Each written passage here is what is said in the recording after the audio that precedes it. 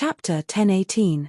Han Xiao clicked into the post, and as soon as he opened the video, two new hosts appeared on the screen, one male and one female. "Hello players, I'm Wei," the male host said. "I'm Kui Hua," the female host said. This is the Galaxy Times, dedicated to sharing first-hand game information and protecting your gaming career. After the usual opening, the two hosts began the routine of every episode, trying their best to chat awkwardly. The new version has been online for more than half a month. Currently, the players of the various countries are trying their best to adapt.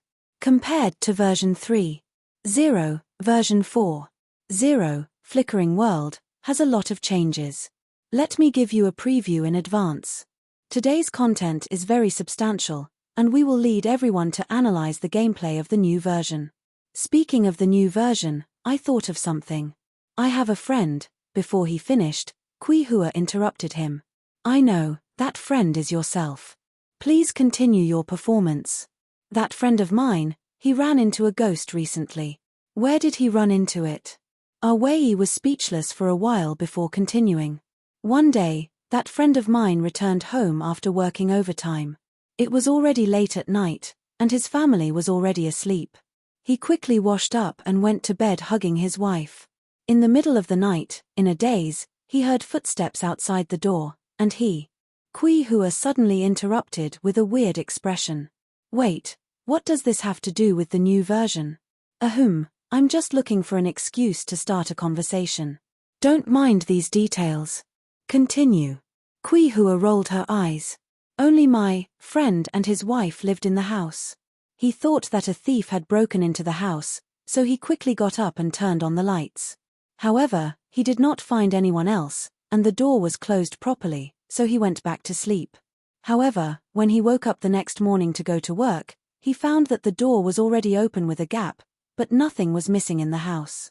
He thought that he was dreaming last night, so he quickly woke his wife up and asked her if she heard anything last night, but his wife did not hear anything. Don't you think that's scary? He must have run into a ghost. Eat more green vegetables in the future. It's good for your body and mind," Kui Hua said. "By the way, what would you do if you really ran into a ghost?"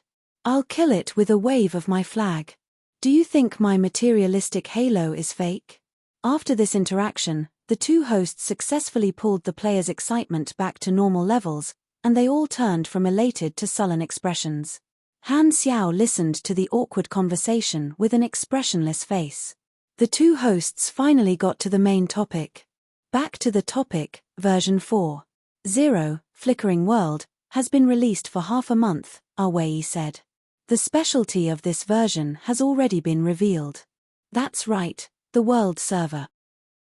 Cuehua, yes, after the baptism of 3 versions, players from all the countries can finally gather together and play in the same starfield.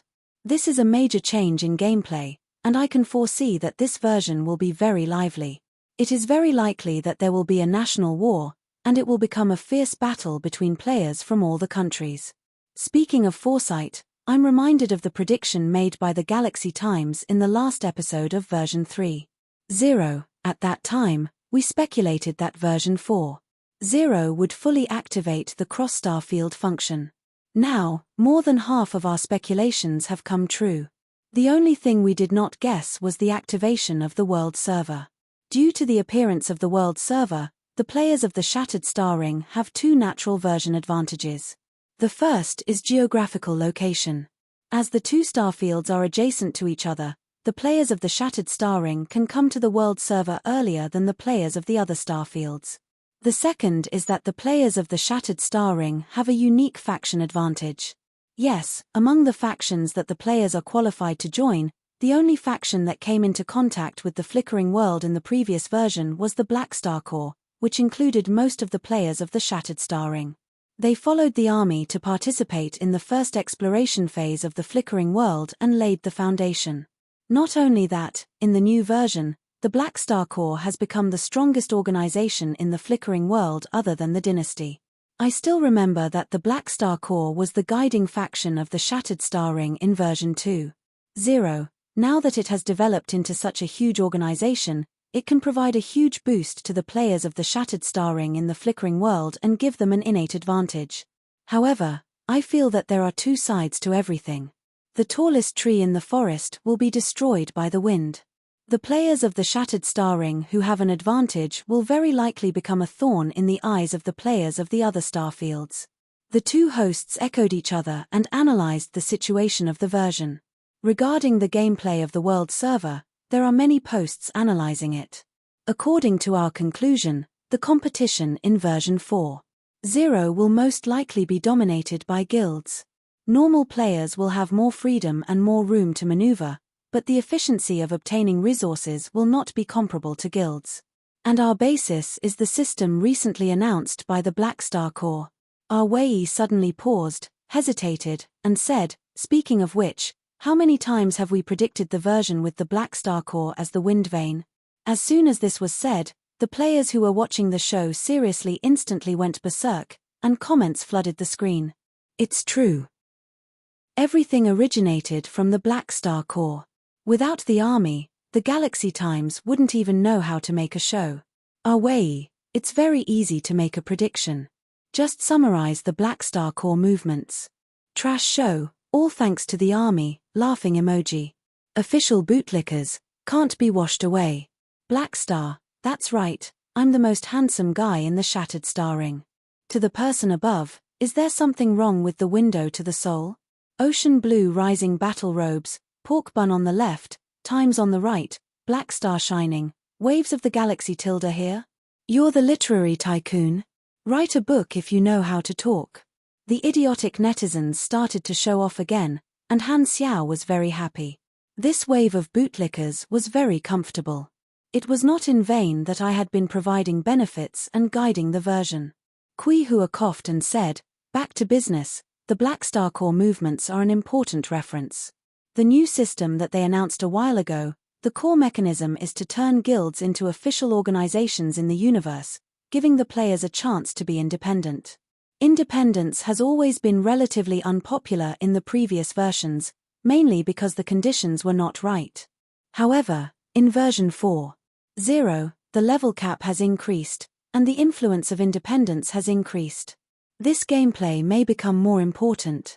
The Black Star Corps has guided this gameplay. According to their past deeds, this may become the mainstream gameplay in version 4.0, encouraging more people to form guilds. However, all players, please pay attention. Normal independence requires leaving the original faction. So far, only the Black Star Corps has a semi-independent system. In other words, only army players can be independent while retaining the affiliation of the Black Star Corps. This is another unique advantage. Currently, it is not clear if this is one of the characteristics of the Black Star Corps. If the factions of the players in the other starfields do not have this system, I feel that many foreign players will switch to the Black Star Corps. Therefore, the question now is, if they become players of the same faction, will there still be a national war? The analysis is quite accurate, Han Xiao thought to himself. This was a good thing for him. It would help promote the superiority of his system and make the players more aware of the convenience of the army, increasing the attractiveness of the faction.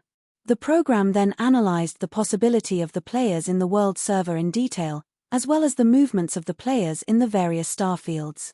Han Xiao watched the whole process, mainly focusing on the movements of the players in the other starfields. Unlike the Shattered Star Ring, the players in the other starfields did not have a unified faction. They were all scattered, and they were currently traveling across starfields with their factions. There were also quite a number of lone wolf players who had left the faction. Most of them were from America and Europe. After all, different places nurtured different people.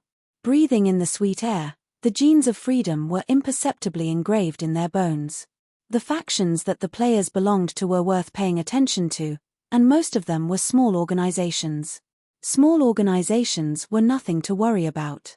There were too many powerful organizations in the flickering world, and the channels to join them would be opened up on a large scale in version 4.0.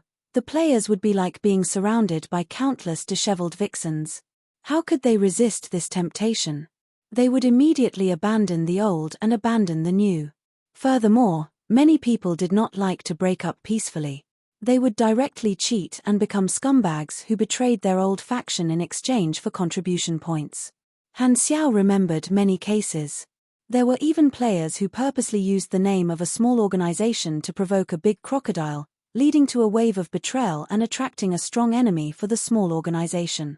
This caused the destruction of the old faction, and they would join the new enemy faction for a promotion and a raise. This was the epitome of shamelessness. To many players, integrity was nothing. Small organizations were not attractive and weak, so the players would not miss them. However, for a large faction like his, which had benefits and strength, normal players would cherish it and would not do such a thing. Other than small organizations, there were also foreign players who worked for powerful organizations, such as the Limitless Financial Group, the Galactic Black Market, the Extinguished Army, and some star cluster or even supercluster civilizations. Depending on the region, there were more or less immortals from different countries. Especially that bastard Sorokin. He recruited many players and even tested the army players in the past. He's probably trying to poach my people in the flickering world. Han Xiao secretly curled his lips. The Limitless Financial Group mainly recruited people in the Sea of Star Spirits, mainly Japanese and Korean players. The Extinguished Army was an important faction for the Americans. These two organizations had the most players other than the Black Star Corps. At the mention of the Extinguished Army, Han Xiao could not help but think of Bioni. Bioni was the leader of the Flame Demon race, and the Extinguished Army was mainly made up of the Frost Demon race. The two could be considered enemies. Bioni controlled the land of the Fire Corps, while the Extinguished Army controlled the land of the Frost Corps. Even the treasures of their respective races were very similar. Just as he was thinking, Han Xiao suddenly had a thought. He opened his attribute interface and saw that his experience bar was increasing rapidly. Hihi, our promotion is working. Dynasty, Temple of God, Long Sky, and the other first-tier professional clubs had all registered as official organizations in the Black Star Corps. The name of the organization was not changed and directly followed the name of the guild. After receiving Han Xiao's instructions, Philip turned on the lights and quickly approved the procedures for the guilds to become official members one after another. The organizational structure of the army players changed drastically, and they officially became recognized affiliated guilds. Their records were set up in the army. After completing the registration, these large guilds immediately allowed a portion of their members to participate in the main storyline exploration mission and obtain many benefits promised by Han Xiao. To these large guilds, they could also use these benefits to attract many players who did not have guilds to join them. It was mutually beneficial. After 20 years of continuous hard work by the logistics department, the equipment of the army was all new models, and the equipment of the players were all outdated models from 20 years ago and needed to be updated. Coupled with the stimulation of the 70% discount, the desire to spend was unprecedentedly high, and there was a shopping frenzy in the military supply department. A large amount of aners entered his account, but to Han Technician, the money that the players brought was only a small profit. What was more important was the experience. He had added the experience fee to more faction products and introduced a new system. The players could choose two payment methods, either with money or experience. If they did not have money in their pockets, they could directly use experience to buy. In the eyes of the other army members, this was a little strange. It was like giving away equipment for free. However, now that Han Xiao was fully fledged, he did not need to be as careful as before when it came to dealing with the players. As long as he said that the immortals had special privileges, it could be explained away. The result was that the efficiency of harvesting experience increased exponentially. Experience was a special currency that belonged to the players. Currently, only the Black Star Corps had the service of donating experience for money. The other factions could not learn it even if they wanted to. Millions of army players arrived at the Black Star Palace in a few days, but the foreign players from the other starfields were still rushing. According to the itinerary of the players, the second to arrive in the world server should be the Southeast Asian players from Black Hole Edge, mainly Thailand, Vietnam, Indonesia, and Singapore. However, that would take many days, and the Chinese players had plenty of time to expand their advantage. Under the mobilization of the Black Star Corps, the players were roughly divided into two groups. One group followed the fleet led by Hela and set off for the fourth exploration phase, preparing to participate in the competition between the foreign organizations. The remaining players were mostly guild members. Using the benefits that Han Xiao promised, they chose to build their guild strongholds in the army's territory and used their team merit points to purchase resource points and various business operations rights, beginning to build a stronger foundation for their respective guilds. Under the control of Han Xiao, all the army players were mobilized, developing step by step according to the path that he had pointed out, using the mainstream playstyle that had been proven in his previous life to expand their lead in the world server step by step. At the same time, the fleet led by Hela followed the other foreign organizations and arrived at the fourth exploration phase. The current situation could be summed up in one word: demon dance. Reborn. I want to be the richest man in the world. Introduction. The richest man has three good things: more money, more life, and less worries. Rebirth 2008, Shenyang decided, I'll be the richest man. Chapter 1019. The fourth exploration phase's target was 4 star clusters, which were geographically located in the center of the flickering world. The opening of the new star fields to the outside world was the dynasty's way of reducing their construction costs.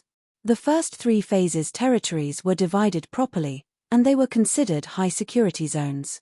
These 4-star clusters were free competition zones for all organizations.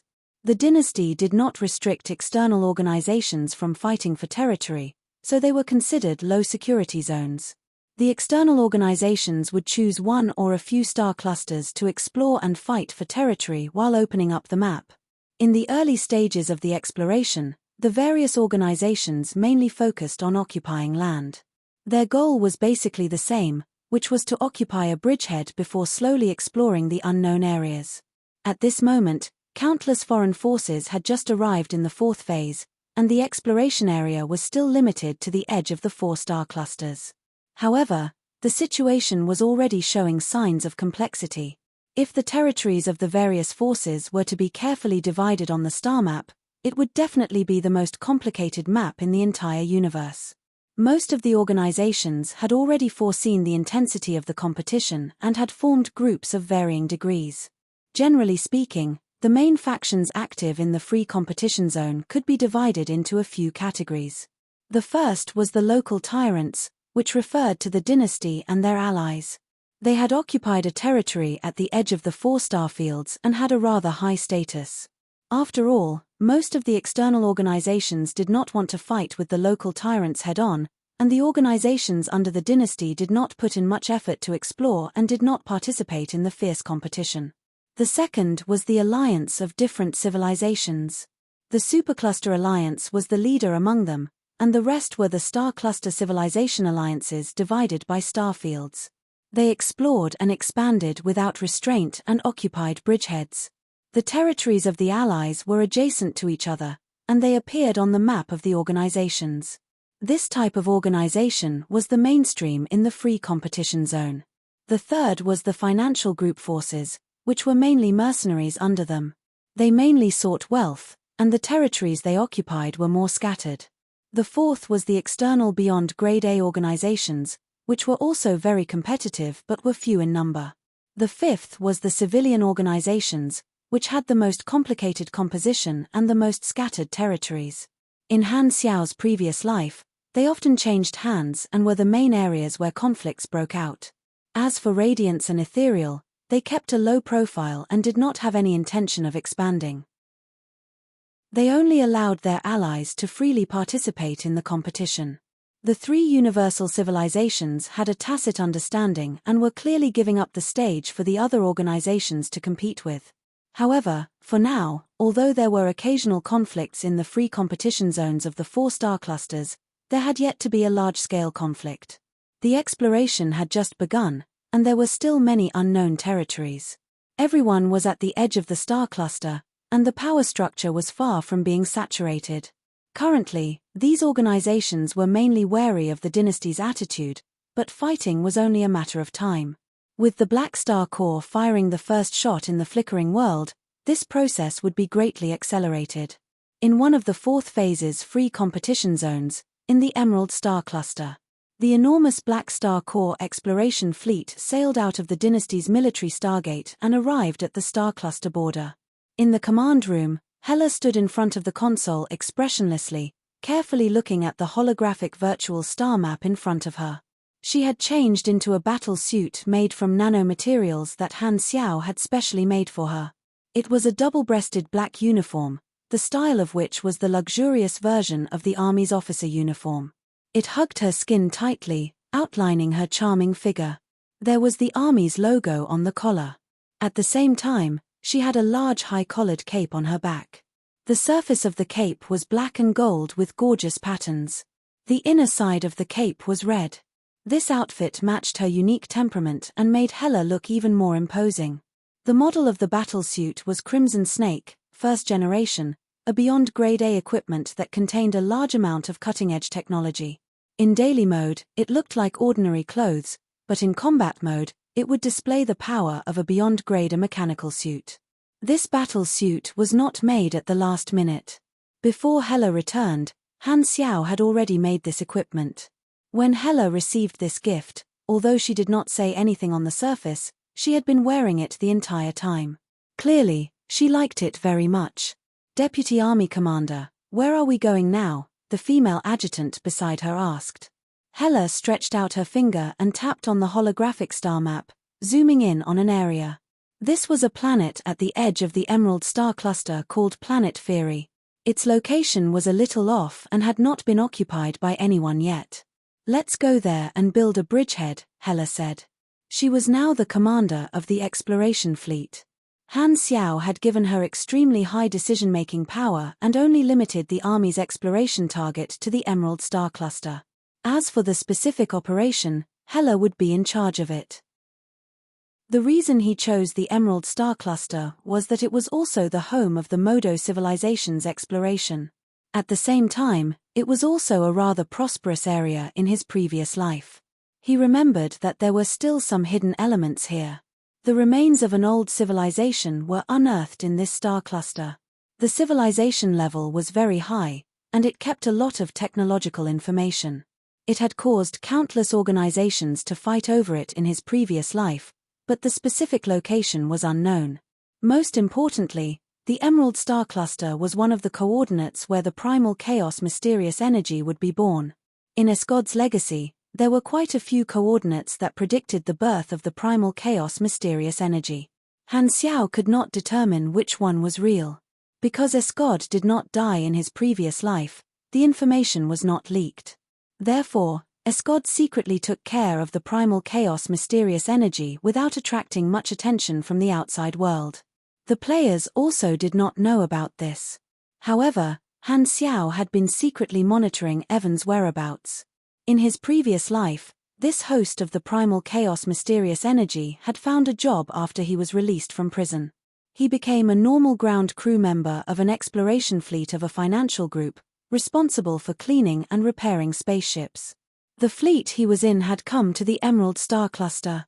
Therefore, Han Xiao was quite sure that the Emerald Star Cluster was the location where the primal chaos mysterious energy would be born. After all, after the primal chaos mysterious energy was ripped off by Esgod, it definitely found a host nearby. Therefore, the area where Evans was the most likely. Of course, Hela did not know about this yet. She casually ordered the fleet to head to Planet Fury. However, a portion of the player guilds did not follow. Instead, they left the main group and acted separately. These guilds that had completed their registration had the right to act freely. In order to build their own strongholds, they did not want to follow the main group. This was something that Han Xiao tacitly allowed. Furthermore, he had prepared many missions in the army interface specifically for the players. The rewards were generous, and this was to encourage the guilds to act independently and expand their lead. Somewhere in the Emerald Star Cluster, Beast Ancestor Garutan's fleet was stationed on a planet, building this bridgehead in full swing. Although he was the protector behind the scenes of the galactic black market, Garutan also had his own organization.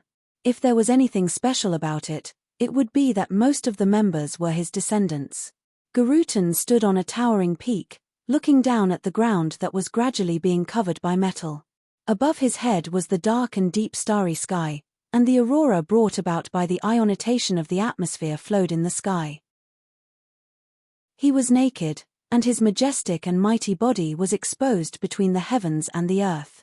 The lion manner all over his body fluttered in the corrosive wind. Radiance surrounded his body, and every one of them was a highly condensed pugilist flame. A peak beyond grade A pugilist's training method had already transcended from purely tempering the body to a higher realm. He had to use every inch of his body to feel the movement of the universe. It was extremely mysterious.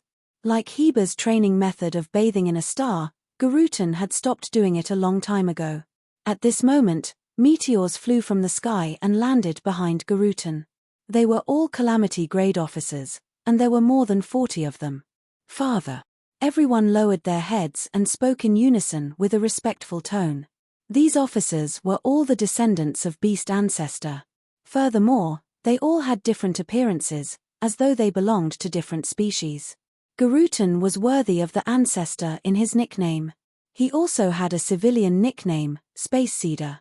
After he evolved into a beyond grade A species, he had obtained a powerful reproductive ability, and his genes had extraordinary adaptability. In front of him, there was almost no problem of reproductive isolation, and he could give birth to offspring with most species. His method of expanding his race was very simple and crude. It was to capture females of different races and use them to mate, giving birth to all kinds of hybrid species. If there were outstanding mutants among his descendants, he would also turn them into his reproductive machine, creating stronger descendants. This method impacted the ethics of some races, so Garutan had always been rejected by many civilizations, thinking that he was a barbarian like a beast. However, there were also many races that did not care about this. After all, every race had different ethics. Garutan turned around, not caring that he was naked in front of his descendants. He said in a muffled voice, "What's the matter?" A descendant stepped out from the crowd. He looked like a spider, but his face was humanoid. His 6 appendages were holding a communicator together as a sign of respect. "Father, Sorokin is looking for you." Garutan nodded and picked up the communicator. Sorokin's virtual figure appeared in front of him. "Why are you looking for me?" Sorokin smiled faintly. "Do you still remember my plan for the Black Star Corps? Now is the time. When the Limitless Financial Group gains a firm foothold, we will begin to target the Black Star Corps territory. Before that, we can restrict the exploration of the army. Do you need my help?" "That's right. The Black Star Corps exploration team is currently heading to Planet Fury, not far from you. I hope you can occupy Planet Fury first. The leader of the other party is Hela. Test her. It's best if you can force the Black Star fleet to retreat and delay their exploration progress." "Why don't you do it yourself? My main body is not in the Emerald Star Cluster. Plus, I can't beat Hela." Sorokin smiled. "Humph, we made a deal with you because we don't want to deal with the Black Star Corps personally. What's the meaning of this?" Garutan snorted coldly. As a peak beyond grade A, he was not afraid of provoking Black Star. He just did not want to work for free. Sorokin slowly said, "My abilities are limited. I only have some ability in business. If you don't help me, I won't be able to restrict the exploration of the Black Star Corps, and the effect will be reduced. When the time comes, don't blame me for not giving Black Star enough pressure. Plus, I can reveal some information to you. Radiance and Ethereal have plans to get rid of Hela." "Oh. Are they not afraid of angering the dynasty and causing another tragedy of the Pinnacles?" "You don't know this. Hela belongs to the Black Star Corps, but she did not agree to join the dynasty. Getting rid of her will only anger Black Star. Hela becoming a Beyond Grade A was an accident, but it also gave us a new direction to attack the Black Star Corps." Garutan narrowed his eyes. "Did you forget what Black Star said at the meeting of the gods? There are too few Beyond Grade As. Even one of them dying is not beneficial to us." "Haha, is that really the case?" Sorokin smiled faintly. "The Mecha Empire is very ambitious. He hopes to gather all the Beyond Grade A organizations and obtain more things. But thinking about it, Isn't this being used by him? My thoughts are the exact opposite of his. If there are fewer beyond grade as, the remaining people will be safer and more heavily relied on by the advanced civilizations. Garutan frowned. Are you planning to betray the beyond grade as on the same front? There has never been such a thing as betrayal. What does the others have to do with us? Isn't the current situation of the beyond grade as good enough? Sorokin did not mind. Scheming for something that does not belong to us. This kind of ambition will only lead us to our doom. Don't say such things to me again. I'll pretend I didn't hear it. Garutan waved his hands in annoyance. Seeing that we're old friends, I'll help you this time. I'll make a trip to Planet Fury. Double my dividends for the next period. Otherwise, there's no need to talk about it. Okay. Sorokin smiled. After hanging up, Garutan looked back at his many descendants and said with a deep voice, "Prepare the spaceship and follow me." This time, one of his descendants could not help but say, "Father, isn't it not worth it for us to provoke the Black Star core in the flickering world? Do you think Sorokin is the first person to ask me to do this?" Garutan snorted. In the current flickering world, there are many organizations that want to deal with the Black Star core. Black Star is too big of a tree that attracts too much wind. Halfway through their journey, the Black Star Core exploration fleet suddenly received a message. "Your Excellency Deputy Army Commander, there's a situation." The female adjutant rushed into the room. Hela, who was meditating, opened her eyes and said with a frown, "What's the matter?" "Planet Fury has been occupied by someone else. The other party is Beast Ancestor Garutan's fleet. Should we change to another planet?" Garutan? A cold glint flashed through Hela's eyes. "We did not hide our whereabouts. The outside world knows our target, but he purposely occupied Planet Fury. This is a provocation to the army. If we take a detour, it will weaken the prestige that the army commander has worked so hard to build. But Garutan is a peak beyond grade A. You. The adjutant did not dare to continue. Your army commander is also a peak beyond grade A, so there's no reason to give in. Hela stood up and said with a deep voice, "Do not change the route. Full speed ahead." So what if he's a peak beyond grade A? It's not like I haven't been beaten before. She wasn't like Garose, who had exhausted his potential. She was like a newborn calf that wasn't afraid of tigers. She had never been afraid of challenging the strong. Only by fighting with the strong could one's potential be stimulated. This was Hela's creed. At the same time, Han Xiao, who was happily counting his EXP in Black Star Palace every day, also received the message from Philip and was slightly stunned. "Garutan? When did I provoke him?" Han Xiao scratched his head and felt a little helpless. Although he did not know the reason, he was no longer a small character. There was no reason for him to give in and let others take advantage of him. "You're the one who ran over to shorten your lifespan." Recommended book, I Can Extract Proficiency, Wuxia Online Gaming Novel, by Yun Dong Liu. Introduction. Want to team up to kill the boss? We'll split the equipment equally, and the corpse is mine. Yi Wei Yiming, who was wearing a flying suit, had the heavenly sword in his right hand and the coffin lid in his left. He looked at the boss with an extremely kind gaze. Chapter 1020. Planet Fury. Streams of light flashed across the universe and stopped not far away from the planet, revealing the Black Star Core exploration fleet. "Deputy Army Commander, we're here." On the bridge, Hela looked at Planet Fury through the porthole and saw Garutan's fleet hovering outside the planet. "Open the wide area communication and contact them." Hela decided to use peaceful means before resorting to force. The communicator sent out a message, and after a while, a communication request popped up on the screen. After connecting, a beast-like humanoid lifeform appeared on the screen. It was a Calamity grade officer. "I'm Gorrigan, the son of Beast Ancestor. Greetings, Your Excellency Hela. What's the meaning of this?" Hela frowned. "Father wishes to invite you to Planet Fury for a discussion. He's waiting for you on the surface." "Discuss what?" "I don't know what Father is thinking, but the question is, do you dare to come?" Gorrigan's tone was impolite and aggressive. "Sure, make way and let my fleet land." We'll talk after that. Sorry, father said that only you are allowed to go.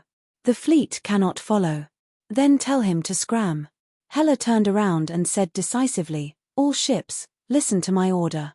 Advance and destroy any battleship that dares block our way. At this time, the screen changed, and Garutan's figure appeared. Facing someone of the same level, running naked was too impolite. He wore a simple sleeveless battle suit and stood with his arms crossed, expressionless. Not bad, looks like the Black Star Corps has a tough deputy army commander. Seeing this, Hela raised her fist and said, Garutan, I'm very curious. The Black Star Corps has no conflict with you. Why are you provoking us?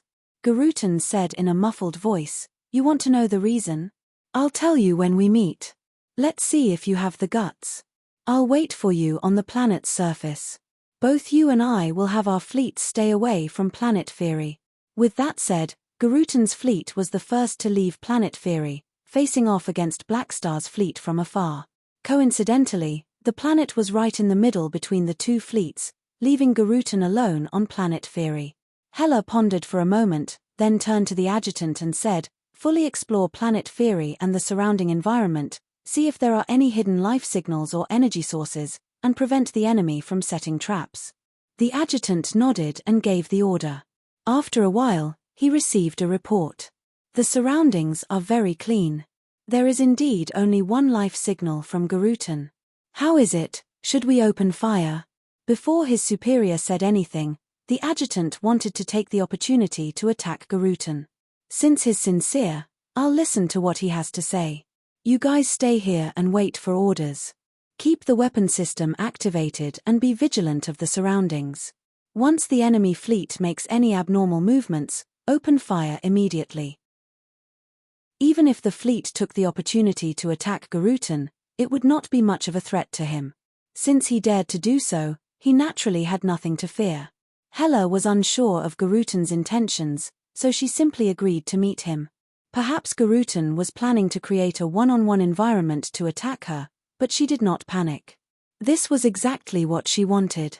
Even if she could not beat a pinnacle beyond grade A, she could still hold on for a while. Hela took a small spaceship and quickly entered planet Feri's atmosphere, stopping high in the sky. The hatch opened, and Hela stepped out, looking down at the surface. In the middle of a barren plain filled with strange rocks, Garutan sat on a huge rock with his elbows on his knees and his palms crossed in front of him. He looked up at Hyla and slowly spoke. As an Esper, you dare to come into close contact with a pinnacle beyond grade A pugilist. You're very brave. The sound waves coming from his mouth seemed to cause the air in the world to vibrate, spreading far away like thunder. Hela did not land, hovering in the air, and said, if you have something to say, just say it. Why are you looking for me? Garutan stared at Hela and said calmly, I don't know what others think, but in my eyes, you're the one with the most potential among this batch of new beyond grade As. So? Hela raised her brows. A talent like you will climb to a higher level sooner or later. There's no need for you to be someone's subordinate. Coming out alone is more suitable for you, Garutan said calmly. Hela's eyes flashed, and she said coldly, which organization are you representing to sow discord between Blackstar and me? The 3 universal civilizations? I'm only representing myself and the Galactic Black Market Management Committee. You can take my words as a sincere suggestion. Don't you think you're meddling too much? Hela snorted. I can see that you're a very tough person, and you don't like to listen to other people's orders. Sooner or later, you'll definitely be independent. Garutan's eyes were filled with interest. When that day comes, I'm willing to give you an invitation to become one of the protectors of the galactic black market. Not only was he trying to sow discord, but he was also trying to poach her. Hela's face was indifferent. I have my communicator on, and Blackstar can hear you the entire time. So what if he hears? Garutan did not care. You have the right to choose, and you're not his slave. I'm not interested in your invitation. Hela was indifferent. Are you done? Withdraw your troops, and we'll treat it as if the provocation never happened. I don't think this is a provocation. Planet Feri doesn't belong to the Black Star Corps in the first place. This is a free competition zone, not your territory. No one said that other people can't occupy the planet you set your eyes on. Garutan shook his head. You had the chance to occupy this planet a long time ago, but you only came over to take it for yourself after we made our choice. If this isn't a provocation, what is? Hela said. Don't be too overbearing, kid. Garutan grinned. First come, first served. You're the ones who should get lost. Go find another planet. This is my stronghold now. As soon as he said that, the atmosphere became tense, and the two of them were at each other's throats. He was entrusted by someone, and no matter what reaction Hela had, he would not give in. His goal was to force Hela to fight with him and test her. From his point of view, this mission was very simple. As long as he fought with Hela and let the Black Star Corps suffer some losses, he would see if he could retreat or not. That would be the end of it. Although this level of conflict and provocation would cause Black Star to be dissatisfied, it was not to the point of fighting to the death. He was quite sure that he did not want to make an enemy of Black Star, and the Black Star did not want to make an enemy of him either. Both sides were not to be trifled with. Hela's expression turned completely cold. Garutan was right, the Black Star Corps was unreasonable. However, if she gave in this situation, others would not praise her for being reasonable, but would only think that she was weak. If all problems could be solved through reason, there would be no disputes in this world. If you don't back down, I won't back down. Since you're deliberately looking for trouble, the only way to solve it is to use force. Looking at Garutan's malicious expression, Hela was silent for a few seconds before she suddenly made her move. Rumble. Monstrous death energy swept out, turning into a rainstorm of attacks that shot down from all directions. It looks quite scary. Garutan twisted his neck and stomped on the ground. Bang! The ground cracked, and a huge ring-shaped valley was created by his stomp. The shockwave swept up the dust and scattered it. He turned into a meteor and crashed into the rainstorm of death energy. Dark brown pugilist flames wrapped around his body, revealing a wild and arrogant temperament. Bang! The meteor swept past in an instant. Before Hela could react, the fist wrapped in flames hit her abdomen. The shield of the battle suit cracked, and small cracks appeared on the outer armor. Her entire body shot out with a bang, breaking through the sound barrier. What powerful strength, what fast speed. Hela's expression changed slightly. The anti-seismic system of the battlesuit could not withstand such a powerful shock. Hela only felt as if her internal organs had been flattened, and she was in extreme pain. It took her a lot of effort to stabilize her body in midair, but she was secretly shocked. They were both peak beyond grade as, but the feeling of fighting with Garutan was completely different from Han Xiao. Han Xiao suppressed her in all aspects. He was strong in every aspect, and he had great control. It was as if he could flatten her at will. On the other hand, Garutan's fighting style was extremely berserk. He was like a rampaging beast, unstoppable and unstoppable. Hela's impression of a beyond grade A pugilist mainly came from Heba, but this was completely different from a peak beyond grade A pugilist. They were not on the same level. Speed, strength, energy, and other attributes all had a qualitative change. To be specific, Garutan alone could beat 3 or 4 Hebas to death. Only the SS grade could be considered a peak beyond grade A, and the combat strength of this level was no joke. After one successful attack, Garutan did not pursue. Instead, he hovered in place and looked down to observe the death energy clinging to his body. His protective energy was extremely thick, and most of the attacks were blocked by it. Only a small part of the damage was inflicted on his body, and only a few layers of death's erosion were stacked on his body. Corrosive energy seems to be related to vitality. Looks like the rumors are true. You used this method to heavily injure Talarin. The more you accumulate, the stronger your explosive power. Garutan glanced at Hela, and his energy burst out, shattering the death energy on his body and dispelling the death's erosion status. Pugilists who relied on their bodies to survive usually had many skills that could dispel negative statuses. This is a little tricky. Hela gritted her teeth, but her eyes lit up. She realized that Garutan's combat strength was a little beyond her expectations, but this did not make her retreat. Instead, It made her battle intent soar. The next moment, Hela took the initiative to attack again, and the death energy surged like a tide. While attacking, it wrapped around her and moved quickly. A red tide like a tsunami rushed toward him. Garutan lowered his shoulders and took a step forward, slamming into the air in front of him. In an instant, an invisible spherical shockwave exploded in midair, quickly enveloping the incoming death energy. Rumble. The sound of vibrations echoed between heaven and earth. Garutan's collision was a skill. The particles in the entire space in front of him seemed to vibrate at a high frequency, and the approaching death energy collapsed one after another, quickly dispersing, unable to get close to his body. Your strength doesn't seem to match your attitude. Garutan's expression was indifferent. His figure suddenly disappeared, and he moved at full speed. Swoosh. The difference in speed was too great. Before Hela could react, Garutan had already arrived beside her, and a powerful whip kick landed on her back. Boom. She arched her body and shot into the sky like a cannonball, flying out of outer space. Cough cough. I can't fight him in close combat. Hela felt that dozens of bones in her body had been broken by that kick, and she immediately made a judgment. When facing Talaren, she could still rely on her vampiric ability to fight head-on because the difference in strength was not too great. However, compared to a pinnacle beyond grade A pugilist, her strength, speed, and close combat skills were far too lacking. The difference in strength was too great.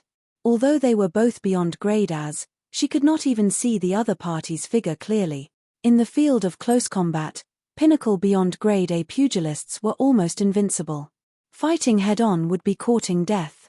In a one-on-one battle, I have no way of fighting back. I have to make the battlefield more complicated. While Hela was thinking of a strategy, the built-in communicator of the battle suit rang. Han Xiao's voice came out. He was online the whole time. How is it? Do you feel the difference in strength? Do you need help? No need. Hela shook her head. How could she grow if she always had Blackstar help her? But you're not his match. If you can't do it, let me do it. Han Xiao raised his brows. He knew that Hela would not be able to beat him. During the meeting of the gods, he had collected information on Garutan's attributes. There were a lot of question marks. Even he himself might not be able to beat Garutan in a head-on battle, let alone Hela. If a pinnacle beyond grade A was so easy to deal with, there would not be such a huge deterrent. However, he knew that even if she could not beat him, the one at a disadvantage would not be Hela, so he did not interfere with Hela's training. Humph, wait until I'm about to be beaten to death before you help. Hela stabilized her body, turned around, and tried to open up a distance while attacking with death energy to restrain Garutan. It could not be considered a close combat battle, it was almost a one-sided beating. If not for Garutan deliberately slowing down his attacks to force out Hela's various abilities, she would have been beaten to a pulp. The difference in speed and strength was enough to break through anything. However, Garutan did not feel relaxed. After enduring the attacks of death energy, he could not help but feel a little wary. What a strange ability. If not for my overwhelming strength, her Esper ability might have been quite a threat to me. Another punch landed on Hela's shoulder, and Hela shot out. Garutan was about to chase after her when he suddenly realized that Hela had adjusted her direction. Her target was his fleet. She actually took the initiative to fly toward my fleet. Is she not afraid of being surrounded? Garutan was slightly stunned. This time, Hela suddenly changed her hand gesture, and a wave of psychic energy burst out. He paused, and the world in front of him changed drastically. It was as if he was suddenly pulled into a dark space. Looking down, he saw the faces of countless vengeful spirits. Abyss of the dead. Although pugilists trained their minds, their mental resistance would not be too high. Garutan was stunned when he was hit by this mind control skill. Taking advantage of this opportunity, Hela swept up the death energy and crashed through the shield erected by Garutan's fleet, rushing into the fleet. Gorrigan, who had been talking to Hela earlier, stood in the command room of one of the spaceships, confused. What is she doing? Before he could take action, Hela raised her hands, and the death energy burst out, attacking all the spaceships around her. What? Gorrigan was shocked and hurriedly ordered the fleet to dodge. However, before he could issue the order, the dark red energy rushed over and covered the porthole. It quickly approached and occupied his line of sight. Gorrigan's eyes widened. Rumble. Rumble. In an instant, the spaceships were chewed up and swallowed by the death energy like biscuits, and the lives of countless Garutan's descendants were harvested. Hellas' HP quickly recovered through the feedback of life steal.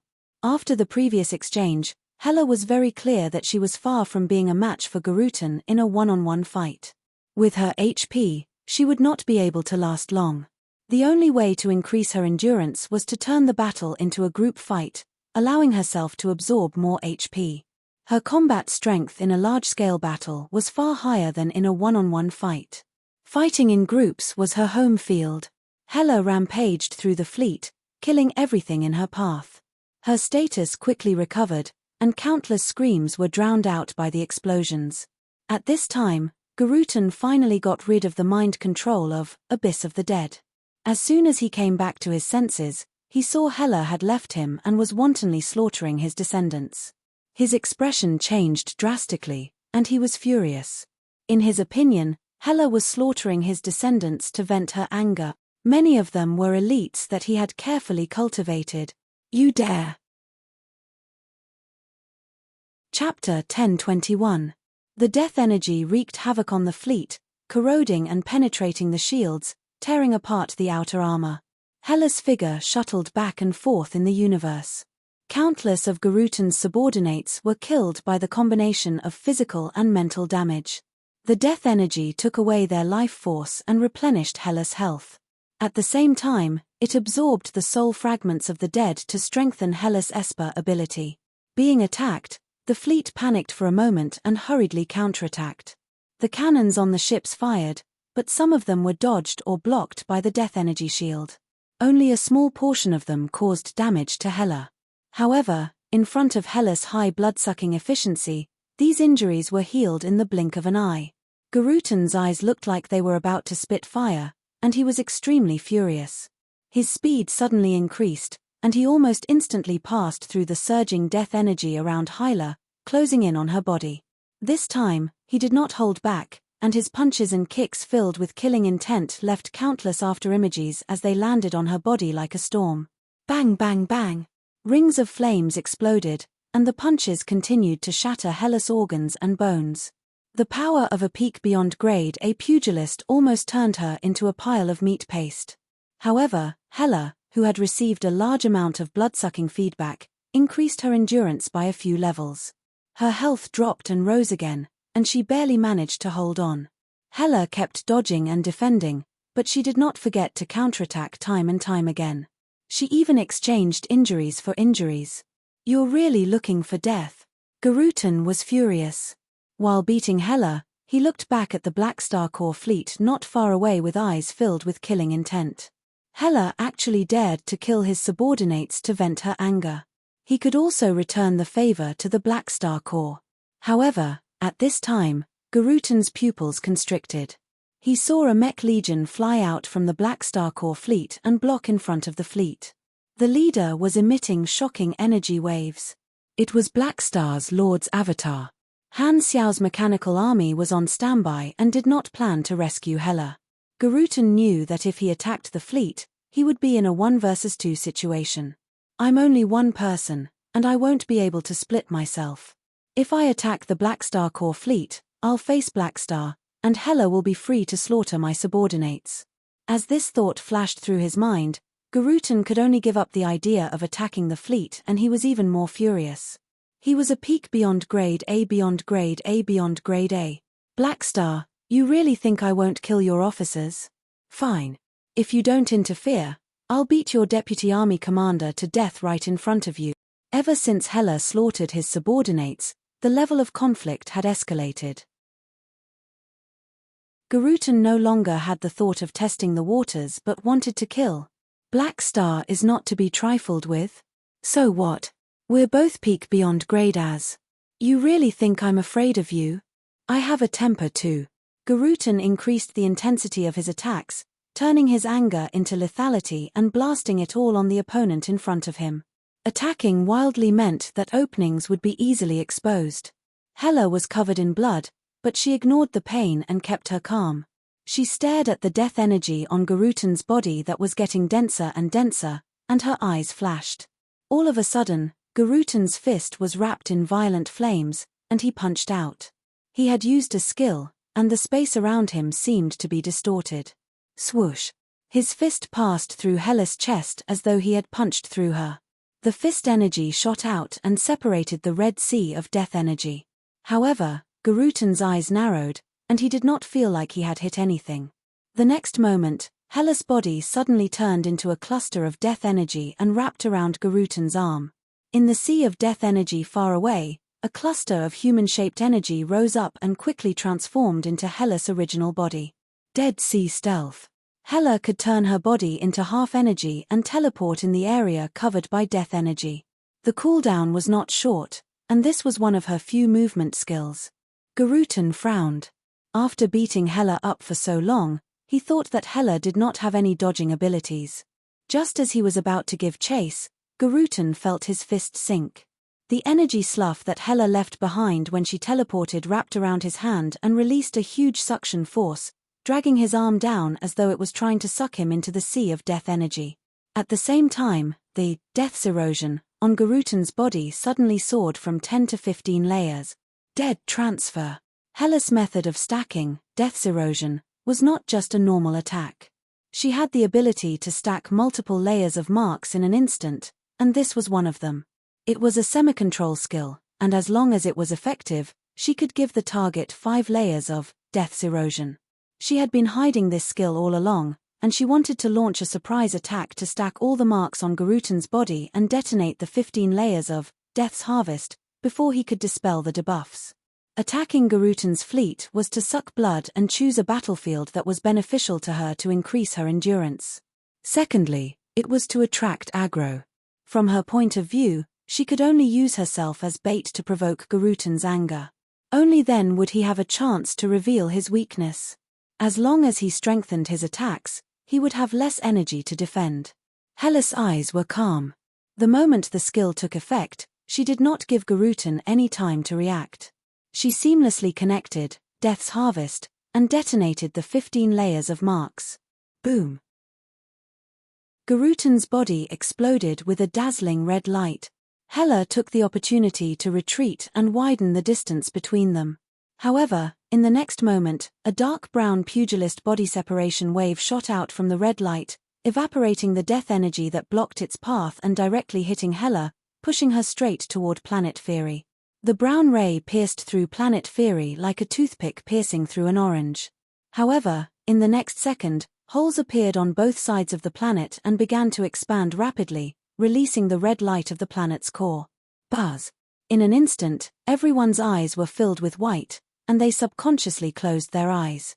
If not for the battleship portholes having the function of adjusting the spectrum and brightness, this level of light would have been enough to burn the eyes of many people present. Warning! Warning! Energy eruption detected. Level of explosion, planet annihilation. The ear-piercing alarm sounded on every ship, and when everyone opened their eyes again, the huge planet had already disappeared without a trace. Only a tiny speck of dust was left. The entire planet collapsed and was annihilated. Countless materials were vaporized, and Hela was nowhere to be seen. At this time, the death energy explosion caused by Death's Harvest quickly dissipated, revealing Garutan's figure. There were many corrosive wounds on his body, and they were slowly healing. His level was too high, so the instant death judgment could not succeed. However, it had still vaporized 20% of his health. Ever since he stepped into the peak beyond Grade A realm, Garutan had rarely suffered such heavy injuries. In his expectations, dealing with a new beyond Grade A like Hela would be a piece of cake, but he did not expect to suffer such a loss. In his rage, Garutan brazenly used one of his trump cards, his self-created pugilist ultimate technique, Beast Ancestor Flow Light of Piercing.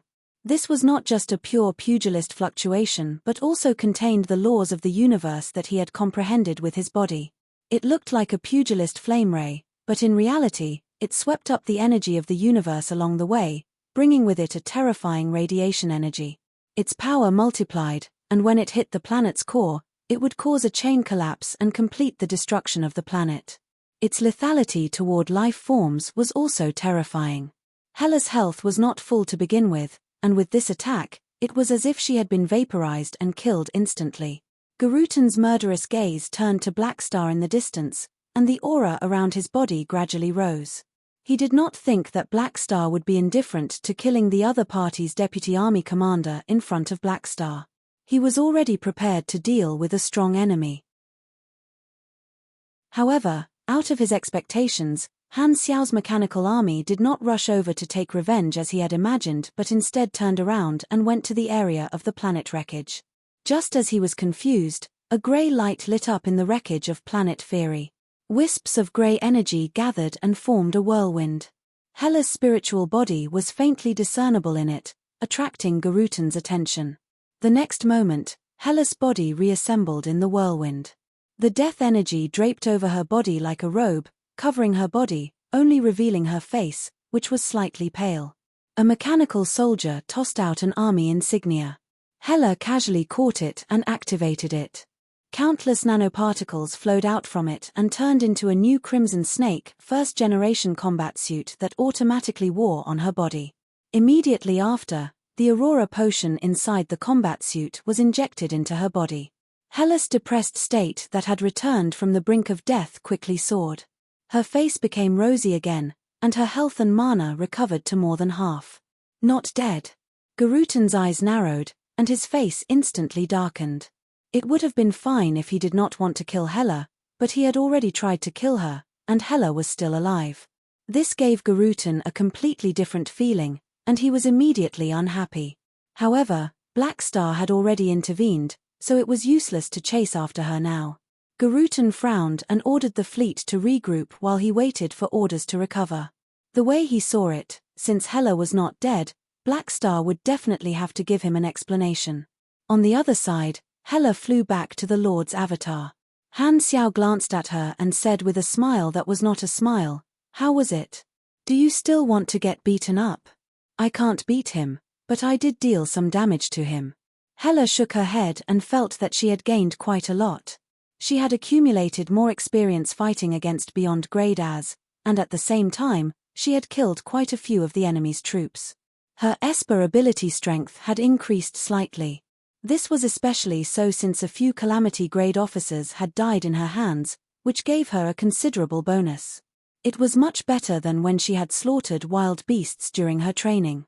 As she said that, Hela paused and hesitated for a moment.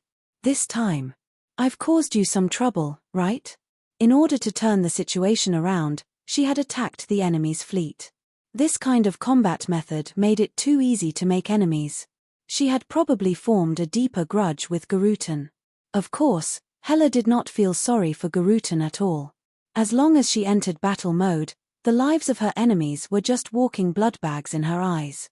She only felt sorry for Han Xiao. "My personality seems to make it very easy to make enemies. Maybe staying in the Blackstar Corps was a wrong decision and will cause him trouble." Hela could not help but have this thought flash through her mind. She was still the goddess of death who viewed human lives as nothing in her previous life. Her indifference to life was a character that was carved into her bones, or it might be a characteristic brought about by her Esper ability. The only thing that was better than her previous life was that she would not kill ordinary people indiscriminately. Her cruelty was only targeted at her enemies. Han Xiao knew that Hela was not good at dealing with people. She was straightforward and reckless, so it was impossible to expect her to hold back. "We'll talk about that when we get back." Han Xiao shook his head and said with an unquestionable tone, "Get on the spaceship first. I'll take care of the rest." Hearing this, Hela opened her mouth but did not say anything. In the end, she nodded silently and boarded the spaceship. Han Xiao controlled his lord's avatar and slowly approached Garutan's army. When they arrived at the center, the mechanical army threw out compressed orbs one after another, forming a small floating space base with an area of only 1,000 square meters. The entrance of the base was wide open, and Han Xiao waved at Garutan and made an inviting gesture. Garutan narrowed his eyes and flew into the base. The interior of the base was filled with air. There was a long table in the center with 2 seats at each end. Han Xiao sat at one end and nodded at Garutan. "Please sit." Garutan sat down and snorted. "Black Star, your deputy army commander is really bold. I've never seen a new beyond grade A who's so courting death. Does she think that she can do whatever she wants with you as her backer?" "Hehe, what are you talking about? She's always been bold. It has nothing to do with me." Han Xiao shook his head. "I'm not going to talk nonsense with you." Garutan waved his hand. "For your sake, I won't take her life, but she killed my descendants. This debt has to be settled. Tell me how to settle it." "I think it's very simple." Han Xiao controlled his lord's avatar to stroke his metal chin. "You take your troops and leave, and I won't pursue this matter. How about that?" "What did you say?" "Say it again if you dare." Garutan's eyes widened, and his pugilist aura surged. "Don't be agitated, don't be agitated." Han Xiao raised his hand and said calmly, "I don't think so. Hela didn't agree to fight you one-on-one, so you can't blame anyone. Plus, I'm sure you've noticed that she didn't attack your fleet to vent her anger but to use her abilities to create an advantageous environment for herself. After all, she's no match for you, so she naturally has to make use of the battlefield conditions. Plus, in my opinion, it's clearly you and your fleet ganging up on her alone. Isn't that even worse? I didn't have much contact with you in the past." "Sure enough, seeing is better than hearing about you. You're as shameless as the rumors say." Garutan sneered. "Is that so?" Han Xiao clicked his tongue. "Is it glorious for a peak beyond grade A to bully a new beyond grade A? I have no enmity with you in the past, but you took the initiative to provoke my people and bully my deputy army commander. Of course, she's no match for you in a one-on-one battle, but you didn't allow her to choose a battlefield that was advantageous to her. You're clearly bullying my people, and you still think you're in the right?" Garutan was speechless for 2 seconds before he said with a deep voice, "No matter what, many of my subordinates are my descendants. Many calamity-grade officers that I carefully nurtured died in her hands. She attacked my fleet first. She started this, so there's no way I'll let it go like this." Han Xiao chuckled. "Weren't you the one who started the fight? How did it become us starting the fight? Also, you started the fight, and now you're complaining that my people were too heavy-handed. I think you're even more shameless than me." Bang! Garutan slammed his hand on the table and stood up abruptly, full of anger. "Black Star, what's your attitude? Fine, fine, fine. Assuming you're in the right, what do you want me to do?" Han Xiao spread his hands. Garutan said coldly, "Compensation, of course. I won't force your subordinates to pay with their lives. I want you to compensate me for my losses. Also, get Hela to apologize to me." "Oh, that's a very reasonable request." Han Xiao smiled. "But I refuse." "Black Star." Garutan was enraged. He smashed the table with his palm and roared, "Do you really want to become my enemy?" This time, Han Xiao's tone turned cold. "Do you think you're the only one who's angry? You bullied my old friend and even wanted to poach my people. I haven't settled this score with you yet. Also, what gave you the illusion that I can't afford to offend you?" The Lord's avatar slowly rose into the air and floated in front of Garutan. Their gazes met, and it was as if sparks could be seen. Their auras rose steadily, and they were at each other's throats. Lightning mixed with wind echoed in the narrow space. Looking straight into Garutan's eyes, Han Xiao slowly said, "It's not up to you to control my people." As he spoke, he raised his hand and pointed at Garutan's chest with his finger. He didn't back down, and his tone was firm. "All of you want to test me every day. Do you really think I don't have a temper? I'm killing your people. If you want to play, I'll play with you to the end. Can you afford to play?" Chapter 1022. As soon as he said that, the atmosphere suddenly became tense, and a fight could break out at any moment. The anger in Garutan's eyes almost solidified. His energy fluctuations rose steadily, and the violent pugilist flames burned fiercely, emitting a huge pressure. The metal walls around him buzzed and vibrated, and cracks gradually appeared. "You want to fight?" Han Xiao's eyes flashed, and blue-gold electric snakes wrapped around his body, crackling loudly. After a dozen seconds of stalemate, Garutan's flames suddenly disappeared, and the pressure in the room disappeared. The anger on his face quickly disappeared, and he said calmly, "Black Star, you really gave me a surprise. You're tough." Han Xiao crossed his arms and said calmly, "We'll talk about that later. What's your opinion now?" Garutan's face was expressionless. He pointed at the head of the Lord's avatar and slowly said, "I'll remember what happened today. It's not over between us." Then, he turned around and strode away, leaving the small floating base and flying back to his own fleet. "I thought that you would really get carried away and come over here to beat me up." Han Xiao shook his head, walked to the door, and watched as Garutan led the fleet away, disappearing from his sight. A small battle ended with Garutan's retreat. Han Xiao recalled his mechanical army and controlled the Lord's avatar to return to the main ship. Hela had been waiting there for a long time. As soon as he returned to the command room, Hela greeted him. "What conditions did you agree to? Or did you force him to leave?" Han Xiao shook his head. "Neither. He left on his own accord." Garutan suffered a loss. Can he really take it? Hela was confused. At least on the surface, he didn't suffer a loss. He blew up planet Fury, which we chose, and slowed down our exploration speed, forcing us to change planets as our stronghold. You killed some of his subordinates, so he didn't earn much. It's a tie. You won't just let this go, right? Hela frowned. Of course not. We already have a grudge with him. Garutan won't let this go. Hela slowly exhaled and said softly, "I was the one who aggravated the conflict and made a new enemy for the army. Don't blame yourself, I don't blame you. What you did was exactly what I needed." Han Xiao interrupted her and waved his hand. "Garutan's provocation is a test. Right now, the army is a big tree that attracts the wind, and there are too many people who want to test us. Garutan might have even more powers behind him. With so many enemies around us, if we don't act tough and ruthless, if we don't make the other powers feel apprehensive, then any random cat or dog will dare to test us in the future. Furthermore, your strength is too far apart. He's obviously bullying you by challenging you to a duel. We can't let him beat you up for nothing. If you're beaten up by him, the reputation of the army will still fall." Hela stared at Han Xiao, a strange light flashing in her eyes, and tilted her head. "You don't care if I make enemies for you?" Han Xiao did not mind. "What I like the most is your ruthlessness. So what if Garutan is only testing us? Do I have to obediently play along with him and wait for him to leave after he's done? Remember, he chose to be my enemy, not you.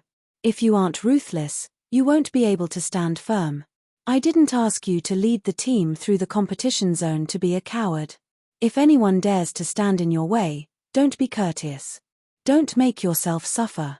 The current status of the Black Star Corps was different. They had the largest territory in the flickering world, and they were in charge of suppressing the dynasty. Status brought benefits, but also responsibility, so they had to be tougher. Truth. Of course. Han Xiao smiled and patted Hela's shoulder. "You're an important fighter for me, and what I need is deterrence. If I don't protect you, am I supposed to speak for the enemy? Wouldn't that make me a fool?" Originally, Han Xiao only wanted to make use of Hela's ability to make the other party suffer a little. Provoking Garutan was not part of the plan, but since things had already come to this, he had nothing to fear.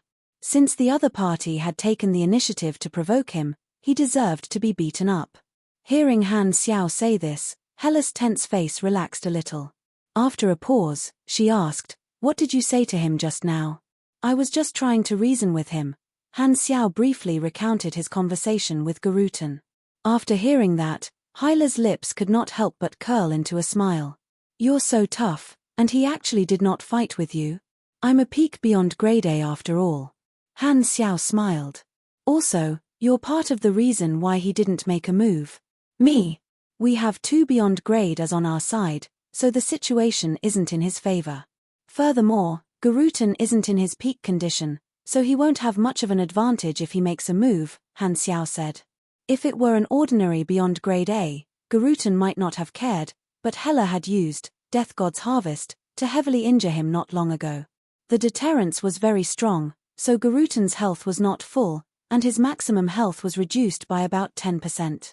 In such a situation, one of them was Blackstar, so the risk was a little high. Han Xiao guessed that this was the reason why Garutan retreated. Although pugilists were stubborn, they knew how to judge the situation. In the face of an obviously unfavorable situation, temporarily retreating was the best plan. He did not want to force Garutan to stay. A peak beyond grade A pugilist had a lot of charging power. He was only a Lord's avatar, so he could not hold the other party back. At the same time, he was a famous meatball, so Garutan's first target would definitely be Hela. Hela's instant death immunity was still on cooldown, so it would be even more dangerous to fight. Both of them had their own concerns and could not do anything to each other. After pausing, Han Xiao said, "Garutan will make a comeback. You still have to be careful. The chances of him targeting you are very high. Maybe we can take the initiative to attack." Hela's thoughts were always very firm. Take the initiative to attack. Let's see. Han Xiao shook his head. It was not impossible, but he needed to be more confident. The version 4.0 players were finally online, and he could finally get back on track to quickly level up. With his current strength, it would not be so easy to deal with Garutan. He hoped to complete 1 or even 2 promotions before dealing with this matter. Only then would he have more confidence. Becoming enemies with Garutan was not part of his plan. Han Xiao had kept a low profile for decades, making the outside world think that he had also reached a bottleneck. Once he fought with a peak beyond grade A, he would definitely expose his current strength. That old guy Manison would probably jump out and have fun again. I still have to complete the level 320 promotion first. This is the most important thing right now, Han Xiao thought. If he was not wrong, the worst-case scenario of this matter might have a very serious chain reaction. He had to increase his strength to deal with it. After ending the conversation, the Lord's avatar fell into a deep sleep again, and Hela returned to her post. Planet Fury had already been reduced to ashes, and she commanded the fleet to head to another nearby planet to build a stronghold. On the other side, Garutan's fleet was returning to the stronghold planet. Garutan reclined on a tall throne, holding a huge cup that fit his size, and gulping down the specialty liquor of a certain race. More than 10 female descendants of different heights surrounded him. Some were treating his wounds with medical tools, some were trimming his body hair with scissors, and the rest were massaging his muscles. "Father, is it comfortable? Use more strength." Garutan wiped his lips, threw the empty cup to the side, looked down at the calamity grade officer below the stairs, and asked coldly, "Is the casualty report out?" "It's out. Please take a look." A calamity grade descendant walked up and handed over a communication terminal. Garutan opened the virtual screen and took a look. He could not help but snort angrily. "She actually killed 5 of my calamity grades. Sooner or later, I'll kill Hela, and that bastard Blackstar, how dare he be so tough? If not for the fact that I'm injured and not in peak condition, I would definitely tear apart his lord's avatar." Seeing Garutan's rage, no one dared to speak, as if they were treading on thin ice. "Don't think that I'm afraid of Blackstar. He doesn't have the right to force me to take a step back. I blew up Planet Fury and slowed down their progress, which can be considered to have completed what Sorokin told me to do." Garutan snorted coldly. He chose to avoid Han Xiao for the time being because his condition was not good. Secondly, he had allies, so there was no need for him to fight Blackstar alone. Thirdly, after calming down, he remembered his original goal, which was to help others test the waters. Therefore, there was a better way to get back at him. He remembered that Sorokin had said that Radiance and Ethereal wanted to get rid of Hela, so there was no need to do it personally. As he spoke, Garutan changed the topic and said with a deep voice, "A batch of people died. Let the family cultivate another batch of mixed blood descendants. Do you want to go back and sow the seeds yourself? Just use the ones in the warehouse." Garutan waved his hand. His base camp was constantly producing pregnant women. After all, the efficiency of mating and reproducing was too low. There was a large amount of beyond grade A deoxyribose that belonged to Garutan in the freezer of the base camp, which had extremely strong vitality and adaptability. Usually, it was mass-produced through artificial means and supplemented with compounds such as hormones to accelerate the maturation of the fetus. After so many years of hybridization experiments, he had long accumulated all kinds of hybridization combinations that could produce excellent offspring. He knew which species to pair with to produce offspring with special talents. Therefore, in his base camp, he had stored many females of excellent races to use as breeding medium for his offspring. As for the origins of these people, as a high and mighty beyond grade A, he naturally would not waste time dating so many people. Some of them were willing, but others might not be. Those who controlled the galactic black market were not clean people. At this time, Garutan suddenly coughed twice. "Father, your injuries," an officer said with a worried tone. "That Hellas Esper ability is very destructive and explosive. She actually managed to injure me." Garutan frowned. "I didn't feel anything during the battle, but my body feels a little strange now." As he said that, Garutan closed his eyes and directly checked his body's condition from the cellular level. Among the 5 superclasses, pugilists had the highest degree of control over their bodies. Everyone waited silently for a while. Suddenly, Garutan's eyes flew open, and his face paled in shock. He stood up abruptly and flung away all the female descendants lying on top of him. "Damn it, her Esper ability can weaken the vitality of cells." Garutan's expression twisted, and he was completely in rage. Even when a large number of elite descendants died in Hellas' hands, he had not been this angry. The vitality of cells was related to the number of times they divided, and this attribute was very secretive.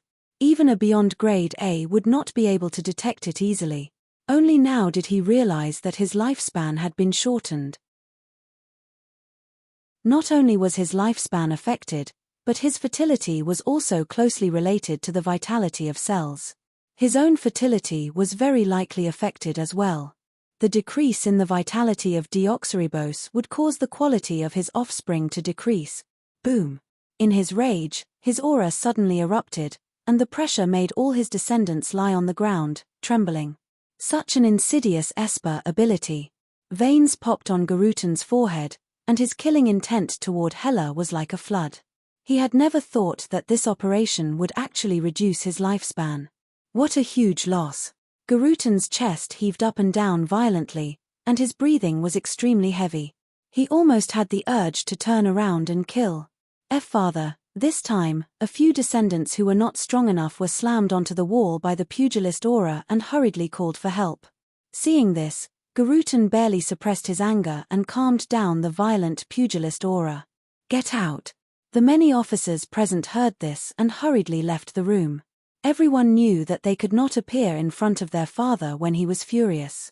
Only Garutan was left in the room. He sat on the throne for a while before picking up the communicator and calling Sorokin. After 3 rings, the call was connected, and Sorokin appeared with a smile. "Your Excellency Beast Ancestor, what's the situation?" Garutan stared at him coldly for a while before slowly speaking. "The matter has been resolved. I blew up Planet Fury and also completed the test of Hela. For this, many of my descendants died, and I was also angered by Blackstar." "Great, Your Excellency Beast Ancestor is indeed very reliable. I will compensate you for any losses. So, what's the result of the test?" "Hela's Esper ability is very dangerous and has a terrifying explosive force." Garutan recounted his discovery during the battle, and finally paused before saying in a deep voice. "Her Esper ability also has a terrifying characteristic. As long as it hits a life form, it can reduce the vitality of the cells and reduce the target's lifespan. This discovery made me pay a huge price." Sorokin was taken aback, and his smile suddenly disappeared as his expression became serious. "You're telling the truth. I shouldn't have told you. Wait for Radiance or Ethereal to make a move, let them find out that their lifespan has been reduced, and then blame it on your wrong information," Garutan said coldly. "I understand." Sorokin narrowed his eyes. "I hope you can tell Radiance and Ethereal truthfully. Don't play any tricks. Otherwise, even if I'm a shareholder of the Limitless Financial Group, I'll still beat you up. Garutan's eyes were cold. Don't worry, I have integrity in this regard. Sorokin nodded solemnly and hung up. Garutan casually threw away the communicator, his expression indifferent, and his eyes flashed with a piercing cold light. If Radiance and Ethereal were to know that Hellas' Esper ability could reduce lifespan, two things might happen. First, because of fear, they would give up their plans against her. Second, because of fear, they would not let her live. According to his understanding of Radiance and Ethereal, there was a 99% chance that it would be the latter. If Hela had such an ability, Radiance and Ethereal would not have allowed her to grow. In his previous life, Hela belonged to the chaotic evil faction, no different from Escod. She did not have any obvious inclination, so most people were not willing to provoke such a crazy woman. No one wanted to reduce their lifespan for no reason. However, the situation now was completely different. Hela was a member of the Black Star Corps, a poisonous thorn with an owner. She was no longer chaotic evil, and this poisonous thorn would only stab at the enemy. This caused the organizations and experts on the opposing side of the Black Star Corps to feel a strong threat. In terms of targeting top-tier combatants, Hela was equivalent to a terrifying slow-acting poison. The dark cloud of reducing lifespan hung over the heads of every enemy, and no one was willing to lose their life. No one wanted the opposing faction to have such a dangerous person, and even more so, they did not want to see her continue to grow. The existence of some super high-risk Esper abilities was a sin, and they had to be eliminated as soon as possible. Garutan was sure that as long as the news spread, most beyond grade as would not want to see such an Esper ability continue to exist in the universe. It would also help Radiance and Ethereal to strengthen their killing intent.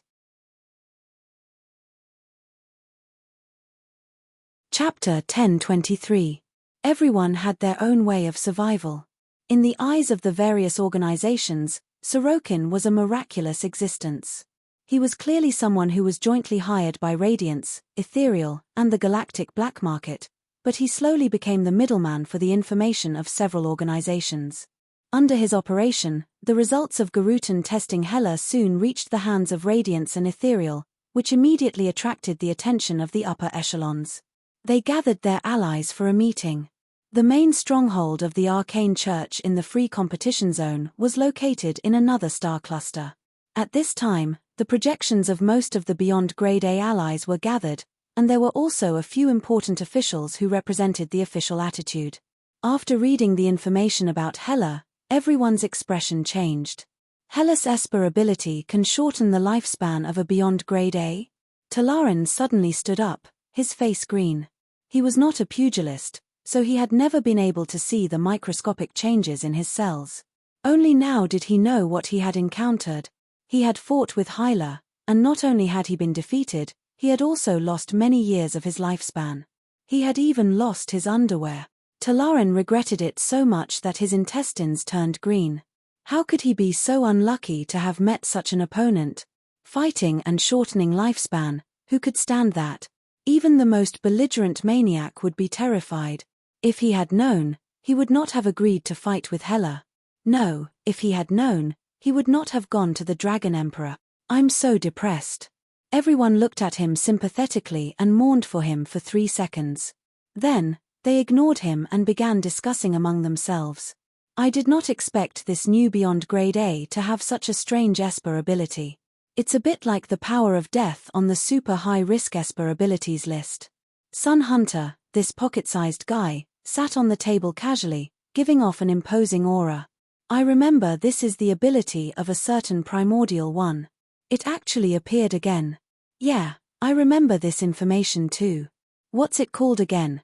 Kasui interrupted and said slowly, Nekis, the one who controls death. She also has an elder sister nicknamed the Mother of All Things who can spread life force. Yes, it's these two. They're quite famous among the primordial ones. They were born in different civilizations and weren't related by blood, but they finally met each other in the boundless universe. Their extremely compatible Esper abilities allowed them to become sisters that transcended blood ties. Ah, what an artistic legend. It exudes the aura of the exploration era. Perfect. A beyond grade A exclaimed. This person's name was Lawrence, and his secondary occupation was that of an artist. He was dressed up in a variety of colors, and had a double impact on the eyes and the stomach. Hey, aren't they sisters? Someone scratched their head. That's not it. After so many years, the rumors in the outside world have long been distorted. What is stored in our database is the truth. One of the upper echelons could not help but remind them, everyone, can we return to the problem of Hela? Photon, Sagman nodded and said with a deep voice, the power of death is a super high-risk esper ability that can harvest lives. If we sit back and watch Hela grow, if she loses control of her esper ability one day like Thousand Shadows, it will be a disaster for the entire universe. Sea Spirit, Dylan clenched his teeth and said, that's not the main problem. The biggest problem is, she's from the Black Star Corps, our enemy.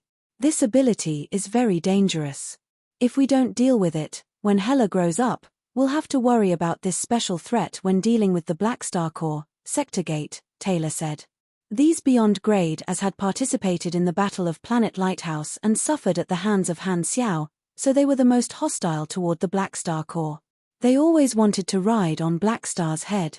Cisco hesitated for a moment before nodding. That's right. For us beyond grade as, reducing our lifespan is too scary. Sun Hunter glanced at him and said, I don't think you need to worry about this. Cisco was stunned. What do you mean? According to the strength that Hela displayed when she fought Garutan, if you fight her, you'll probably be beaten to death. Therefore, reducing your lifespan is of no use to you. Psyker felt the deep malice of the world, and turned to join Talaren in shutting himself off. Stop fooling around, Kasui said calmly and looked at the few officials. What do the ethereal upper echelons think? The few officials looked at each other and said solemnly, the upper echelons hope to rope in Hela and make her our ally. If that doesn't work, they hope that everyone will take action and eliminate Hela. Everyone's eyes flashed, and they understood what the Arcane Church was thinking.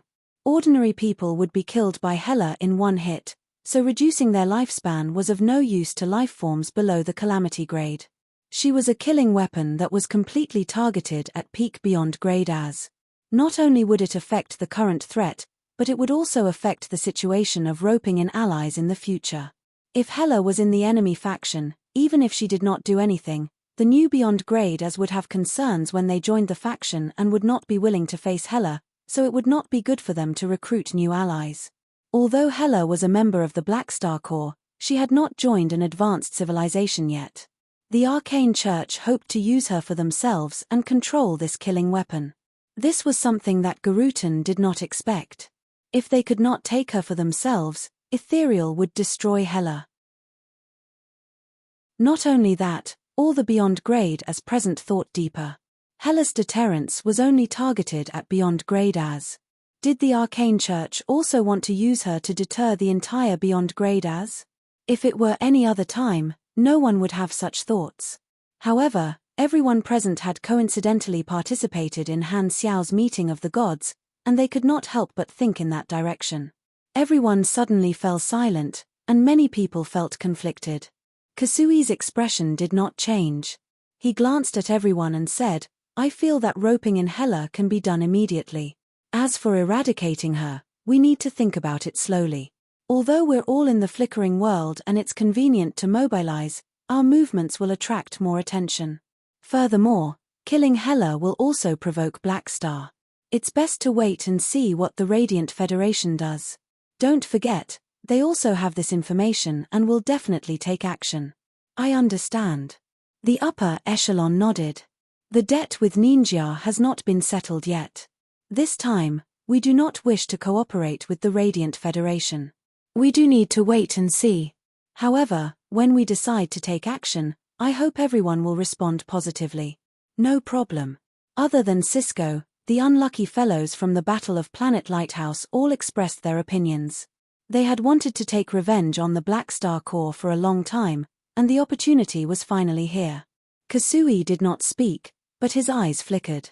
On the other side, the Radiant Federation was also holding a similar meeting, but the topic was very different from Ethereal. Hela's Esper ability is very dangerous.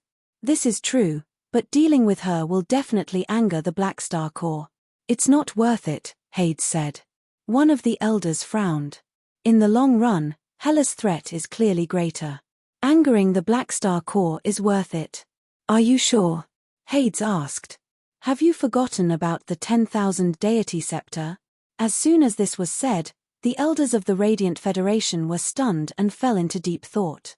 The 10,000 deity scepter is also a threat to beyond grade and its priority is even higher than Hela's. I think this might be an opportunity. If we can make use of this opportunity to make a deal with Blackstar and have him unlock the seal of the spacetime amber, it will be a profitable deal for us, Hades said. This time, Manison agreed. That's right.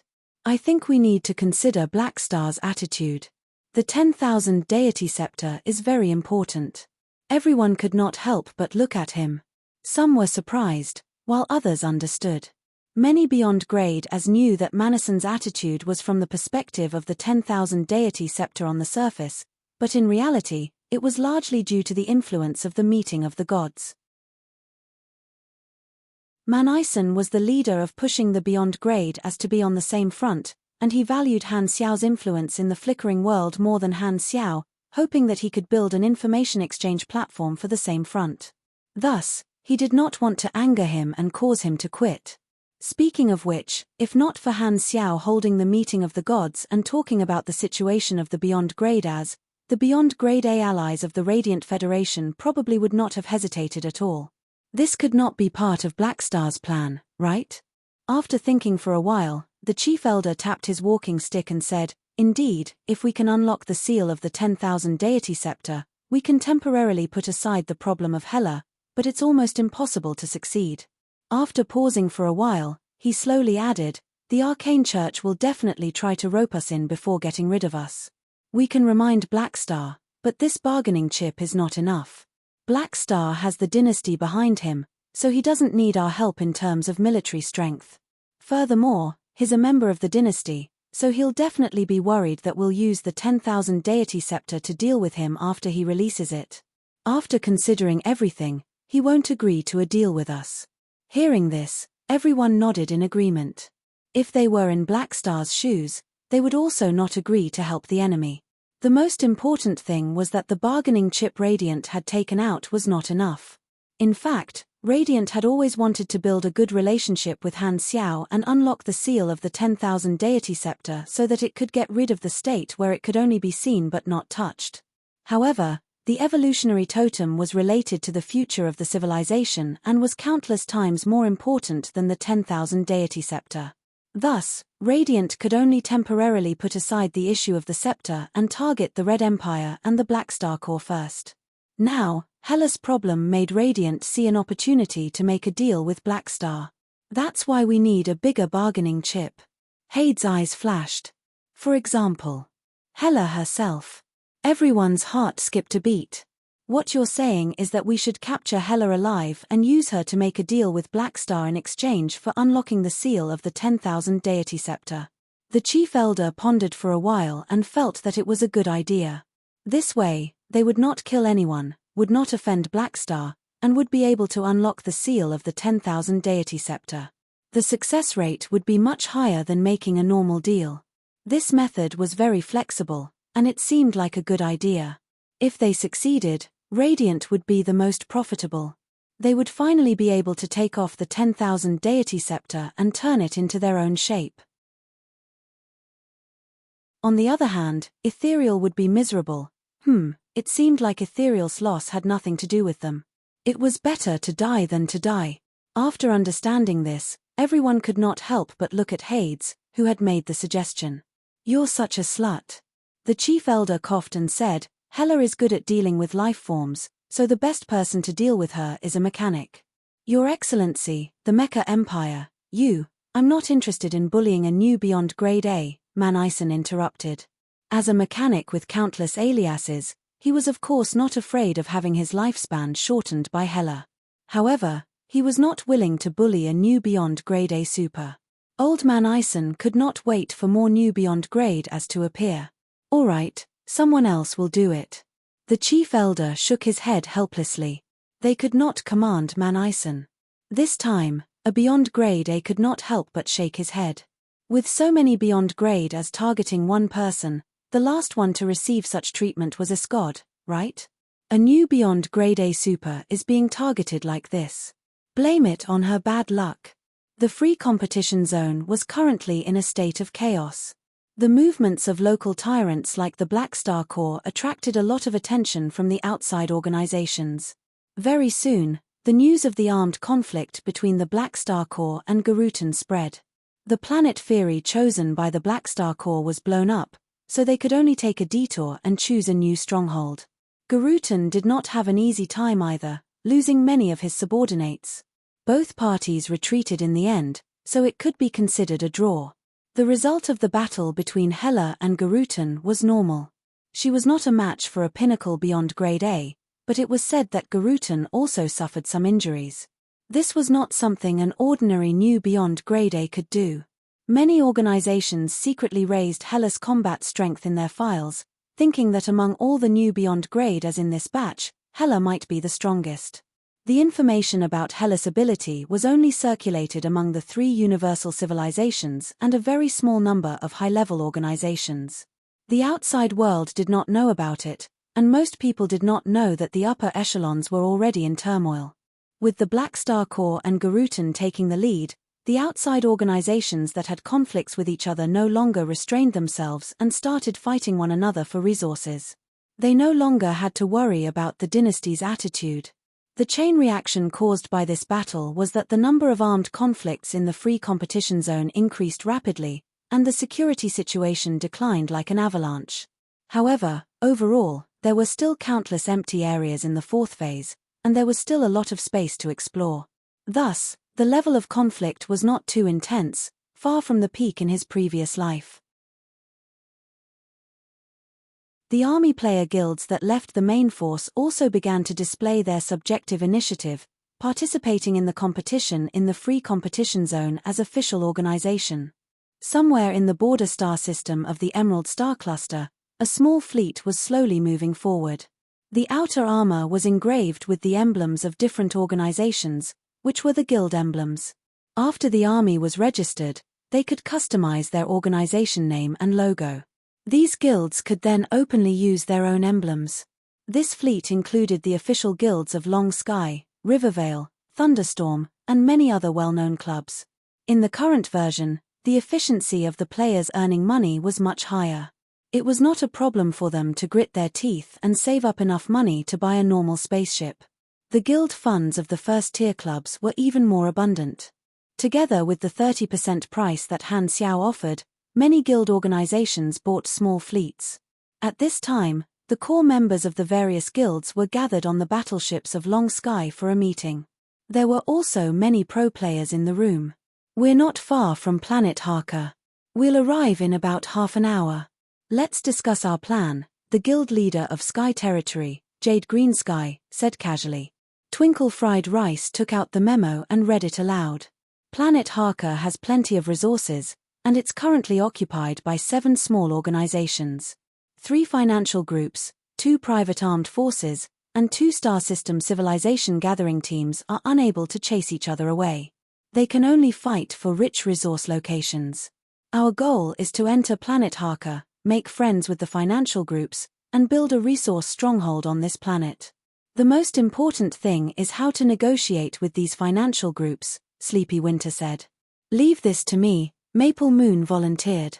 "I know what to say." Everyone nodded and gave a few words of encouragement. Under Han Xiao's guidance, the army players were the first to understand the main point of this version, which was to interact with the NPC organizations in the name of the organization. After going through so many versions, the players already knew that NPCs' actions were no different from real people. Every word and action of NPCs would cause reactions, and anything could happen. The freedom of NPCs was off the charts. Therefore, the higher one's charisma was, the easier it would be to negotiate. There would always be people who were good at negotiating in the guild. As a storyline player, Maple Moon was passionate about interacting with the NPCs. The new system of the army allowed these guilds to be semi-independent. With such a large amount of freedom, these guilds began to display their subjective initiative, actively analyzing information, looking for opportunities, and doing their own thing. It was very safe to follow the main group, but their movements were restricted. Many players had the idea of being the leader rather than the tail. This was exactly what Han Xiao wanted to see. He had issued many solo missions in an attempt to get the army players to spread out, infiltrate more territories, expand their advantages, and dig for new benefits, instead of just following him and drinking the soup. These few guilds moved together to increase their own weight. They did not follow the main group but chose to go to Planet Harker to compete with the small organizations. This was to maximize their own advantages. Currently, most of the players in the guild were Grade B, and Grade B players were considered the backbone of the universe. They were even more influential in front of the small organizations. Furthermore, the guild was a subsidiary organization of the Black Star Corps. Black Star's name had a high influence on the small organizations. It was a good opportunity to borrow the prestige of the backer to increase their bargaining chip in the negotiation with the NPC organizations. After a while, the fleet slowly slowed down. They were getting closer and closer to Planet Harker. There were scattered defense fleets floating outside the atmosphere, belonging to different organizations. Seeing the players' fleet, the defense forces of Planet Harker activated their combat stance and greeted them warily, sending a communication request. Mad Blade patted Maple Moon's shoulder and said softly, "I'll leave it to you." Maple Moon exhaled and let her lips tremble as a warm-up. She was eager to give it a try.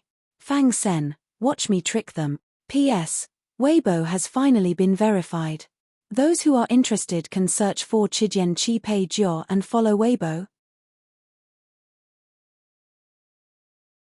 Chapter 1024.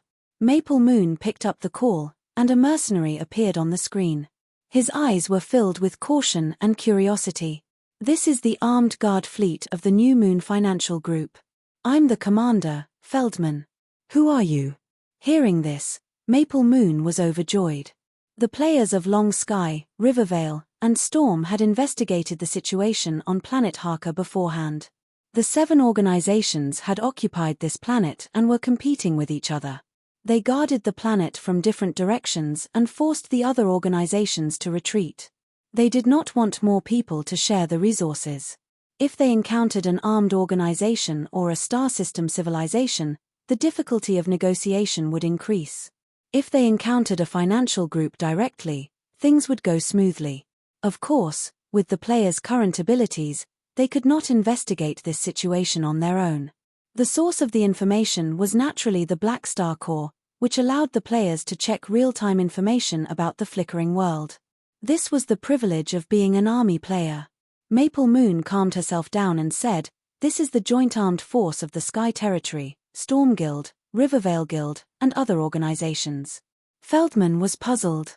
He had never heard of any of these organizations before, and he did not recognize the symbol of these player guilds.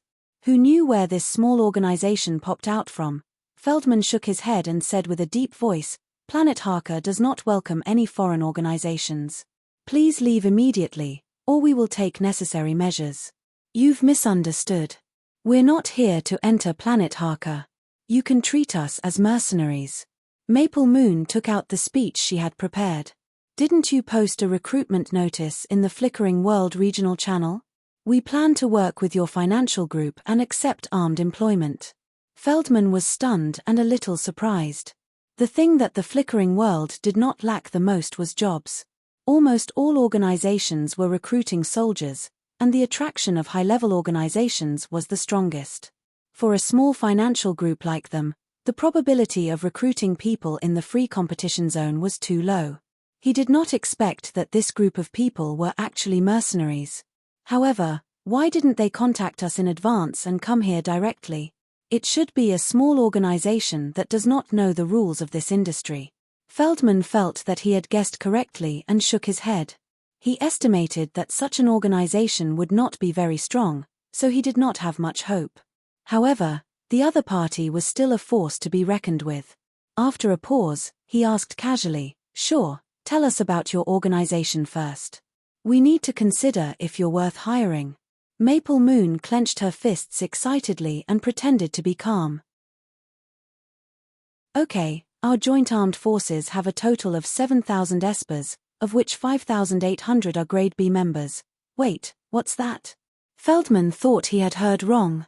The scale of 7,000 supers was not much, but the problem was that 5,800 of them were Grade B supers. Even Planet Harker did not have so many B-class warriors. From Han Xiao's perspective, Grade B supers were no different from cannon fodder. However, in the eyes of ordinary galactic organizations, Grade B supers were undoubtedly the backbone of a large mercenary army and the main combat members. In Han Xiao's early years in the mercenary world, a rank B was already considered an expert. In the eyes of ordinary people, he was a big shot. For example, before Han Xiao took Sky Ring and Purple Gold to the top, the number of Grade B supers in the past was only a few hundred. If not for the fact that they had 2 calamity grades, their combat power would only be a fraction of theirs. Could it be that she's lying to me? Feldman's expression was suspicious. This was the only thought he had. Official guilds like Long Sky and Rivervale had a large number of peripheral members. It was very easy to gather a few thousand people. Most of the players had already reached Grade B when version 4.0 opened. Those who had not reached Grade B were mainly newcomers or smurfs. Maple Moon purposely ignored him and continued. At the same time, we're a subsidiary organization of the Black Star Corps. Previously, we were the Immortals under Black Star's command. Wait a moment. You're saying that you're a subsidiary organization of the Black Star Corps, and an Immortals at that? Feldman's entire body trembled, and he was dumbfounded. Was this not a small, nameless organization? They actually had such a huge background. They were Black Star's people. His first reaction was disbelief. In his eyes, Black Star was an unreachable giant of the universe. The New Moon Financial Group that he worked for was nothing in front of the Black Star Corps. Furthermore, the Immortals were the famous trump cards of the Black Star Corps. Why would they accept their employment? Feldman hurriedly logged onto the Black Star Corps public website to check the information of these organizations. However, the results gave him a huge shock. Sky Territory, Stormcloud, and Rivervale were all semi-independent subsidiary organizations of the Army. Their members were all Immortals, and they had only registered not long ago. Beside Maple Moon, Frenzied Sword, and the other professional players, as well as the core members of the various guilds, were inwardly delighted when they saw Feldman's shocked expression. They only felt a sense of comfort. Just by using the name of Black Star, this guy was shocked. It was so comfortable to have a backer. Because of the unparalleled authenticity, the source of interest for the players was extremely rich. Looking at the NPCs' reactions to their actions, the players felt a sense of accomplishment. The reason why they had directly come to apply was to use the name of Tiger Bark Tree, borrowing the prestige of the Black Star Corps to increase their own influence. A normal employment relationship would not allow them to get a share of the planet's resources, but with the name of Black Star, the conditions could be negotiated. The benefits of the army were really unbelievably good. Many guild leaders even wanted to support Han Xiao at home. Not monopolizing the planet but finding other organizations to cooperate with was mainly limited by funds. Mining equipment required money, and mining also required manpower. If they found an NPC organization to cooperate with, they would not have to bear this part of the cost. Although the players were individually strong, in terms of fleets, they were far inferior to the NPC organizations. Thus, they were sincere in cooperating. Seeing that the other party did not respond, Maple Moon could not help but cough and remind, "How is it? Do you think we're good enough? If you don't want to hire us, we'll leave." As if waking up from a dream, Feldman panicked. "No, no, no. It's our honor to hire you. Please follow me and descend. I'll immediately inform the higher-ups of the organization." As soon as he finished speaking, the interface of all the players present rang. When they opened it, their spirits were lifted, and they cheered softly. "It's here, the mission is triggered. Gandhi is beautiful. Haha, I knew the plan would work." Sure enough, this is how it works. What appeared on the interface was not a hiring mission but a faction mission called seizing power on planet Harker. It indicated that they could choose a faction and help them expel the organizations on other planets. It was a triggered storyline-type mission. Very soon, the player's fleet followed Feldman and landed on a base on planet Harker. As soon as everyone got off the spaceship, they saw a group of officers wearing the New Moon Financial Group's uniform waiting at the dock. They had anxious and excited expressions. When the players stepped onto the dock, the people of the New Moon Financial Group took the initiative to welcome them. The leader walked toward Maple Moon and extended his hand with a very warm attitude. "Hello, I'm the person in charge of the exploration of planet Harker. You can call me Smedic. I represent planet Harker to welcome everyone. Your name is quite unique." The corners of Maple Moon's mouth twitched. She resisted the urge to smile and shook his hand with a straight face. Smedic did not understand, but he did not mind. He warmly said, "You've come at the right time. We really need the help of mercenaries. I only have one question. Are you here to apply for this job on behalf of the Black Star Corps, or on your own?" "Both." Maple Moon's answer was ambiguous. This question was not within her expectations, but it seemed to be more beneficial to her. "Then, let's talk about the remuneration. Do you have any conditions?" Smedic asked. Maple Moon exchanged glances with Mad Blade and the others. She nodded and said, "We hope it's not just a simple employment. In addition to the remuneration, we also want to cooperate in the development of planet Harker." "Cooperation?" Smedic's heart trembled. He thought of many things in an instant. If the Black Star Corps wanted to occupy planet Harker, these people would be the vanguard force. In that case, the New Moon Financial Group would not be able to compete at all. Currently, planet Harker could accommodate 7 forces precisely because they were all little brothers and were evenly matched in strength. If a giant were to appear, there would be no need for them to compete. They would just pack up and scram, obediently wash the planet clean, and be done with it. However, Smedic thought about it again. This was not necessarily a bad thing. It seemed that he could ride on the coattails of the Black Star, leg hair. Currently, the 2 most powerful civilizations on planet Harker were the 2-star system level civilizations.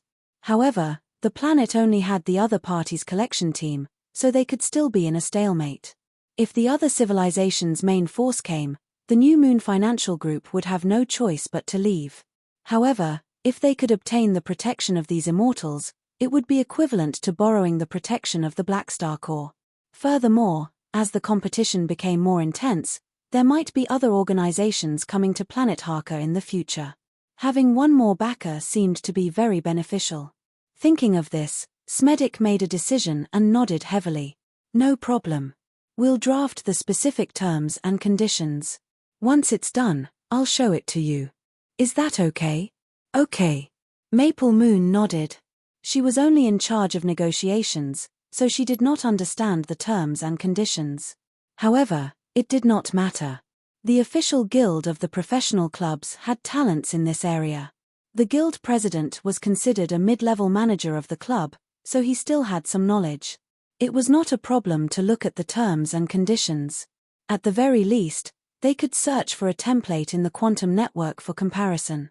Alternatively, they could just spend some money to ask Philip to check it for them. This was the advantage of being in the army. As long as they spent money, they could get almost any service. Spending money was indeed the strongest superpower.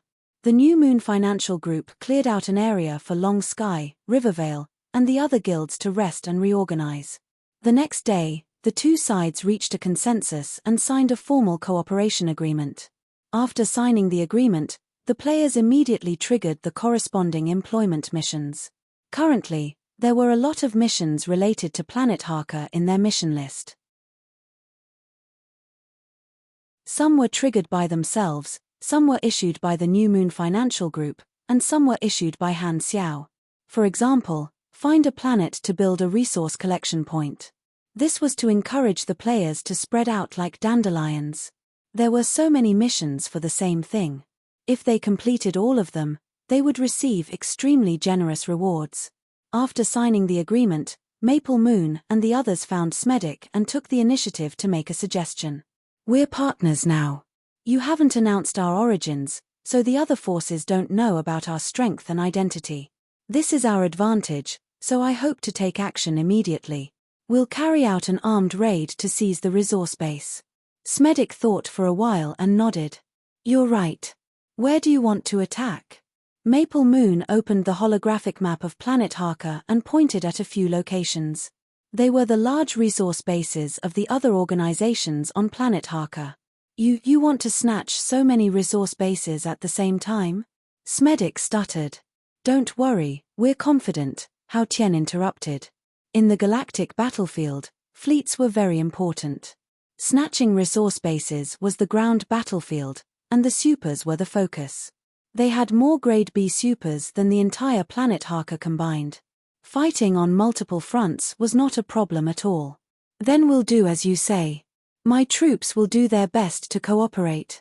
Smedic secretly decided to hold on to this leg hair tightly.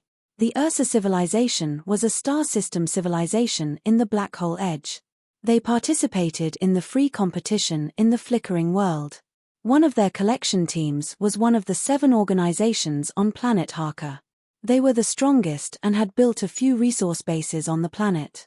At the edge of a canyon, there was a base. Floating collection equipment rose and fell in the canyon, mining the unique minerals there. Transport vehicles were constantly transporting resources to the warehouse. There were a large number of Ursa soldiers in the base, and there were tanks patrolling the surroundings. There were also various turrets and traps set up outside. There were also small battleships circling the sky. The defense was tight. Somewhere in the base, 2 men in officer uniforms walked slowly, inspecting the base. I heard that a small fleet arrived on Planet Harker yesterday. The New Moon Financial Group let them in? One of the muscular figures asked with a deep voice. He was the person in charge of this base, a mid-level officer of the Ursa civilization called Hundijab. The other person was the captain of the super force stationed in the base, a Grade B super. He was said to be a person specially recruited for the Flickering World.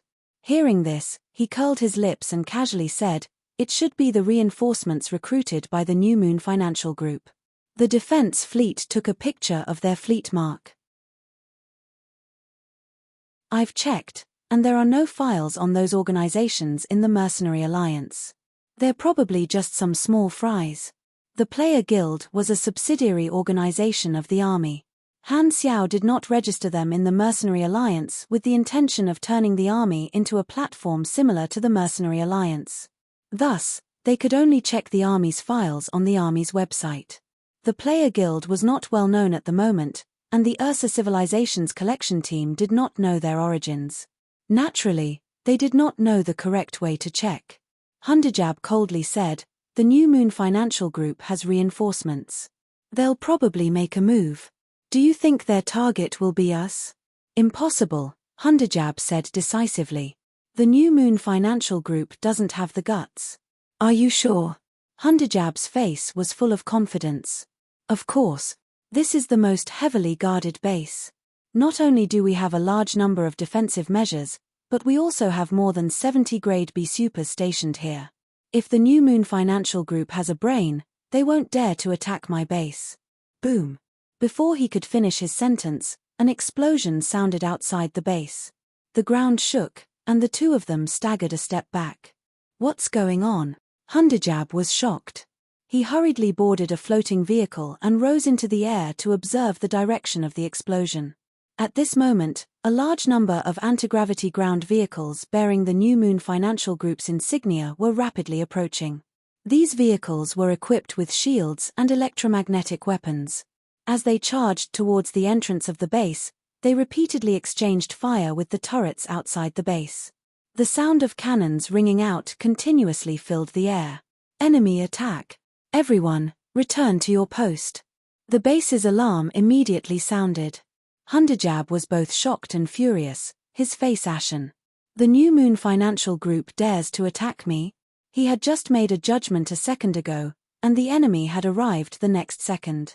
His face was very ugly. Seeing this, the super captain beside him knew not to provoke his superior and said, "I'll lead the supers to meet them." "Okay." Hundijab nodded heavily. The super captain went to organize the troops, leaving Hundajab alone on the vehicle. He coldly stared at the enemy troops that were getting closer and closer to the base, and his face regained its confidence. "You actually dare to target me? Looks like I'll have to teach you a painful lesson." Very soon, the New Moon Financial Group's ground forces rushed past the outer perimeter of the base. The base's ground forces also took the initiative to attack, and the supers followed to intercept the enemy. Both sides exchanged fire while rapidly closing the distance. Just as they were about to collide, a sudden change occurred. The doors of the first batch of vehicles of the New Moon Financial Group suddenly opened, and figures jumped out one after another. There were about 100 of them, and as they landed, they rolled forward due to inertia. However, in the process of rolling, the bodies of these 100 people suddenly swelled up, turning into biochemical aberrations several times their size. Their speed increased explosively, and they brazenly charged into the base's ground forces. Kaboom!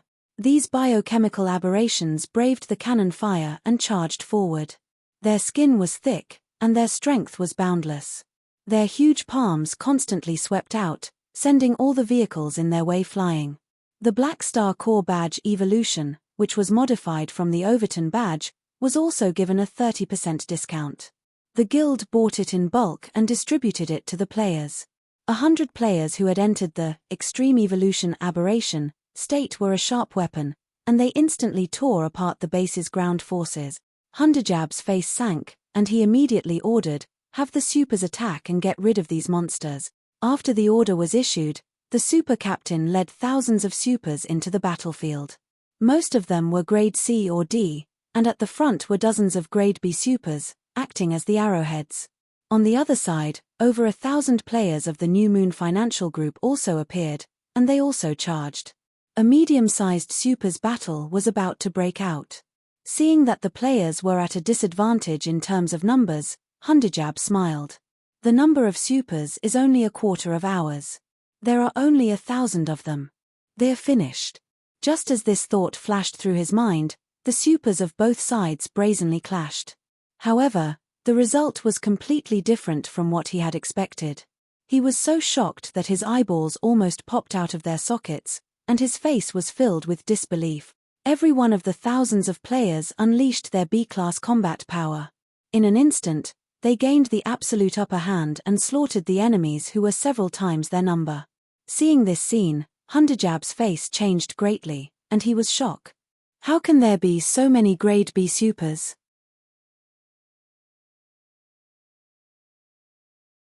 Chapter 1025. In a small-scale ground war without the participation of Calamity-grade supers, thousands of grade B players were more than enough to determine the direction of the battle.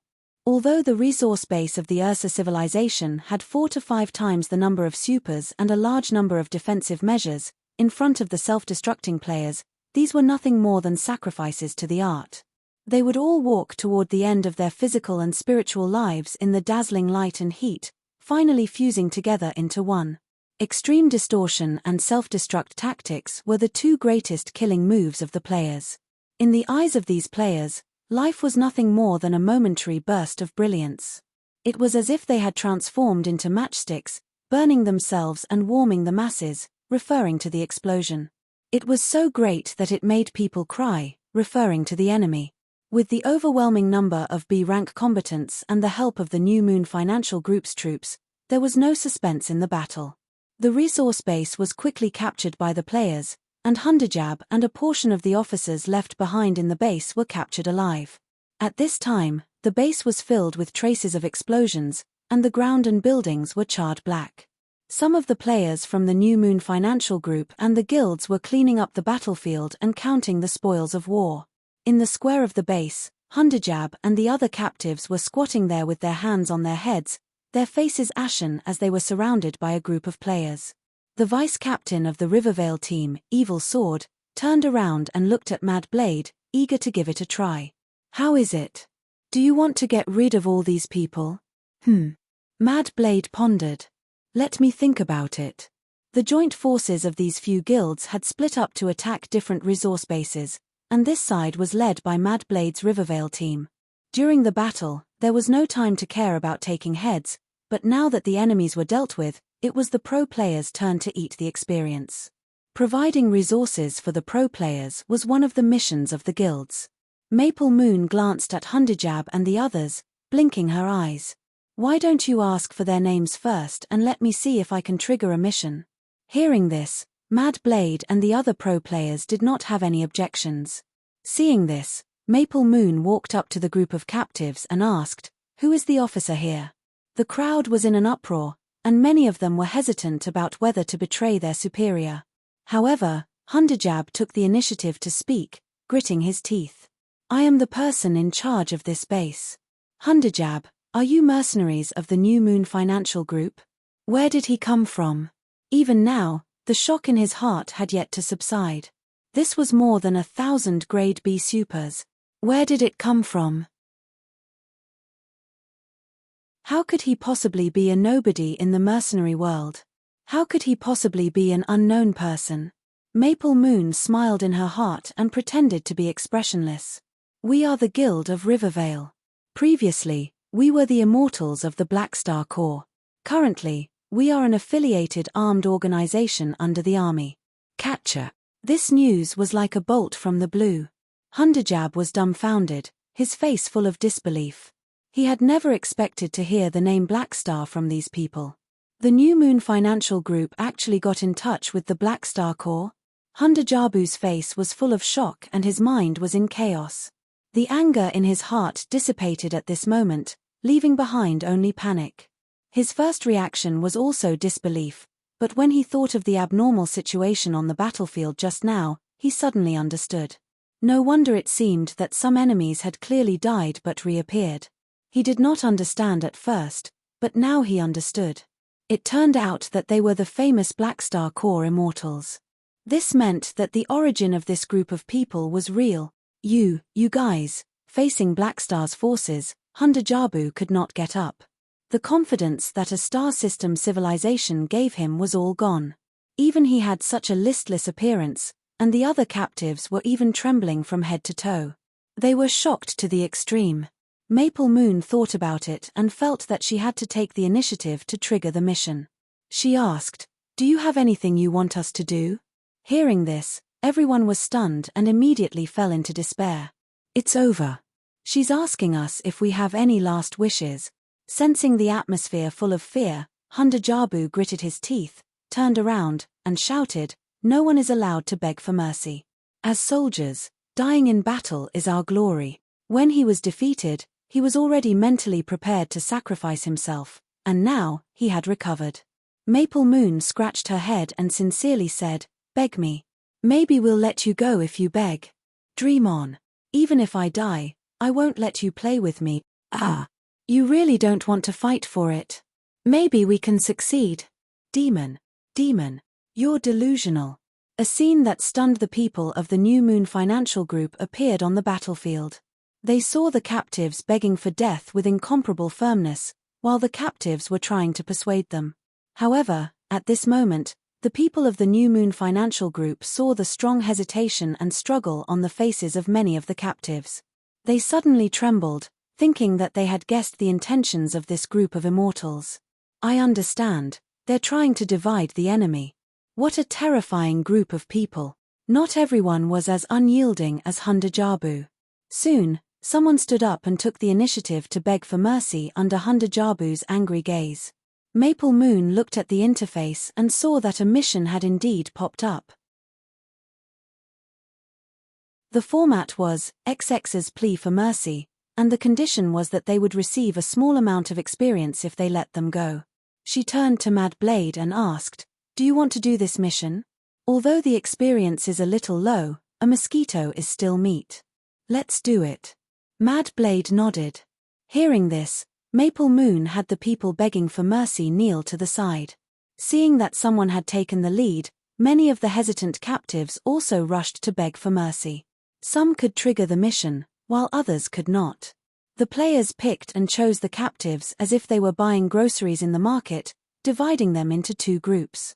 The rest don't have a mission. Let's do it. Without hesitation, The players turned into executioners and killed off Hundajabu and the other stubborn captives. Although most of them were weak, they had the bonus of killing enemies, which gave them quite a bit of experience. Moreover, they could also increase the mission rating on Planet Harker. Too cruel. The spectating New Moon Financial Group members couldn't help but avoid the players' eyes, nervously swallowing their saliva. If it were them, they wouldn't have dared to anger the Ursa Minor civilization. They might have just let the captives go, but these Black Star Corps members were so cruel, killing without batting an eyelid. The Black Star Corps members were indeed dangerous people. The captives who were begging for mercy trembled in fear as they watched this scene. Mad Blade let them leave as they pleased. Only then did these captives feel as if they had been pardoned and scrambled to leave the base. At this moment, Mad Blade and the other pro players suddenly paused and looked at the interface. The moment these captives stepped out of the base, the small missions for begging for mercy had all been completed. Is the completion rating so easy? Well, it's just a small mission that gives around 10,000 experience. Mad Blade scratched his head in confusion. He turned to look at the other players, exchanged a glance, and nodded. 3 minutes later, the captives who had been released once again squatted down in the square, their faces full of confusion. Release us, then capture us again.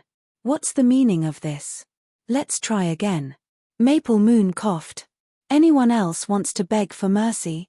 We'll let you go. Her tone was clearly sincere, but in the ears of the captives, it sounded like sarcasm. Many of them flew into a rage. So they really were messing with us. Can't you just give us a quick death? A warrior can be killed, but not humiliated. If I had known earlier, I would have died with dignity on the spot with Hundajab. Most of the captives remained silent, but a small number of them broke the bottom line once, and they begged for mercy again with hope. However, this time, no mission popped up on the player interface. It seems that this kind of mission can only be triggered once. It can't be repeated. Evil Sword shook his head, somewhat regretful. I thought of that a long time ago. It'd be strange if it could be repeated. Maple Moon rolled her eyes. Mad Blade sighed helplessly and pulled out his blood-stained alloy blade. Since it's like this, then there's no other way. 30 seconds later, a fresh batch of corpses appeared on the ground. As for the professional executioners, they patted their buttocks and joined the ranks to clean up the battlefield. Only the members of the New Moon Financial Group were left. After watching the whole process of torturing and killing the captives, their eyes were filled with fear, and their hearts were cold. Their bodies were frozen. Giving people hope and then shattering it, making the enemy feel even deeper despair. These people were too ruthless. Everyone shivered, looked at each other, and came to a consensus. They absolutely could not provoke these people. They were a bunch of devils. Several guilds attacked a few resource bases separately, and all of them were victorious. Such a result immediately made the other 6 organizations on Planet Harker furious. They hurriedly inquired about the background of the strong reinforcements that the New Moon Financial Group had invited. Since the attack was successful, there was no need to keep it a secret. The background of the players quickly spread, and after verifying it, the other organizations were all shocked. Black Star Corps? Damn it, they could not afford to provoke them. Furthermore, not only was their background scary, but the strength of these immortals was even more terrifying. With more than 5,000 Grade B supers, they could do whatever they wanted on Planet Harker. As soon as the news spread out, coupled with the valiant battle record, 3 organizations immediately retreated. Feeling that there was no hope, they retreated without hesitation, reclaiming their resource bases and giving up on Planet Harker. They were directly scared off by the army's name. The remaining 3 forces were 2 star system civilizations and 1 financial group.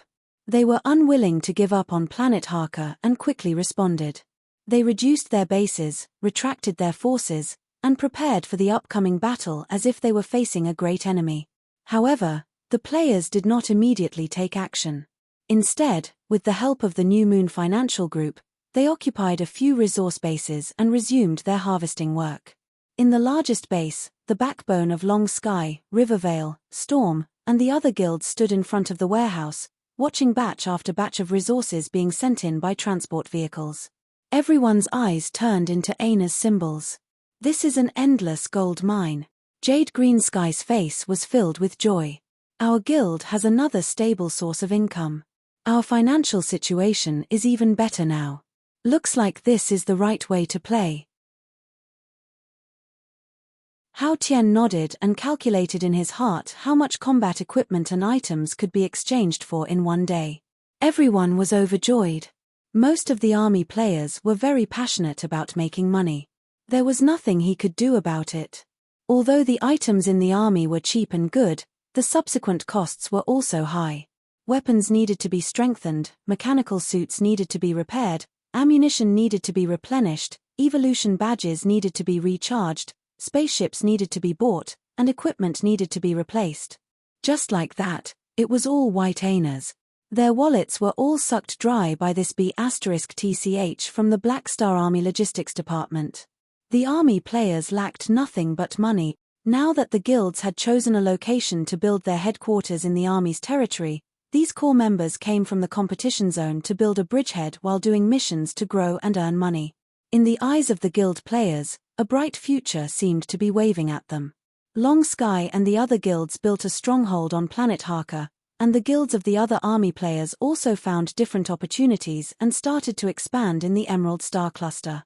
After planet Fury was destroyed, Hela found another planet as a stronghold and also participated in the wave of free exploration. Now, most people were eagerly opening up maps to occupy mines, and Garutan did not have the time to care about Hela for the time being.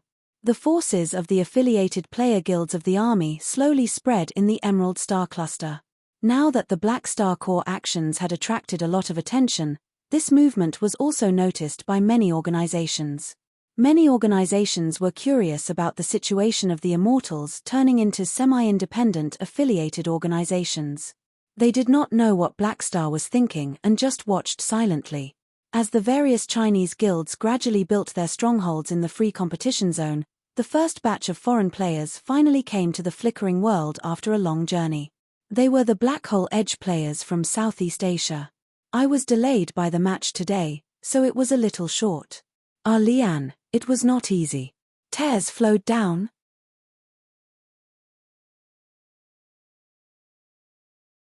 Chapter 1026.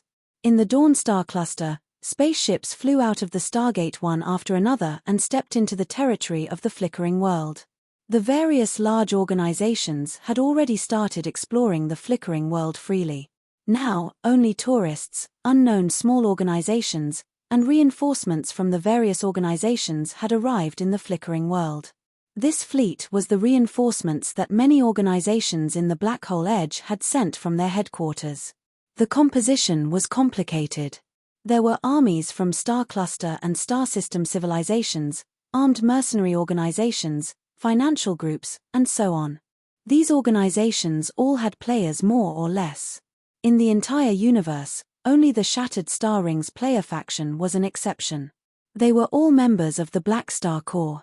The other Starfield's player factions were very scattered. In the Black Hole Edge, the organization with the most players joining was a membership-based neutral organization called the 19 Towers Psionic Association. It could be understood as a regional mage and psychic association that earned contribution points by providing all kinds of magic services and then exchanged them for resources and knowledge. It was like a platform for professional communication. In a spaceship, a group of professional players from the Black Hole Edge gathered together. They were from professional clubs from a few countries. In the international tournament, the clubs from Southeast Asia did not have much of a presence. Their results were always at the bottom of the rankings.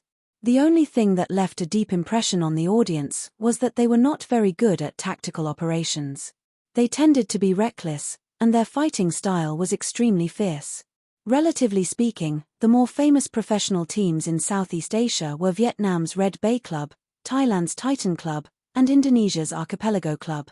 These three teams were frequent participants in the international competition, and they were fellow sufferers. At this time, the topic that everyone was talking about was also related to this season's Pro League. The Pro League officials have not released any news yet, But the opening of the world server is very likely to cause changes to the competition system.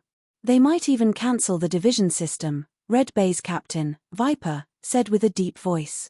Without the division system, it will be difficult for us to qualify. Archipelago's captain, Gravel Castle, shook his head with a pessimistic expression.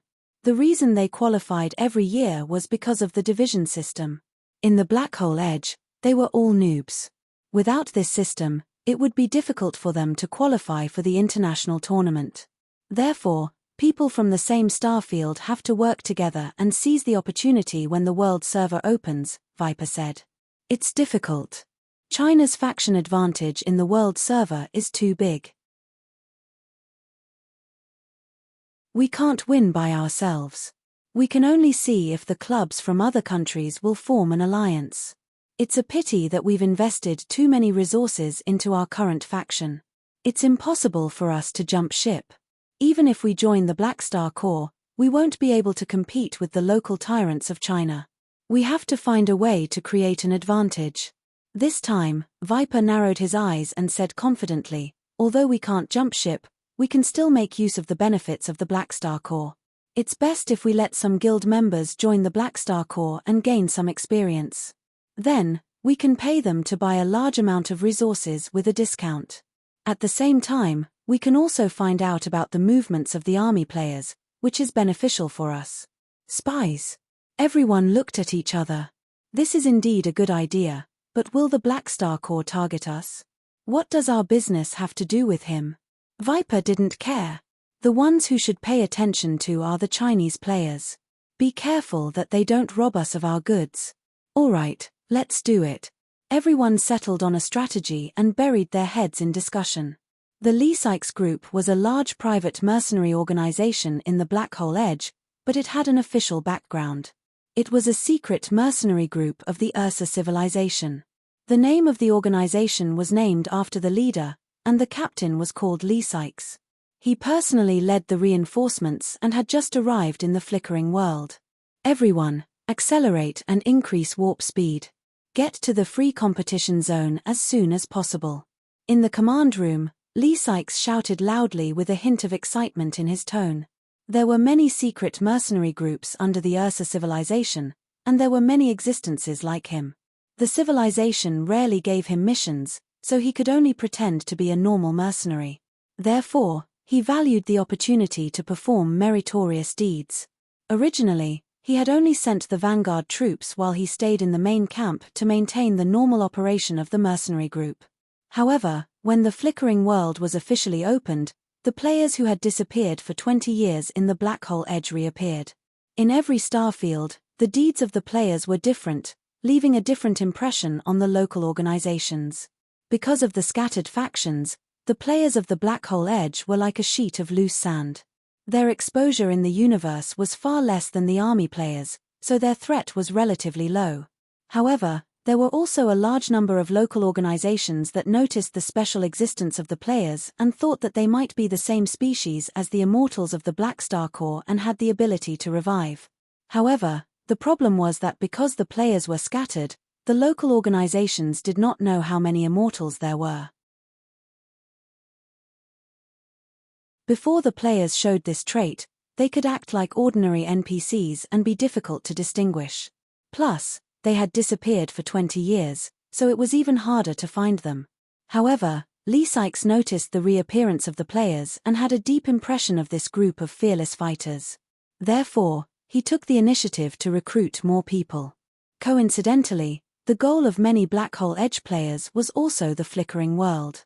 Therefore, he was able to recruit tens of thousands of Black Hole Edge players and send them to the flickering world as reinforcements. Not long ago, he received a piece of good news on the way.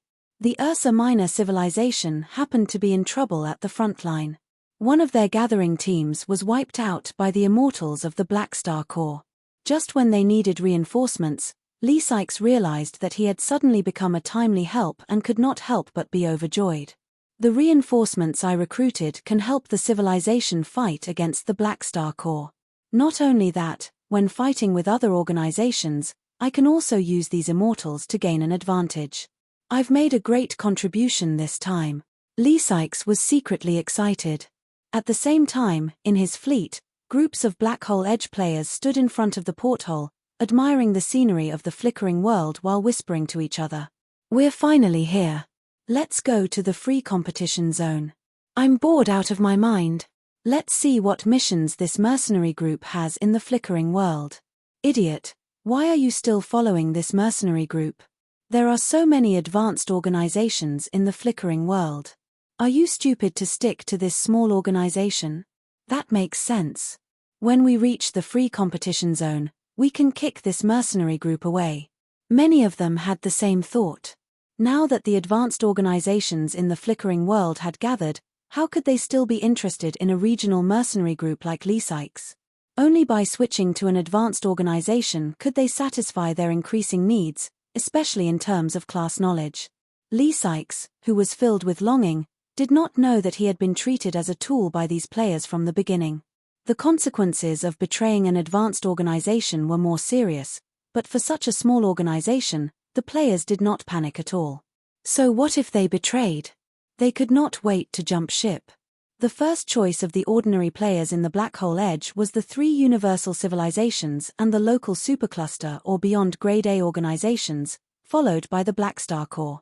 The players in the other star fields naturally did not have any sense of belonging to the Black Star Core. The only things that could move them were the benefits and development prospects. In this regard, the Black Star Core was as outstanding as a firefly in the dark night. After so many versions, the various benefits of the army players had long made the players of the various countries jealous. Now that they could finally cross star fields, the reputation and attractiveness that the army had accumulated over the past few versions was immediately effective. A large number of ordinary players leaned toward Han Xiao when it came to jumping ship. Among them, the ones who were the most determined to join the Black Star Core were the mechanic players in the Black Hole Edge. Due to the different novice planets in version 1.0, the types of supers in each starfield were also very different. Most of the players in the Black Hole Edge were mags, followed by psychics. Mechanics only made up about 12% of the total players in the Black Hole Edge. They had the least number of people, and the land for development was relatively poor. In comparison, the Black Star Core was a treasure trove for mechanics. Han Xiao was even a top instructor for the mechanic class, so they did not have to worry about lacking class knowledge at all. In the eyes of these people, one sentence summed up the meaning of Black Star to the mechanic players. If the heavens did not give birth to the great Black Star, the path of mechanics would be like a long night.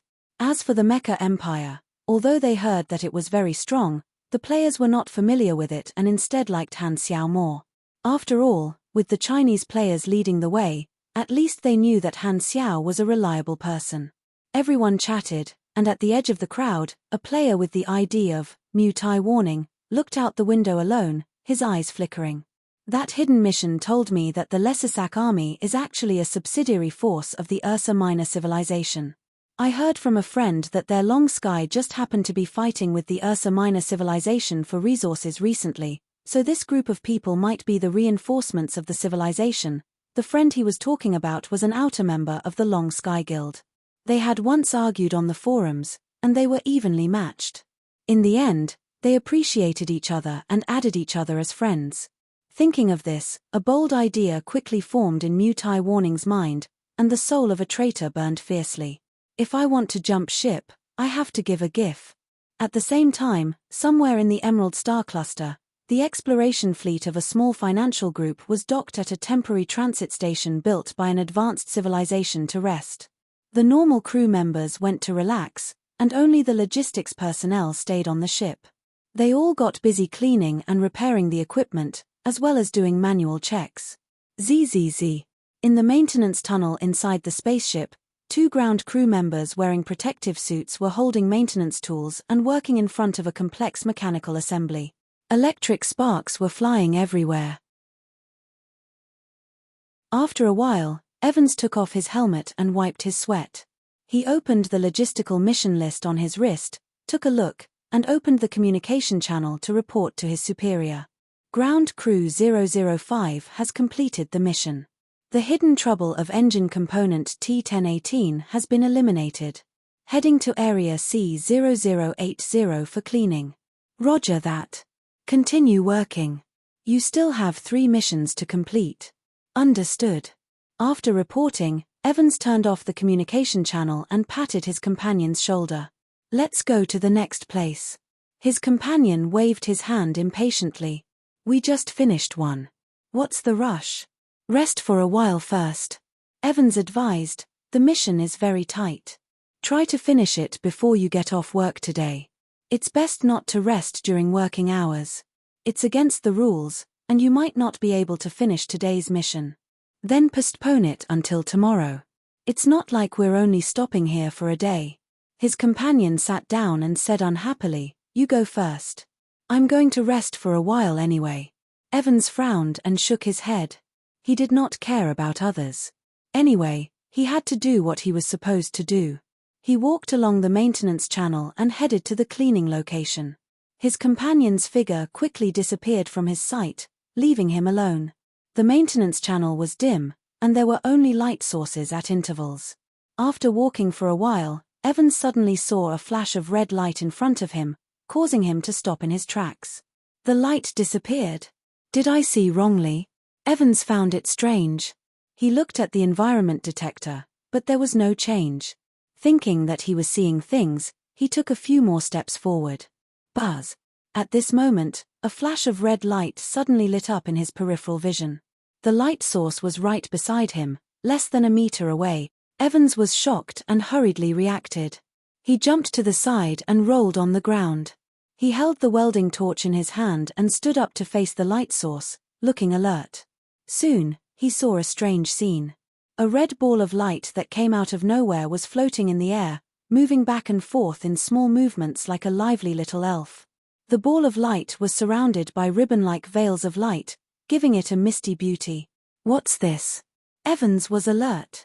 He quietly pressed the communication button, wanting to report the abnormal situation here. However, at the next moment, Evans' vision blurred. He saw the red ball of light shoot toward him at a speed far faster than he could react, directly passing through his body. Evans was shocked. He hurriedly lowered his head to check, but he was shocked to find that he was not injured at all. Instead, he was full of energy. His fatigue from work was gone, and he was full of energy. At this moment, the red ball of light paused and suddenly started to circle around Evans crazily. Evans was stunned. It was as if he felt a happy emotion from this ball of light. Before he could react, the red ball of light suddenly stopped, as if it was pulled by an invisible existence. It suddenly disappeared without a trace, leaving only Evans standing on the spot with a confused expression. After being stunned for a while, Evans suddenly slapped his cheeks hard. It hurts. I'm not dreaming. Then it seems like I've finally gone crazy.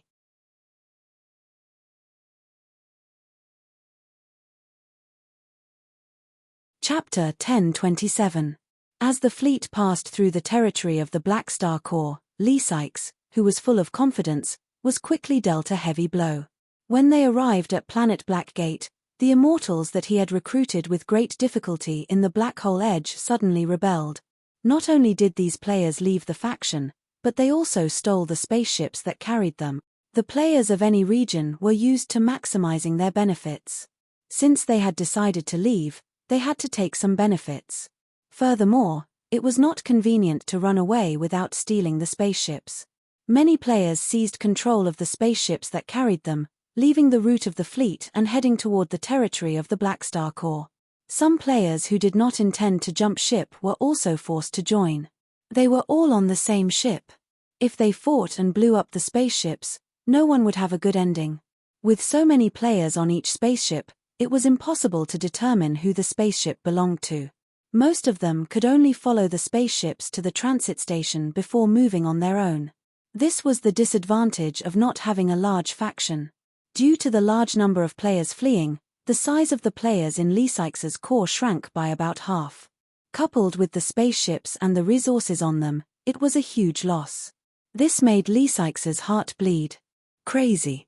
They're all crazy. These people have no morals at all. In the command room, Lee Sykes was furious. This sudden incident was completely outside of his plan. He was so immersed in the expectation of making a contribution that he did not expect that these players would suddenly stab him in the back and do this to him. When he was in the black hole edge, these immortals were still quite obedient.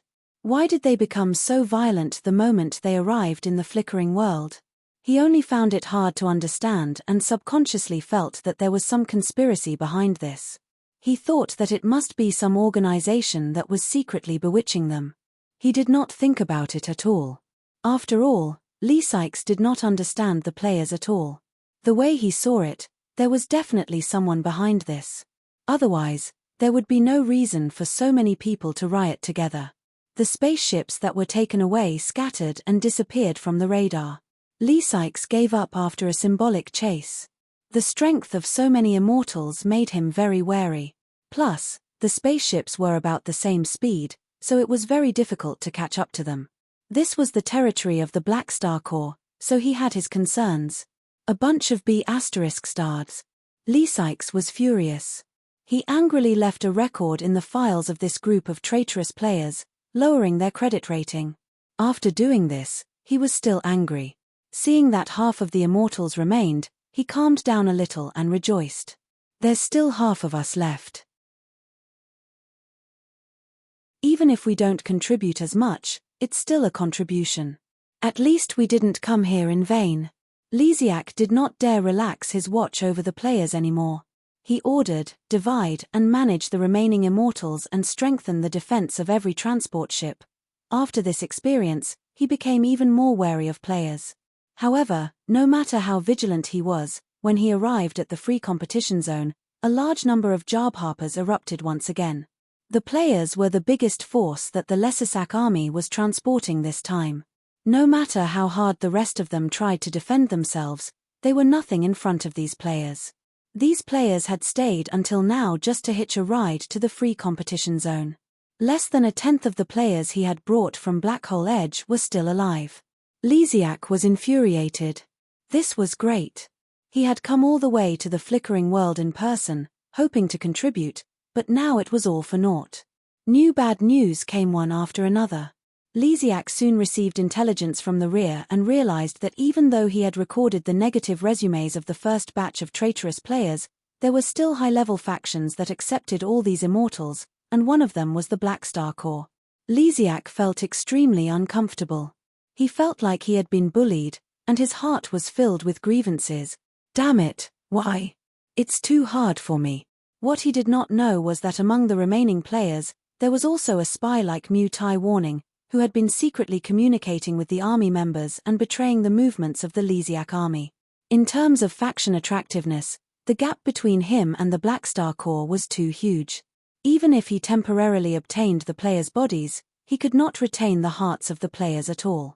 After entering the flickering world, this batch of Black Hole Edge organizations had more or less players leaving, and the Black Star Corps was the main destination for this batch of players.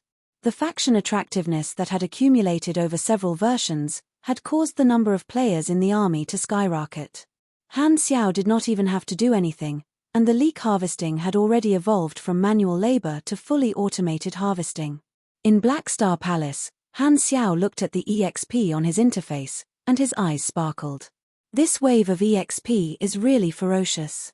The plan to expand the leek farm had finally begun to take effect. The first batch of foreign leeks had been uprooted and transplanted into his garden. The foreign players had their own choices, and only a portion of them would join the army. However, the number was still considerable. According to his estimation, the number of players joining the army from Black Hole Edge would be 17 to 24% of the total, which was more than 1 million people. Most of them should be ordinary players. This is only the first batch. When the players from the other starfields come over, the size of the army players might become 2 to 3 times what it is now. Han Xiao was secretly overjoyed. There were many rookies among the new Southeast Asian players, and there were gaps in their class knowledge. It was precisely because of this new force that Han Xiao's efficiency in harvesting EXP soared in a short period of time. Every batch of new players represented a huge amount of EXP. The Southeast Asian clubs will probably also send guild players into the army. Han Xiao secretly smiled. He did not intend to stop this. It did not matter who the equipment was sold to, and he could even earn more money. The spending power of the guilds was not bad, and the national wars in the various regions were a business opportunity. Selling weapons to them to fight against each other was a perfect opportunity for him to act as a warmonger. Furthermore, to enjoy the discount, one had to have a corresponding army grade and contribute to the army. Even if a spy came in, he would have to work for a period of time before he could enjoy the discount.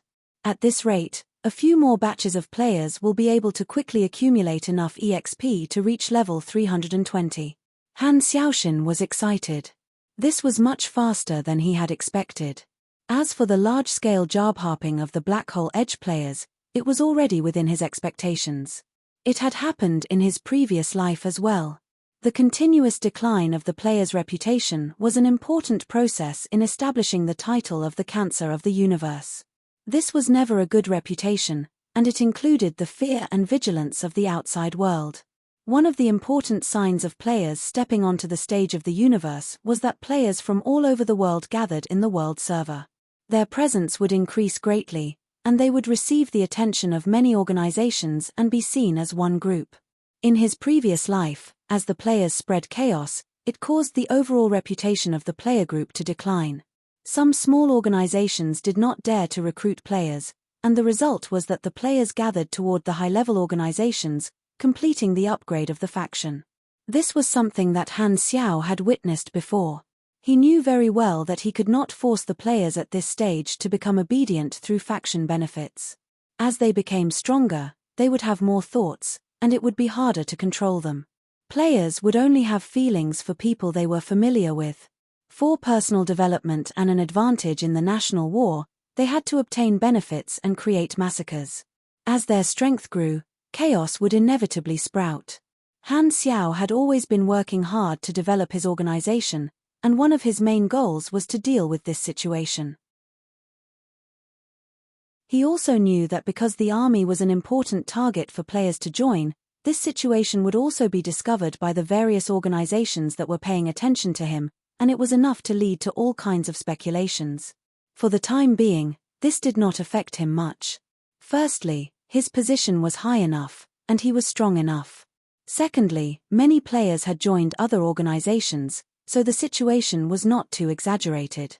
The various organizations were at most shocked and doubtful now. However, as more and more foreign players joined, the uniqueness of the army would become more and more eye-catching. Han Xiao shook his head, and another matter appeared in his mind. I didn't expect Evans to have already come into contact with the primal chaos mysterious energy. Not long ago, Philip, who had been monitoring Evans, sent back a report. Han Xiao was able to see the whole process and confirmed that the red cluster of light was related to the primal chaos mysterious energy. However, it appeared much earlier than the information about Escod's inheritance. According to his estimation, this was just one of the subbodies of the primal chaos mysterious energy. It returned to the main universe early, perhaps to locate the coordinates of the dimension. In the end, it disappeared into thin air. It was pulled back to the secondary dimension by the primal chaos mysterious energy. The main body of the primal Esper ability entity had not officially arrived yet. However, this also solved some of Han Xiao's doubts. No wonder the primal chaos mysterious energy chose Evans as its host in the end. It turned out that it had already come into contact with him. When the red cluster of light passed through Evans' body, those who did not match would explode and die. However, not only was Evans unscathed, he was even energized. This made the primal chaos mysterious energy confirm that he had the potential to become a good host and become a spare tire.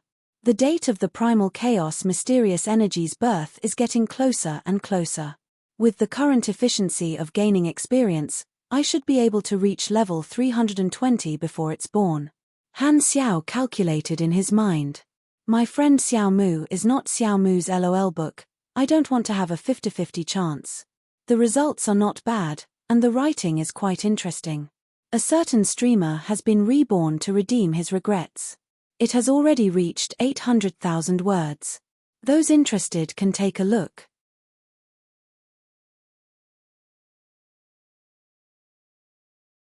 Chapter 1028. A few days later, In the outer base of Black Star Palace, groups of Black Hole Edge players looked around curiously. Their equipment and uniforms were varied, and they looked like a bunch of random soldiers, forming a stark contrast with the army members around them. A large number of Southeast Asian players joined the army, and some of them registered at strongholds like Planet Black Gate. They could not wait to enjoy the benefits of the army, so they bought a lot and accepted the Flickering World main storyline mission. Another group of players who were more casual came to Black Star Palace together after joining the army. They wanted to see the main city of their future faction. Most of them were mechanic players, and they came to visit Black Star Palace with the mentality of a pilgrimage. The Chinese players had basically all gone out to do missions. Now that Black Star Palace welcomed this group of new players, it became much livelier. So, this is the Black Star Corps headquarters in the Flickering World. It's quite spectacular. It's so grand, and all the facilities are complete. Just look at it. I wonder if we can meet Black Star? A group of Black Hole Edge players chattered excitedly as they looked at the scenery of Black Star Palace. They had been in the universe for the past 3 versions, and the factions that they had served could not be compared to the Black Star Corps. Just looking at the size of the main city, they were not even on the same level. Even the mother planets of many star cluster civilizations could not compare to the size of Black Star Palace. This was the first time many of them had come to such a magnificent place, and they felt like they had just entered the Grand View Garden. There are so many high-level NPCs here, a bunch of extremely lethal characters. If we cause trouble here, we'll definitely be killed. Most of the players controlled their temper and did not dare to cause trouble in Black Star's territory. They were not afraid of a low-level faction like the Lizasik Corps, but facing a top-level faction like the Black Star Corps, a large portion of them did not dare to cause trouble because the high-level organizations had the ability to punish them. Among the crowd, there were a few players who were spies sent by the Southeast Asian guilds. Since the Black Star Corps did not reject any players, they managed to sneak in. Ignoring the normal players who were making a ruckus beside them, this group of spy players with a special mission opened the dazzling array of faction shops and mission lists. They were immediately overjoyed. After successfully joining, as long as they worked hard to earn contribution points and raise their army ranks, they would be able to enjoy more benefits and act as a purchasing agent for the guild. The plan worked. At this moment, Hardaway, Fu Ding, and the rest of the Black Star Guards hurriedly passed by, attracting the attention of the players. Hey, look over there. It's the famous Black Star Guards. A high-ranking member of the Black Star Corps. I have all their cards. I can finally meet them in person. Fu Ding, I love you. In the distance, Fu Ding heard the shouts and stopped in his tracks. He turned around and saw a group of colorful immortals. He smiled helplessly and waved his hand as a greeting. Fu Ding was extremely famous among the players, and his fame was not limited to the Shattered Star Ring. Since these Black Hole Edge players had joined the army, they had naturally done their research beforehand. Furthermore, due to the promotion of the Wayne card, Fu Ding was a popular idol in the Black Star Corps. Why are you so popular? Even the new members like you so much? Hardaway was jealous. You'll know when you look in the mirror, a Black Star Guard softly mumbled. Hardaway was speechless. Looking at Hardaway's heartbroken expression, Fu Ding could not bear to see it. He smiled helplessly, patted his shoulder, and comforted him softly. Don't take it to heart. You're actually not that ugly. I can't feel happy at all. The group of Black Star Guards did not stop to chat with the new players. They quickened their pace and quickly disappeared from everyone's sight. At the same time, the eyes of many of the spy players in the crowd flashed. Some of them were not only responsible for purchasing for the guild and enjoying the benefits of the army, but they also had another special mission, which was to infiltrate the army and monitor its movements. Although the Southeast Asian clubs did not change factions without permission, the Flickering World was filled with opportunities to come into contact with high-level factions. They had also secretly contacted some organizations, the most active of which was the Limitless Financial Group. Sorokin had always had a strong interest in the player community. He had once wanted to test the Black Star Corps players and had even suffered a small loss at the hands of Han Xiao. Now that the players from the other starfields had gathered in the Flickering World, it was an opportunity for him. He secretly sent people to contact some of the Black Hole Edge players. Although he did not have an interface, after a long period of research, Sorokin had also found some patterns among the players. He specifically looked for players who did not immediately join the army and issued repetitive employment missions. The content was for the players to provide information on the movements of the Blackstar Corps, especially the movements of Blackstar himself. The rewards were very generous. Although he did not know the theory behind it, facts proved that as long as there was enough money, the players could become excellent spies. This was his experience. Using money to pave the way, many of the Southeast Asian clubs secretly accepted Sorokin's missions. It was equivalent to planting spies in the army. Sorokin had his reasons for keeping an eye on Han Xiao. Not long ago, a conflict broke out between Garutan and Hela. Radiance and Ethereal both had different thoughts about Hela and wanted to kill her. As a collaborator, Sorokin had to pay attention to Han Xiao's location and provide additional information for Radiance and Ethereal to find a suitable opportunity to act. Many of the spy players looked at each other and whispered. The Blackstar guards are all in Blackstar Palace, which means that Blackstar should be here too. Can this be considered as completing the mission without seeing him personally? It should be. The responsibility of the Blackstar guards is to protect him. Wherever they are, there's an 80% chance that Blackstar is there as well. On the other side, Hardaway and the other Blackstar guards arrived at the inner ring base and walked into an advanced combat training room. A Lord's avatar stood guard at the door, and Aurora sat in the middle of the room, breathing in and out life energy like a white gold ball of light. As she breathed, the light fluctuated, brightening and dimming. Army Commander. Everyone greeted the Lord's avatar before turning to look at Aurora. Hardaway took a deep breath and exclaimed, "What dense life energy. It seems like the quality has improved again." Fu Ding nodded. Blackstar, is Aurora evolving?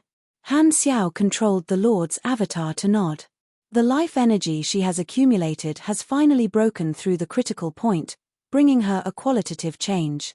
Before version 4.0, Aurora had said that she was close to the threshold of the calamity grade. After half a year of accumulation, the life energy she had accumulated had finally reached the threshold, and she had taken this step. Under everyone's gazes, Aurora closed her eyes, and her long eyelashes trembled slightly. The life energy radiating from her skin grew brighter and brighter, gradually turning the room white. After a long time, the light gradually returned to Aurora's body. Her body had undergone some changes, and her white gold hair moved without wind, becoming smoother and smoother. Every strand of hair had a smooth texture, containing abundant life energy. Her skin became smoother and tighter, without any flaws. Her milky white skin gave off a holy aura, sparkling and translucent like an exquisite piece of art. Aurora opened her eyes and slowly exhaled a breath that contained life energy, causing the air in the room to become fresher. It was as though she had eaten hundreds of green arrows. Even though the room was made of metal, it gave off a feeling of nature. Her advancement was different from most calamity-grade supers. There were no destructive effects, and the abundant life energy allowed her to advance without any bottlenecks. Aurora stood up, and her eyes were filled with joy. She walked in front of Han Xiao's Lord's avatar and said excitedly, "Uncle, I've reached the calamity grade. See if there are any changes." Han Xiao sized up Aurora. She was originally petite and cute, but she had grown taller. Her figure was better, and her facial features were more exquisite. Coupled with the holy aura that made people want to get close to her, as well as her pure and flawless skin, she was like a piece of white paper that made people want to leave other colors on.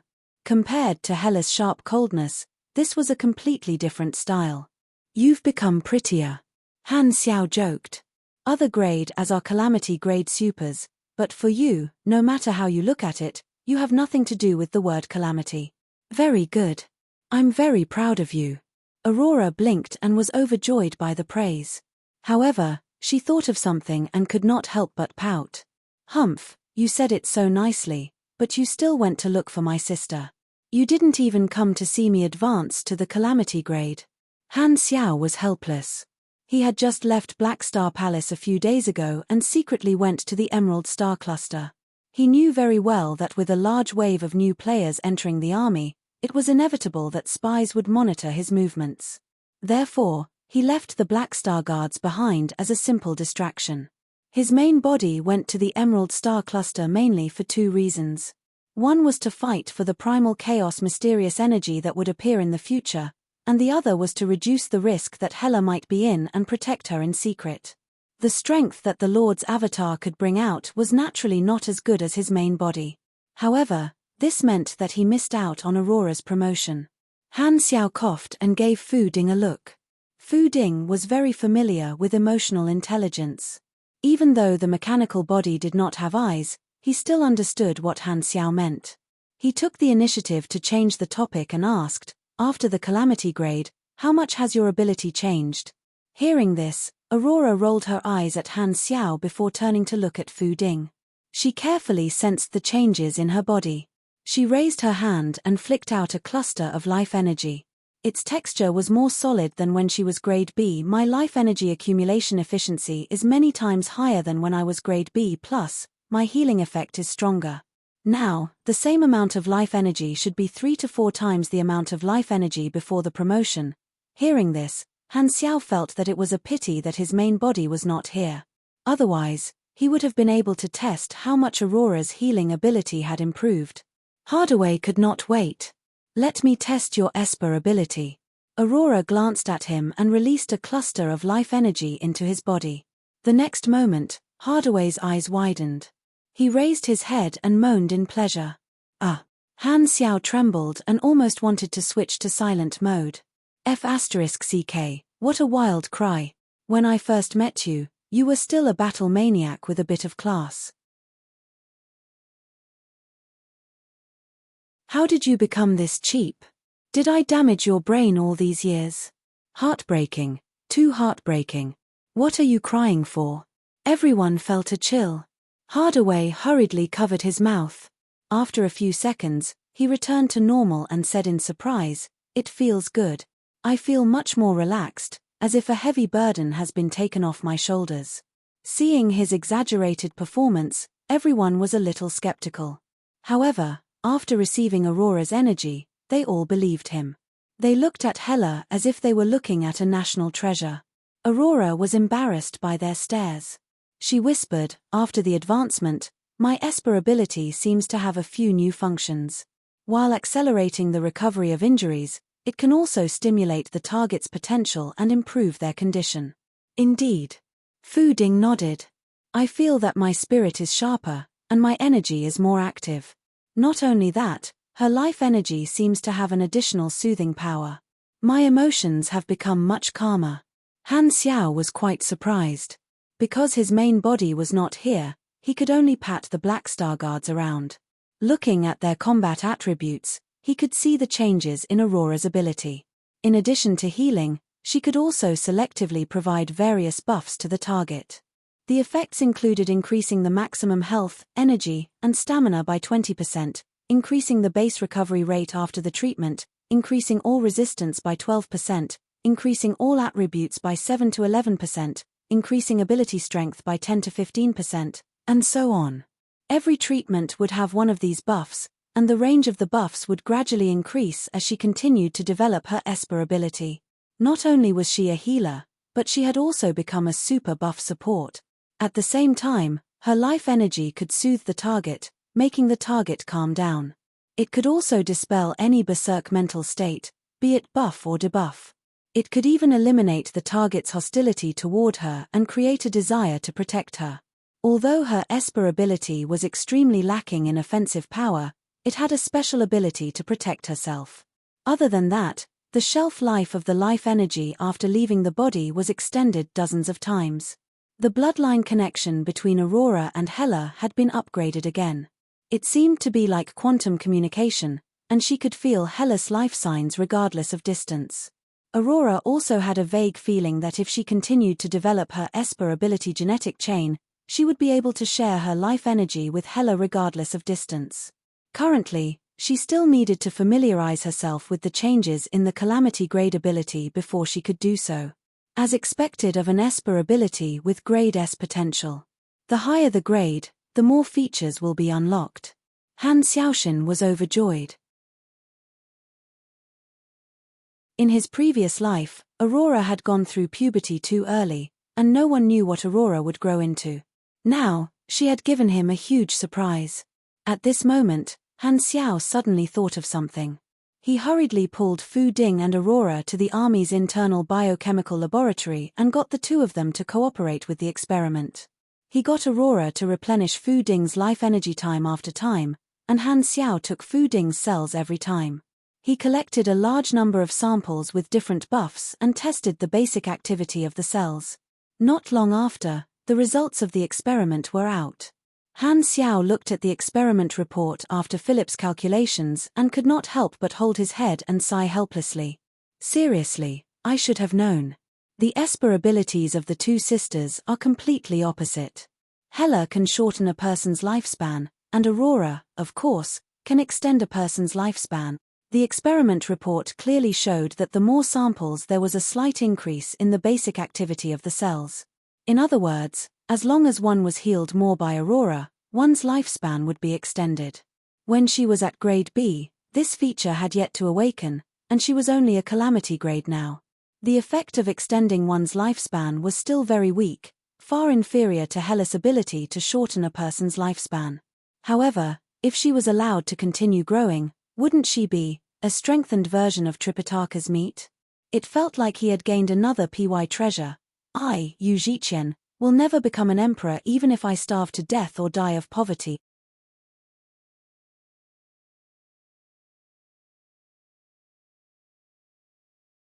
Chapter 1029. Philip, destroy all traces of the calculations and the experiment report. Understood. The experiment report on the screen disappeared. Han Xiao waved his hand and put away the virtual screen. He then turned around and looked at Aurora and Faden behind him. Only the two of you know about this. Don't tell anyone else, or there will be trouble. Understood. Are you saying that someone like the Germinal organization leader will appear? Aurora pursed her lips, and the painful memories of the past flashed through her mind. A look of fear appeared on her face, but it was replaced by determination the next second. She believed that with Han Xiao and her sister by her side, she would not make the same mistake again. If this matter spreads, it will attract the interest of many universe giants, and you will be in danger. Han Xiao nodded. Hyla's ability to shorten one's lifespan was something that Beyond Grade as feared, but Aurora's ability could make Beyond Grade as go crazy. Most Beyond Grade as were thinking of ways to extend their lifespans, even those with long lifespans were no exception. For example, if Escod was still alive, he would definitely try to obtain Aurora's Esper ability at all costs. His priority would be even higher than the evolutionary totem. Not only the Beyond Grade as, even some advanced civilizations would be tempted. Aurora had entered the Calamity Grade, and the efficiency of her life energy production was very high. She could already heal people without worry. The civilizations would not treat her like how the Germinal organization treated her, but they would at least put her under house arrest and make her continuously produce life energy potions. This way, he would also be standing at the center of the storm, facing the covetous eyes of many Beyond Grade as. He had to be stronger than he was now to suppress the evil intentions of others. Aurora's ability was a double-edged sword, so before Han Xiao reached a higher level, he did not plan to reveal any information about Aurora. He did not plan to use her ability to build relationships with others. Fu Ding nodded and said, "Don't worry, I've always treated Aurora as my sister. I won't let the news leak." Han Xiao said a few more words to the two of them before letting them leave the room. He was the only one left in the room, and he began to ponder. After Aurora advanced to the Calamity Grade, her connection with Hela had become even closer. From his perspective, they seemed to be forming a symbiotic relationship. Now that Aurora had just advanced, she still needed to familiarize herself with her abilities. When she awakened the new ability to heal Hela from afar, the increase in Hela's strength would be extremely terrifying.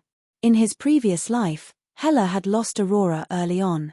Without the other end of the symbiotic relationship, she could only go crazy in the cold universe alone. The current Hela did not walk the path of endless slaughter, so her growth was much slower than in his previous life. In a one-on-one battle, she was definitely not a match for her previous self. However, with Aurora, this supersized milk bottle that could ignore distance, Hela's combat strength would far surpass her previous self. Hela is probably going to catch up to me in terms of tankiness in the future. Han Xiao was helpless. Hela had an Aurora character summon card that could be used infinitely. Super high-risk Esper abilities were very powerful, and these two sisters could even form perfect cooperation and soul resonance. It was truly terrifying. Only psychic and spatial abilities could slightly suppress the life-sharing connection between the two. Han Xiao thought about it, turned on the communication channel, and sent a message to Ames, briefly telling her that Aurora had entered the Calamity grade. In the sky above Blue Star, floating Dragon Island, Ames did not participate in the competition in the flickering world and remained in the shattered star ring. She only allowed Floating Dragon to develop in a low-profile manner and not chase after opportunities. Although she did not participate in the Tide of the Era, Ames was very familiar with the situation in the flickering world. Han Xiao knew that Ames liked fun things, so he shared first-hand information with her every day, telling her what fun things were happening in the flickering world every day to satisfy her curiosity. Ames watched with great interest at home, treating it as a daily pastime. Checking Han Xiao's news regularly had already become a habit. In the bedroom of the palace, Ames leaned against the headboard, condensing her force field into a small ball, and teasing a white giant bear lying on the ground like she was teasing a kitten with a stick. It was clearly a ferocious giant bear, but it was extremely obedient in front of her, rolling around on the ground. After Ames moved to Blue Star, Aurora had left the pets on the planet with Floating Dragon, asking her teacher to help take care of them as a pastime. There was another person in the room. Jenny stood at the door, reporting on Floating Dragon's business situation. Even if Ames was not paying attention, she still read the report seriously. The recent public opinion poll shows that 39% of the Floating Dragon warriors are dissatisfied with the current situation, an increase of 7% compared to the previous poll. Many of the warriors came for the title of Beyond Grade A, hoping to make a name for themselves under your command. However, for a long time, we lack the opportunity to fight, causing the hearts of the people to waver. Especially when we are not participating in the competition in the flickering world, many of our subordinates are even more dissatisfied and lost a batch of warriors. Ames turned a deaf ear to him and continued to attack the bear with her force field. Jenny coughed and continued. Ignoring the trend of the times is not a wise decision. We should change our decision and step into the flickering world. Ames raised her head, glanced at her, and chuckled. Don't you dislike work? This is the 22nd time you've tried to persuade me to enter the flickering world. Why are you so enthusiastic now? Isn't this because you want to develop your organization? Jenny stroked her hairline. Facing this boss who left all the work to her, she was filled with helplessness. She hated heavy work, but Floating Dragon had gradually developed over the years, and she was not willing to let it go. She could not deliberately interfere with Floating Dragon's normal operations just to be lazy. As my subordinates, they should adapt to me, not me adapting to them. Ames did not mind and sighed. If only Black Star was still under me, I wouldn't have to worry about anything. Jenny.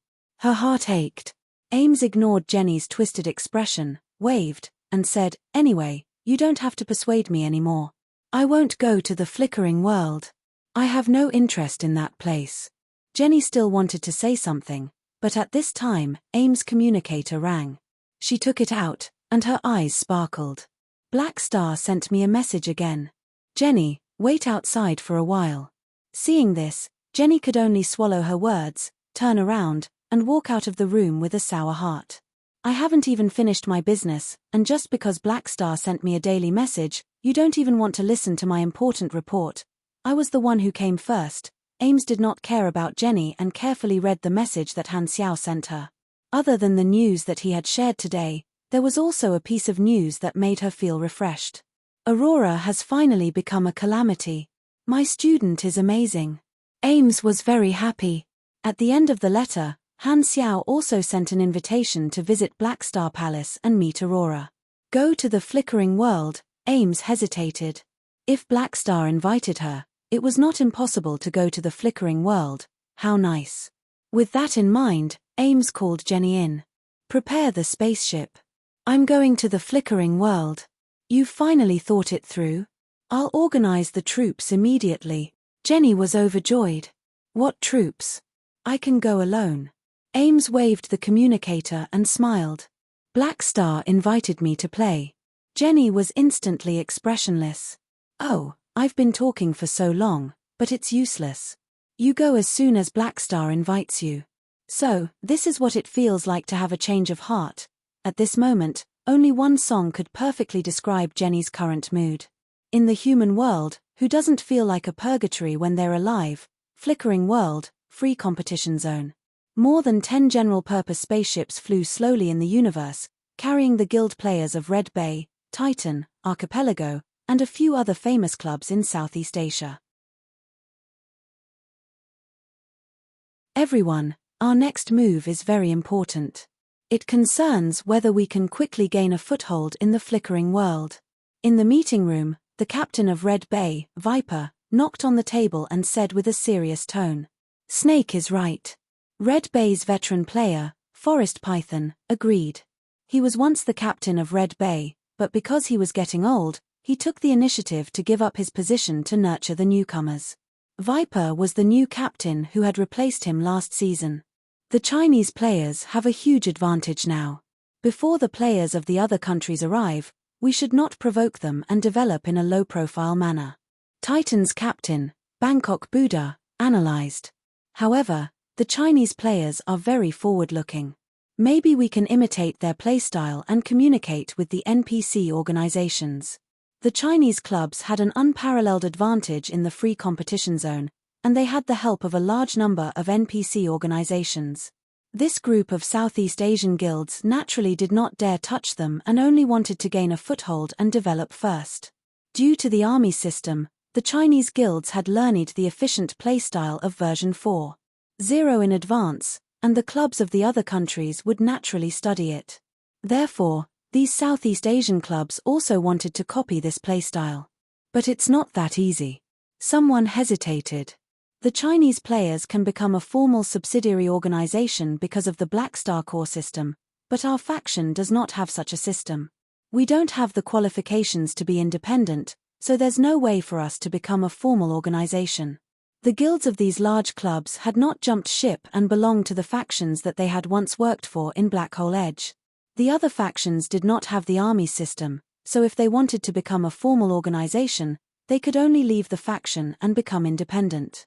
Obviously, they did not dare to do so now. Furthermore, these people were not free and had already been recruited by the faction. Before reporting to the faction's stronghold, these guilds only had a very limited amount of time to move around freely, completely incomparable to the freedom of the army players. The faction's main storyline mission has already been released. We don't have much time left in the free competition zone. We have to find an opportunity quickly, Viper said.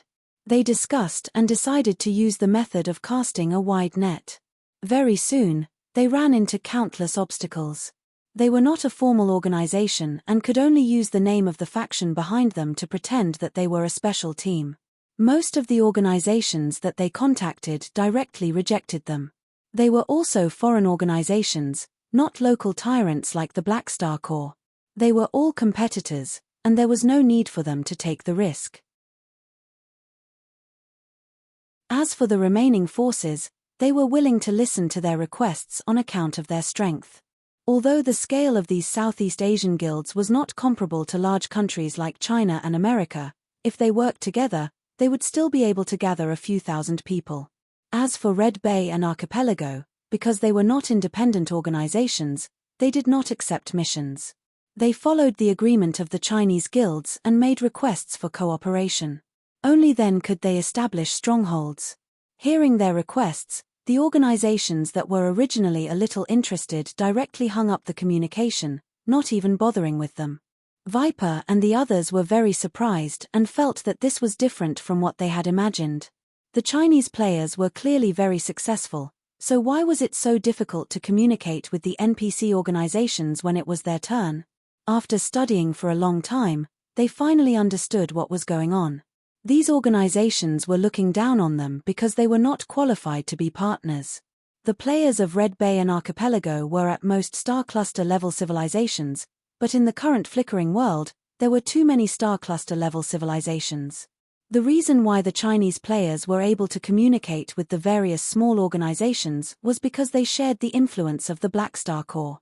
Many organizations were willing to share planets and cooperate with the Chinese guilds because they wanted to hug the thighs of the local tyrant, the Black Star Corps, to stabilize their strongholds so that other organizations would not dare to compete with them. As for the other star cluster level civilizations, they naturally did not have such prestige. These people were very helpless. Their factions were not strong enough, and it was very difficult to replicate the methods of the army players. The more they understood the power of the Black Star Corps, the more they envied the Chinese players. After putting in a lot of effort, these Southeast Asian guilds barely managed to establish a few small strongholds. They could not be compared to the army players at all. Following which, these Southeast Asian professional guild players hurriedly responded to the recruitment of the faction and worked for the faction, unable to move freely for the time being. Even Red Bay and Archipelago, these first-rate guilds in Southeast Asia, had such a difficult start, not to mention the other Black Hole Edge players who had not joined the Black Star Corps. They did not have the capital to imitate the way the army players played and could only start like in the early stages of version 4.0 in Han Xiao's previous life. The Black Hole Edge players were the first batch to arrive, and after them, more Starfield players arrived. The situation quickly became complicated, and the world server gradually took shape. At the same time, Han Xiao had already arrived at the Emerald Star Cluster and hidden. Han Xiao had made so many arrangements for the army, and his leek farm had expanded smoothly. He could be said to be a merciless, fully automated harvester. As more and more fresh leeks jumped to the Black Star Corps, his efficiency of gaining experience increased many times over in a short period of time. When the number of Black Star Corps players increased to nearly 8 million, he finally accumulated enough experience to reach level 320.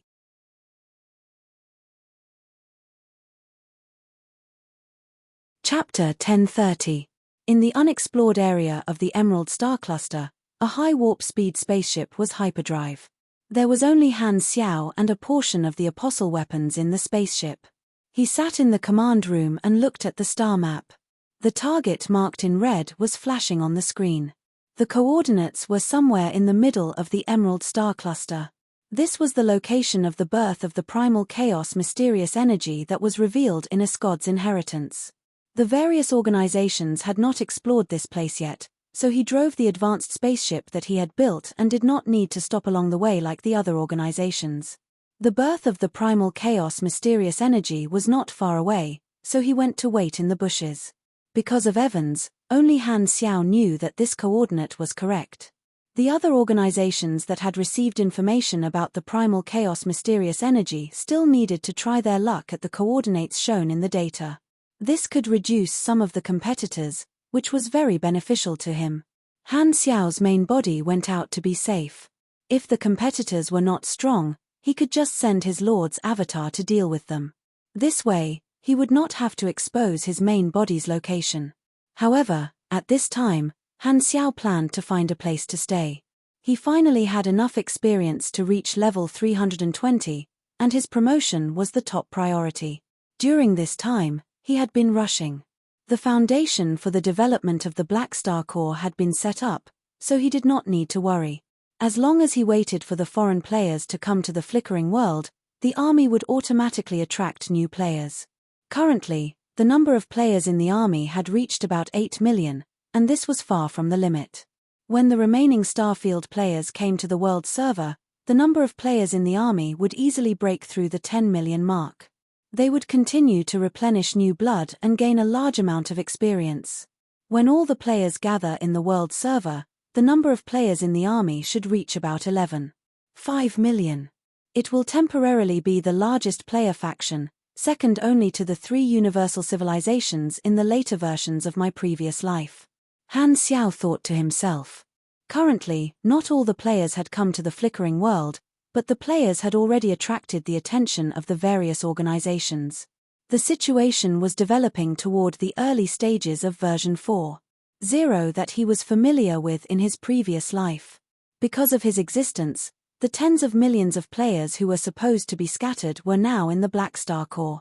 This would cause some changes, but Han Xiao was already mentally prepared for this. The phase of making a fortune through the players was over, and soon, the various major organizations would value the players' abilities as much as he did.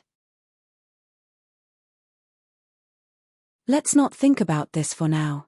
Anyway, I'm in a good situation now. I'm sitting on the fishing platform. Han Xiao shook his head. He made the ship slow down and stop in space. Han Xiao exited the cabin and flew away from the spaceship with his physical body. He let the apostle weapons protect him and turned on the device that hid the energy waves to hide the changes during his advancement. Opening the interface, Han Xiao looked at the astronomical amount of experience points. He could not wait any longer. I've finally accumulated enough EXP to level up. It's been a long time since I've experienced this feeling of flying. With that thought in mind, he did not hesitate and invested all his experience points into leveling up. His level, which had been stagnant for a long time, once again shot up like a rocket. Divine Throne Mechanic, leveled up to LV8. Plus 450 energy, plus 5 SDR, plus 5 DEX, plus 15 END, plus 20 INT. You have received 15 AP and 1 potential point. Divine Throne Mechanic, leveled up to LV20. Plus 450 energy, plus 5 SDR, plus 5 DEX, plus 15 END, plus 20 INT. You have received 15 AP and 1 potential point. You have reached LV320. You have triggered the LV320 promotion mission. LV320 promotion mission completed. Promotion successful. Plus 90 basic END bonus. 1 END equals 570 health equals 580 stamina. Tyracle's Mechanical Legacy, LV320 Special Blueprint Unlock. Your energy level has reached LV21. Your energy rank has exceeded 78,000. You have received the talent, God's Trait Transformation Machinery, 0. You have received the talent, God's Trait Transformation Void, 0. You have received 2 God's Trait Transformation Points. You have received 1, the First Sanctum, Ability Fragment. All virtual technology type skills have their effects increased by 50%. Han Xiao's entire body shook. Every cell of his seemed to have become a black hole, swallowing the surrounding dark energy to improve his own cells. The upper limit of the Divine Throne Mechanic class was LV60, and he could only change his class at LV360. The next species evolution would be at LV340. In Han Xiao's impression, LV320 was supposed to be a normal promotion, but the notification that popped up on the interface made him excited. God's Trait Transformation? Han Xiao's eyes sparkled. He was not completely unfamiliar with this term. In the later versions of his previous life, this concept had spread in the Beyond Grade A circle, and the players knew about it. Although there was very little information, according to the guesses on the forums, this should be an important factor in increasing one's life level. At the very least, his mechanical deity had the word God in it. In terms of divinity, the key of Adeptus Mechanicus seemed to be similar. However, he had never experienced what divinity was before. Why is it that the higher one's life level, the more idealistic it becomes? This makes it very difficult for a materialistic mechanic like me. So, 78,000 owner energy rank and LV21 energy rank is the threshold to trigger the God's Trait Transformation? Han Xiao thought to himself as he endured the pain of his promotion. The calculation of energy rank was a rather complicated function, and it was not as simple as adding and subtracting. The larger the number, the greater the actual difference between each point. For example, the difference between 200 and 100 energy rank was the same as the difference between 10,000 and 9,900 energy rank. They were both 100, but the difference between the two was like heaven and earth. The higher one's energy rank was, the harder it would be to increase it. When he broke through LV 300 and became a mechanical deity, his energy rank was 71,000. In the next decade or so, he continuously trained in new energy training techniques and increased the upper limit of his energy rank by a lot. He also spent a lot of EXP and potential points to increase his skills and knowledge. At the same time, he also obtained powerful talents and skills from Heba, Man-Isen, Yin-Ying, and the others. He also obtained perfect mechanical sense from Nero. With all these bonuses, his energy rank had steadily exceeded 78,000. The two gods' trait transformations are machinery and void respectively. They should correspond to my main class and race, so are they two different evolution paths? Or do they have to start from the same starting point? Han Xiao looked at the list of talents. There was a small plus behind the two gods' trait transformations talents, and the effect of the talents was a question mark. Looks like I'll only know the effect after adding the points. The promotion gave me two gods' trait transformation points, so I'll try adding one to both of them. The suffix should represent the upper limit of this talent, and I'll only be considered to have completed this talent after I've filled it up. However, it's also a question mark. I wonder how many points I need to add. With that thought in mind, Han Xiao tentatively added a point to God's trait transformation machinery, and the effect of the talent immediately appeared. God's trait transformation machinery, 1. First stage, plus 1000% machinery affinity, plus 20% ability strength, plus 20% basic effect of all mechanic class skills slightly increased. Han Xiao looked at the skill list. The increase in the basic effect of the skills meant that the increase of each level would slightly increase. The enhancement of all the mechanic class skills on his body was not high, but it was comprehensive. The bonuses are not bad, but it doesn't feel that powerful. Maybe it's because it's only the first stage. The more points I add, the more powerful the effect. Han Xiao raised his brows. This made sense. God's trait transformation void, 1. First stage, exclusive racial talent increased. The racial talent of the void evolution path has been slightly increased. You have received 1,750 free attribute points. Mechanical genius, machinery affinity increased from 1.25x to 1.28x, and the machinery creation ability bonus increased from 40% to 44%. The other racial talents of the void evolution path were also more or less increased, reducing the cooldown by quite a bit. This is not bad. Han Xiao nodded. He had spent all his god's trait transformation points, and he did not know how to replenish them. Would they only be given when he advanced, or were there other ways to obtain them? If they were only given when he advanced, it would mean that the earlier he reached the requirement of 78,000 energy rank, the earlier he would be able to obtain God's trait transformation points. When his level was low, it would naturally be more convenient for him to advance, and he would be able to obtain more points than when he advanced. Perhaps this represented his potential? Han Xiao shook his head and looked at the other notification. What is this? The first sanctum, ability fragment. He had never heard of it in his previous life. The introduction was also filled with question marks. Han Xiao did not understand what it was. From the name, the first sanctum, it did not seem to have anything to do with mechanics. Currently, he only had one ability fragment, so he could not use it even if he wanted to, so he could only look at it. I feel like this is a key factor.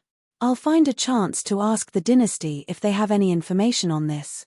I'll probably need to exchange it for contribution points, just like the information on the machinery faith. Han Xiao tossed the things he did not understand to the back of his mind and looked at the Tyracle's mechanical legacy. Some new blueprints would be unlocked at level 320 and 360. At this moment, he had unlocked a level 320 blueprint. He quickly scanned through it, and his eyes suddenly focused, revealing a look of surprise. F***CK, I've struck gold. Recently, my good brother got married, and he asked me to help him out. I've been drinking every day, so I've been quite busy. My 5th leave of absence this year will probably end here. Carrot.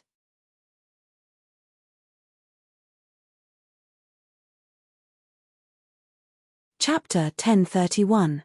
Among the Tyracle's mechanical legacy blueprints unlocked at level 320, there was a gold blueprint.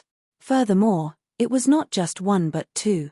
Gold grade represented universal treasure level equipment. Han Xiao was pleasantly surprised. This time, it was finally not a rare gold item but a true legendary item. He originally thought that he would only have a chance of unlocking a universal treasure level blueprint at level 360, but he did not expect it to appear at level 320. The value of this race talent was probably higher than he had imagined. He hurriedly opened the item introduction, and the two blueprints appeared before his eyes.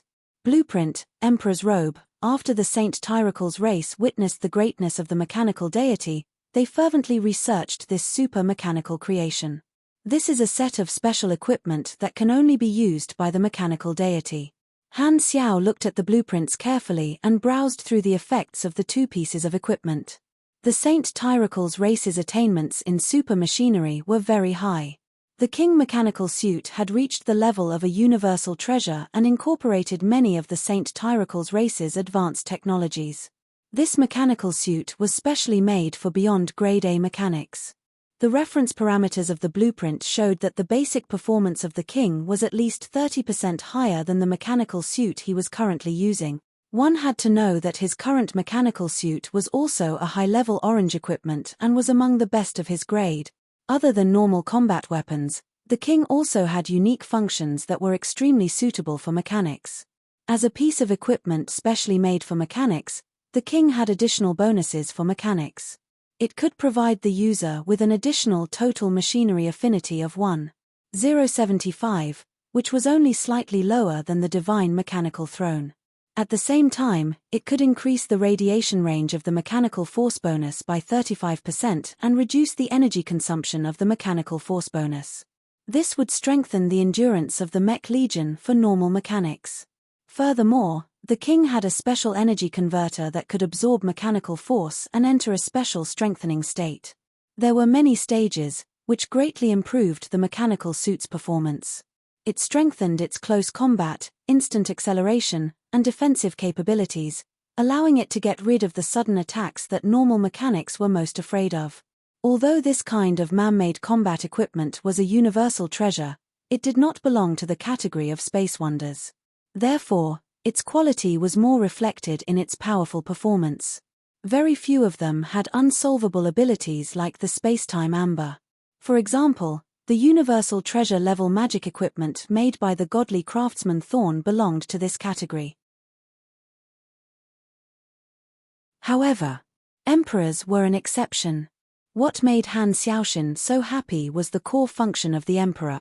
When the Radiant Federation created the multidimensional sky-opening transportation device, they had borrowed some important technology from the Saint Tyracles.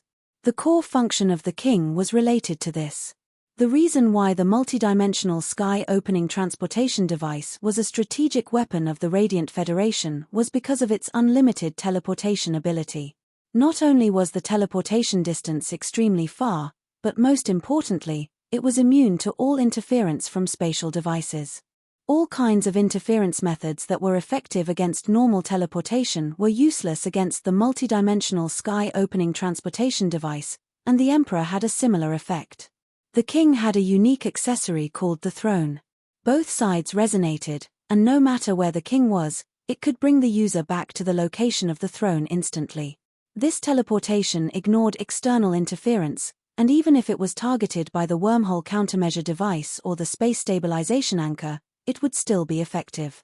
The introduction of this function was the Emperor is not restricted. Not only that, when the Emperor returned to the throne, it could activate the follow-up effect of this function within 3 minutes and teleport back to the Emperor's original position, shuttling back and forth between 2 points. To put it simply, this was jumping left and right. With the shadow of the multidimensional sky-opening transportation device, as long as I have this set of emperors, I won't be afraid of falling into a trap like a scod. I can return to the throne at any time and escape danger. Han Xiao's eyes lit up. Considering his physique that was easily surrounded, this thing was a divine artifact. Although it was a fixed location teleportation and could not compare to the effect of the multidimensional sky-opening transportation device, it still had an irreplaceable effect. To a mechanic with a weak body, this was a divine ability to escape. As the saying went, where there is life, there is hope. This was very suitable for mechanics. Han Xiao looked at the manufacturing requirements and pondered. The cost is very high, but I can still afford it. Some of the core raw materials are very difficult to obtain, but that's a matter of the exploration era. Now, it's the galaxy calendar. As long as I have money, I can always buy these raw materials. I can afford the cost. Han Xiao was not worried about the materials. As the leader of the Shattered Star Ring beyond grade as, the strongest local tyrant of the flickering world, and the father of thousands of financial groups, his ability to spend money was perfect. His main concern was the difficulty of manufacturing. Gold-grade universal treasure equipment was very difficult to create, and it did not mean that he would definitely be able to create gold-grade equipment according to the blueprint. The most likely situation was that the finished product would not reach the level of a universal treasure, and there would always be various reasons that would cause the finished product to not reach the ideal state of the blueprint. I'm now level 320 and am already a peak beyond grade A mechanic.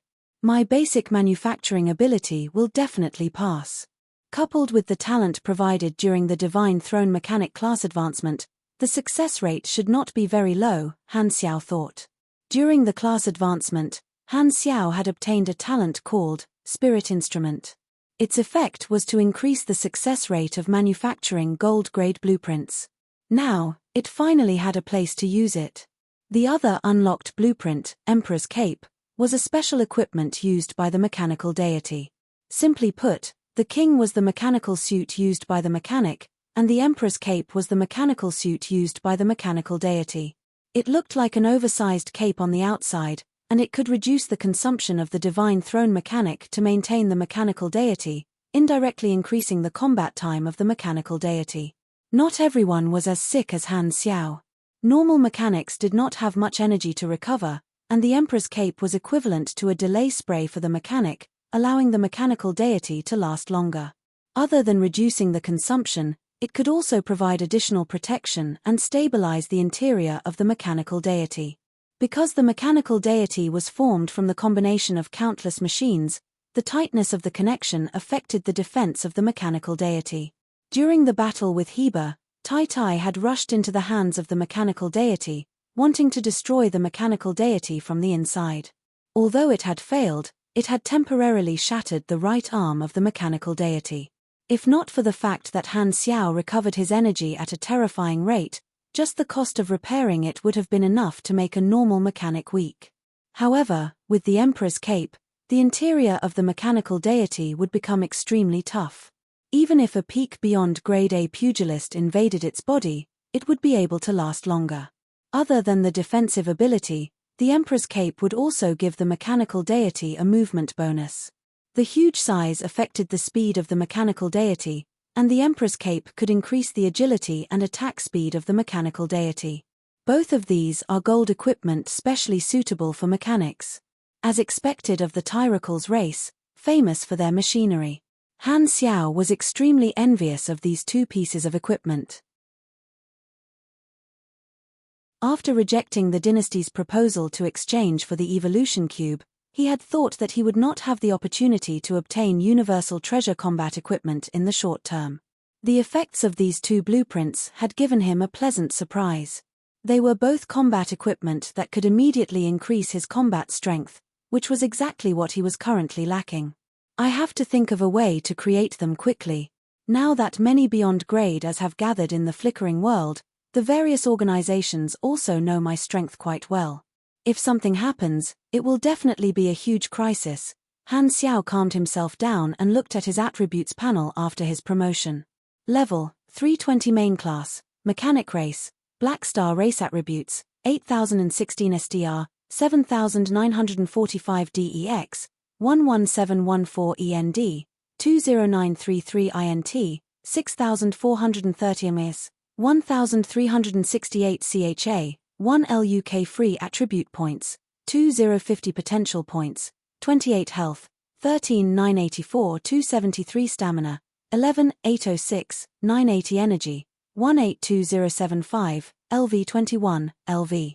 21 energy bonus, plus 3206 SDR, plus 3928 DEX, plus 4870 END, plus 6505 INT, plus 3123 MS, plus 138-1520 stamina limit, plus 4282% machinery affinity energy rank, 82600 grade, SS standing at the peak. You can see more scenery. This is not the end of the path of evolution. You have to push aside the fog and gradually reach a higher level of life form.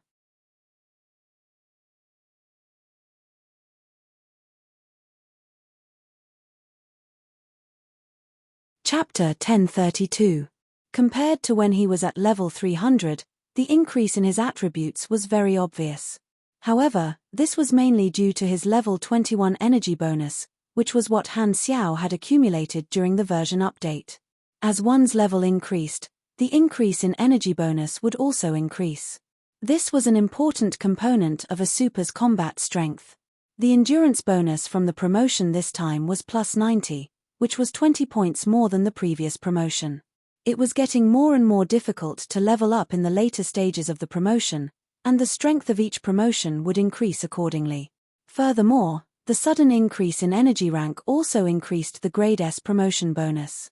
There was a close connection between the various attributes, and the moment it was activated, Han Xiao's attributes were all strengthened. A normal promotion had given him such a huge increase, and Han Xiaoshin was very satisfied. As for these 2,000 plus free attribute points, Han Xiao thought about it and did not touch them for now. Now that his intelligence and endurance were both very high, he decided to increase them according to the situation. As for the potential points, he continued to use them to level up his class knowledges, prioritizing the ultimate knowledges. Currently, the ultimate knowledges that were maxed out were the 3 that he had obtained from the level 300 advancement mission: Eternal Energy Source, Virtual Creator, and Transdimensional Theory. The other 3 were all knowledge that were not part of his class and had a 3-fold penalty. Leveling up from level 1 to level 5 required a total of 288 potential points. Han Xiao had obtained quite a lot of potential points during the version update, so he upgraded these 3 ultimate knowledges a little. Now, the 28 potential points on the interface were just enough to max out Mechanical Life Tinder. However, after thinking about it, he did not do so. Instead, he chose Ultimate Mechanical Engineering from the Armed branch and leveled it up to level 3. This class knowledge was related to the crafting level. Han Xiao wanted to increase the success rate of crafting the King and the Emperor's cape, so he had to level up this knowledge first. Plans can't keep up with changes. I originally wanted to wait in the bushes, but now I have to work while waiting. Han Xiao shook his head. Now that he was alone outside, he could not use the workshop in the base, so he could only use the secondary dimensional weapon factory for now. Furthermore, he had to find a way to get the raw materials sent over. Counting the days, he probably would not be able to create it before the primal chaos mysterious energy appeared. The amount of work required to create a universal treasure was quite large, especially the enormous Emperor's cape. Now that I'm level 320, my combat power has increased significantly. The closer I get to the level of people like the Mecha Empire and the Void Overlord, the more I can feel their strength. Han Xiao sighed. Seeing the gap between their strengths getting closer and closer, he was quite happy. However, after the advancement, the cost of leveling up skyrocketed again. In the later stages of the game, the effects of each advancement were extraordinary, and the cost of leveling up also increased by leaps and bounds. I'm afraid it'll take a long time to accumulate enough EXP to reach level 340. Han Xiao nodded. Also, I have to find an opportunity to ask about the God's trait transformation and the First Sanctum. Constellation Corridor, Red Empire's mother planet, Tarunamir Palace, the Empire's political center. The important leader of the hardliners, Bekarodi, was resting in the conference room with his eyes closed. After a while, a remote projection appeared in the room. It was Gord. "You're here." Bekarodi opened his eyes. "I hope you called me here to inform me of good news." Gord's expression was calm. It is indeed good news, Bekarodi said with a deep voice. The application you submitted has been approved. The dynasty's upper echelons have decided to let you use the primal chaos mysterious energy, provided that your Esper ability can really control the primal chaos mysterious energy like you said. The dynasty had placed a bet on Blackstar, believing that he would be the most important national pillar in the future. However, the dynasty did not mind having a second person like him. After all, Gord's Esper ability was too rare. The dynasty was willing to spend a lot of effort to cultivate Gord, who had extraordinary potential. Not to mention, this person was a direct member of the dynasty, not an ally who refused to listen to orders. I know how far my ability can go. As long as the dynasty is willing to trust me, I won't disappoint the dynasty. Gord smiled calmly. As long as you can prove yourself, the dynasty won't be stingy with resources to cultivate you, just like Blackstar now. Bekarodi's tone became heavier when he talked about Han Xiao. Han Xiao's refusal to trade the evolution cube for 3 made Bekarodi very unhappy. Hearing this, Gord smiled faintly and did not say anything. He casually changed the topic and said, "The primal chaos mysterious energy is about to appear. It's almost time for the primal chaos mysterious energy to appear. How's the dynasty's preparation?" Bekarodi nodded. The dynasty has already sent troops to the locations indicated in the intelligence. At the same time, they've discovered the abnormal movements of many organizations. It can be confirmed that they have Esgod's legacy and are our competitors for the primal chaos mysterious energy. What kind of organizations are they? Not many, but their composition is complicated. There are all kinds of organizations. However, Radiance and Ethereal don't seem to have made any moves. I'm not sure if they know.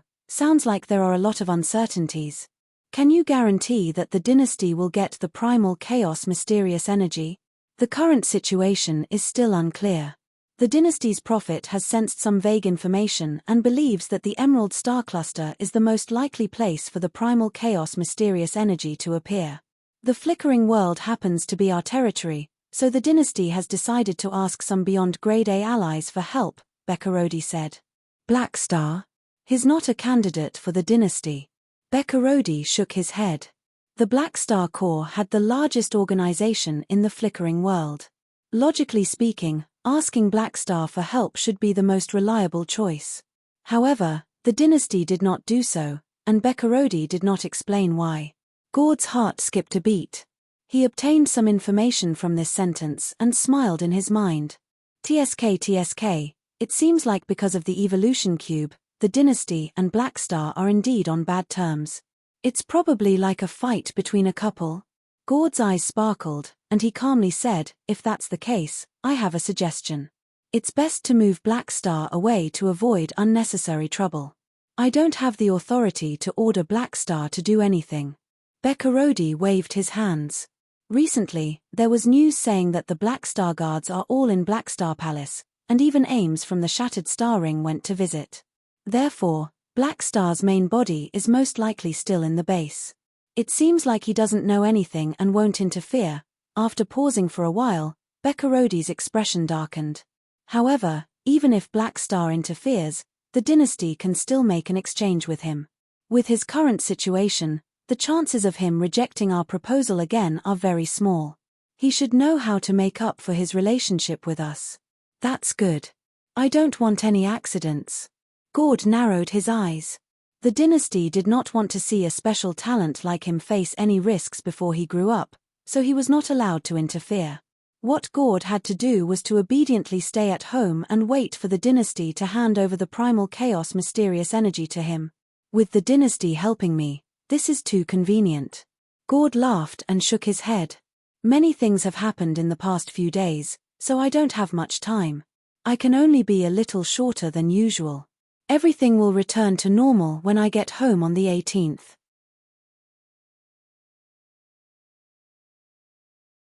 Chapter 1033.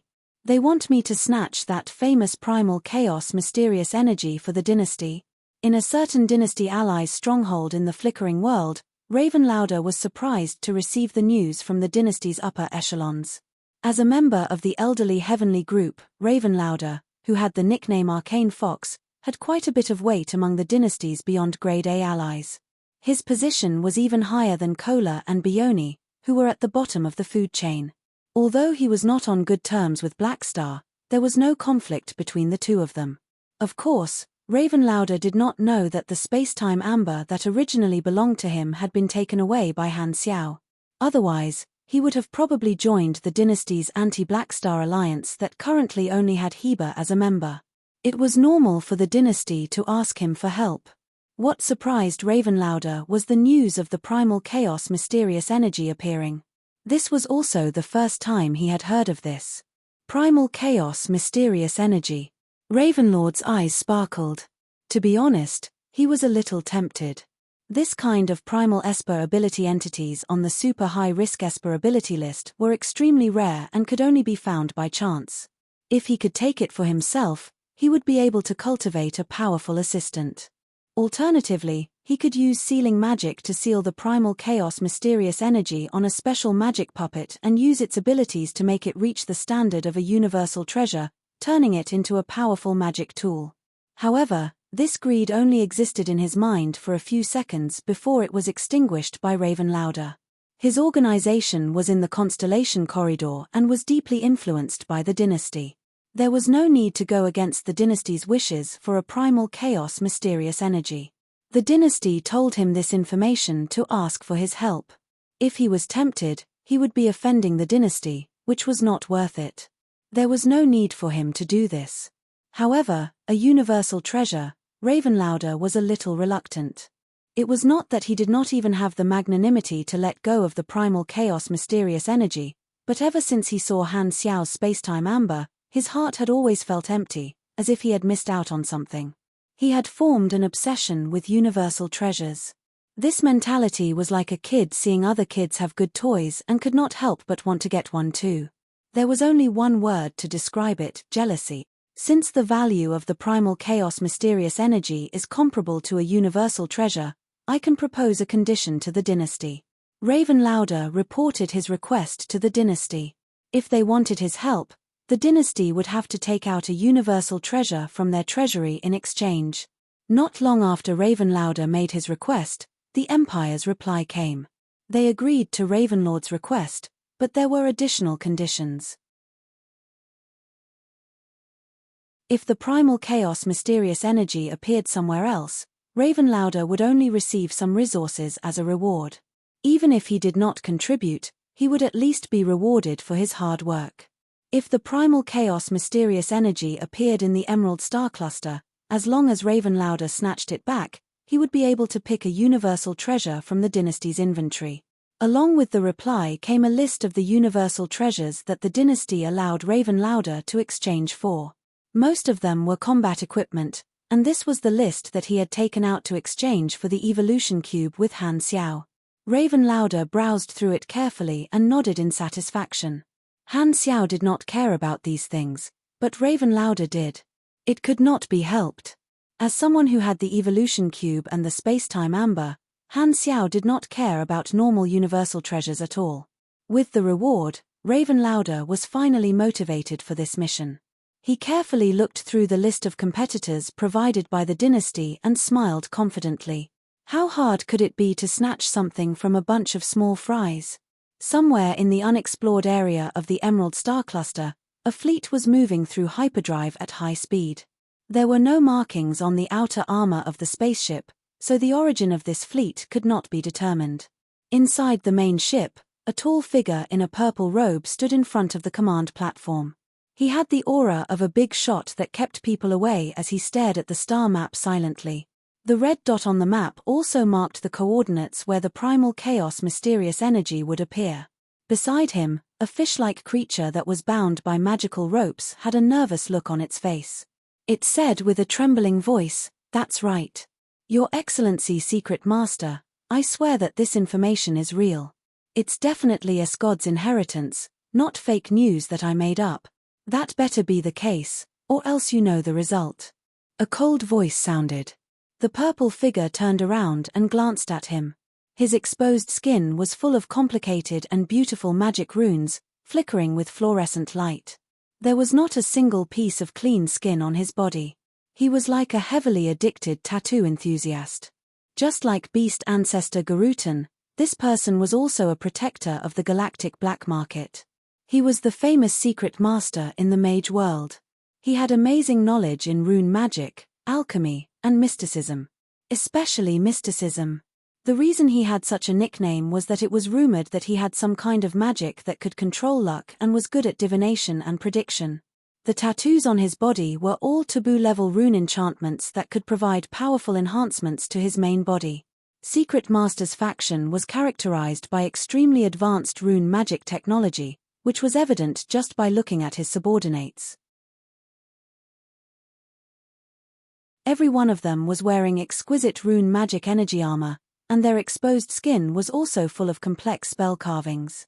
Secret Master looked back at the star map, and there was a slight fluctuation in his cold eyes. Primal chaos, mysterious energy. Not long ago, he had suddenly divined that something big would happen in the Emerald Star Cluster that might be beneficial to him. Therefore, he had used the ability of the black market to investigate it. Under the effect of great luck, he had discovered a small organization that had snatched Iskhod's inheritance back then. They happened to have the coordinates of the primal chaos mysterious energy. After capturing and interrogating them, Secret Master had also become interested in the primal chaos mysterious energy. He was someone who did not mind using all kinds of external means to increase his strength.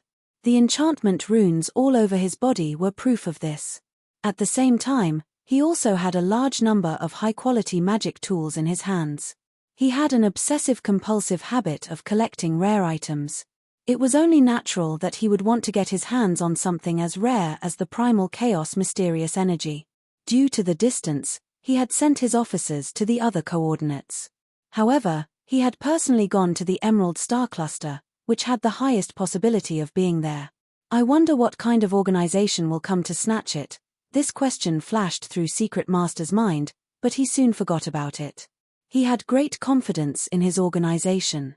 No matter what organization came, he just had to beat them up. How many of them could beat a beyond grade A like him?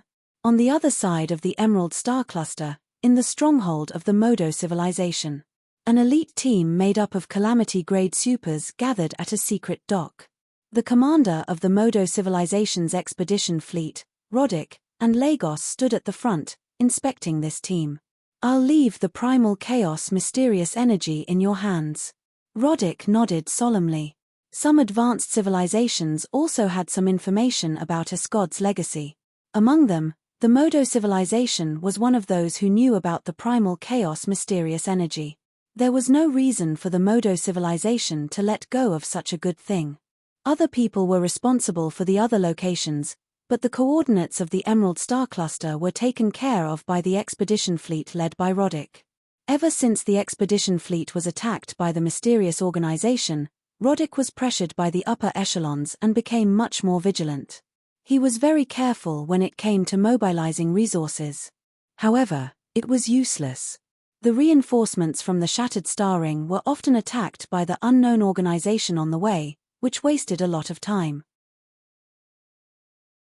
Luckily, after they came to the free competition zone, the supercluster civilization allies who were on the same side when it came to the flickering world helped them a little, making the situation of the Modo civilization's expedition fleet a little better. With a large number of bodyguards gathered, Roddick's fleet was no longer attacked in the Emerald Star Cluster. Therefore, he freed himself and mobilized his elite troops, preparing to complete the mission given by the upper echelons and send people to capture the primal chaos mysterious energy. A superstar cluster civilization had a vast territory and rich resources. They also had a lot of high-level combatants. Their Calamity-grade combatants numbered in the tens of thousands. It was not something a star system civilization with only 10 to 20 Calamity-grade supers could compare to. The Modo civilization placed a lot of importance on this expedition and had mobilized more than 100 Calamity-grade combatants.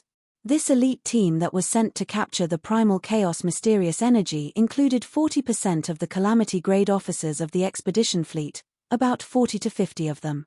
This was a powerful armed force that could completely dominate anyone below the beyond grade A level. For this operation, The Modo civilization did not inform the other supercluster civilization allies, planning to monopolize it.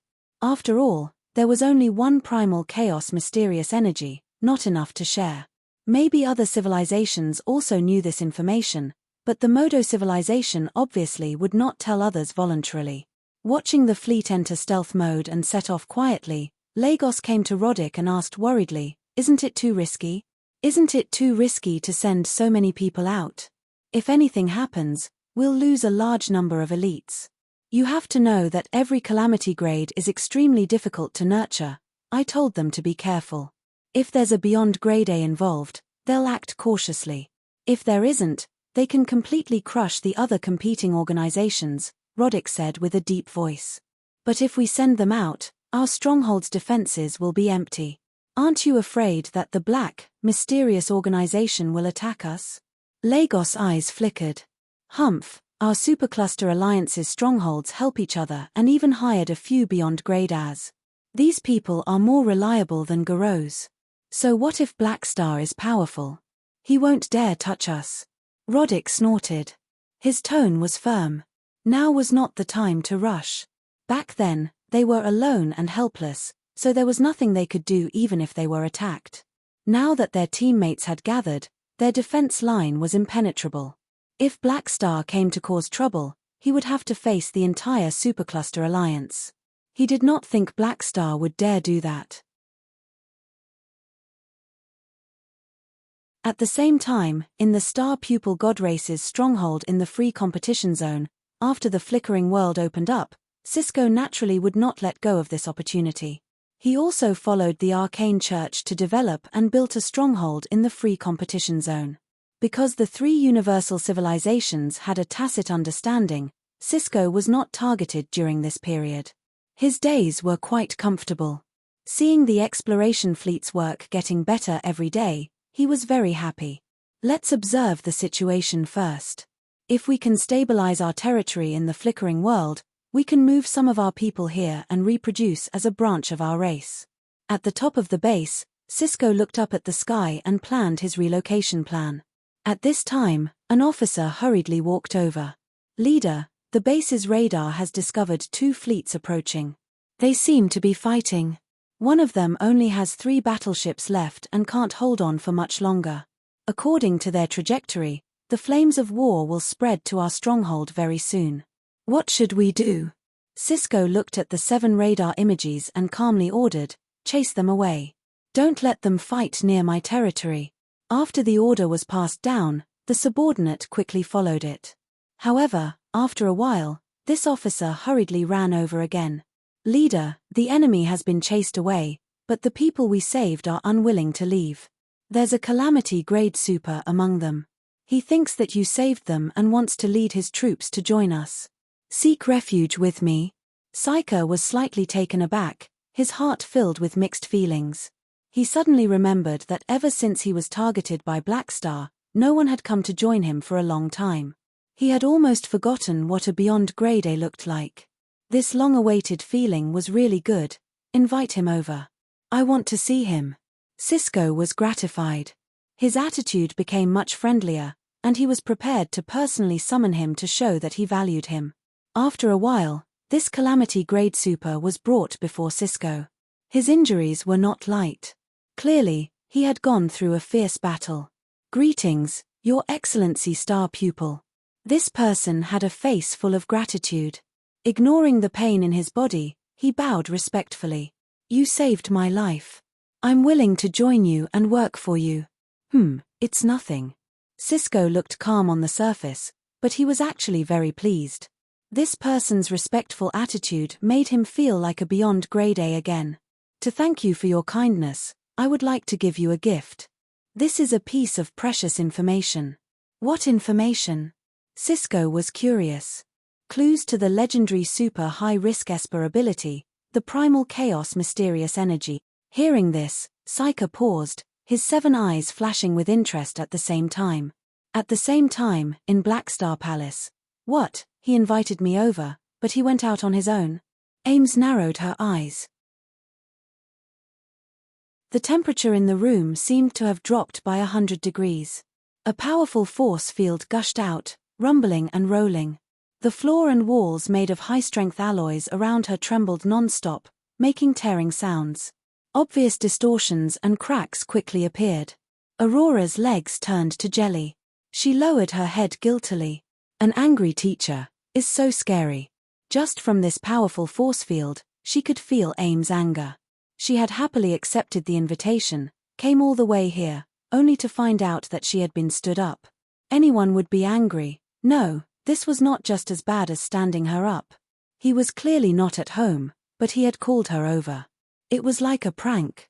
Even someone as carefree as Ames couldn't help but feel annoyed at being played around with.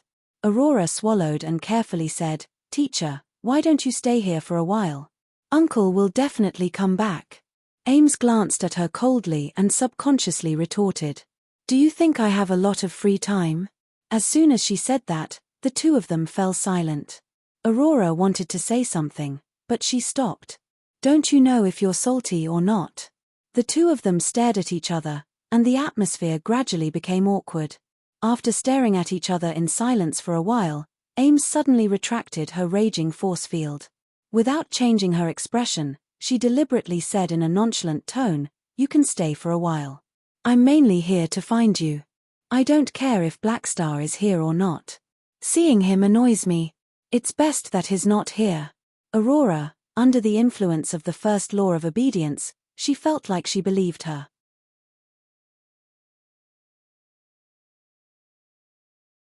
Chapter 1034. Inside the Blackstar spaceship. Is that so? Ames has already arrived. Let her stay at my place for a while. Oh, you've already settled her. Good job. I'll reward you with a little red flower when I get back.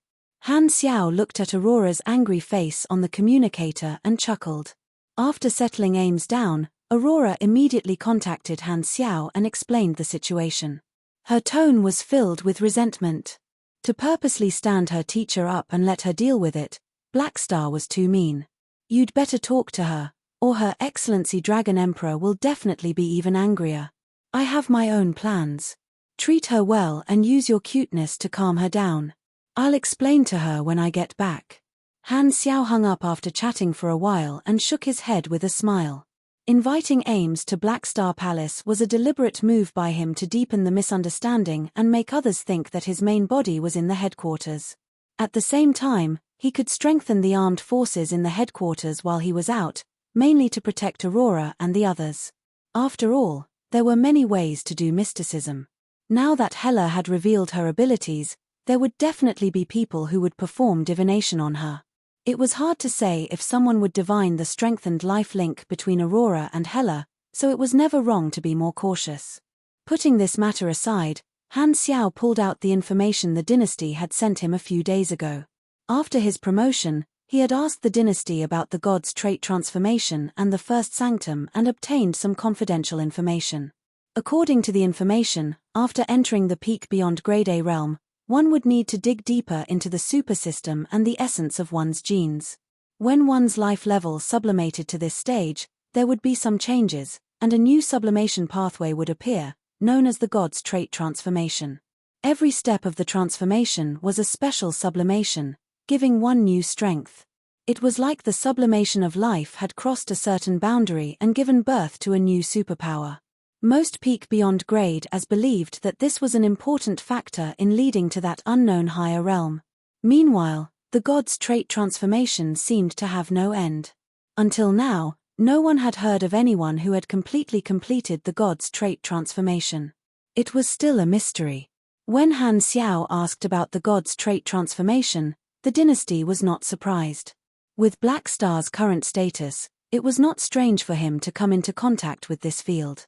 Furthermore, Han Xiao had just held the meeting of the gods a while ago, so it was very likely that he had heard this term from the other peak beyond grade as and turned around to look for more information. This information cost him some faction contribution points.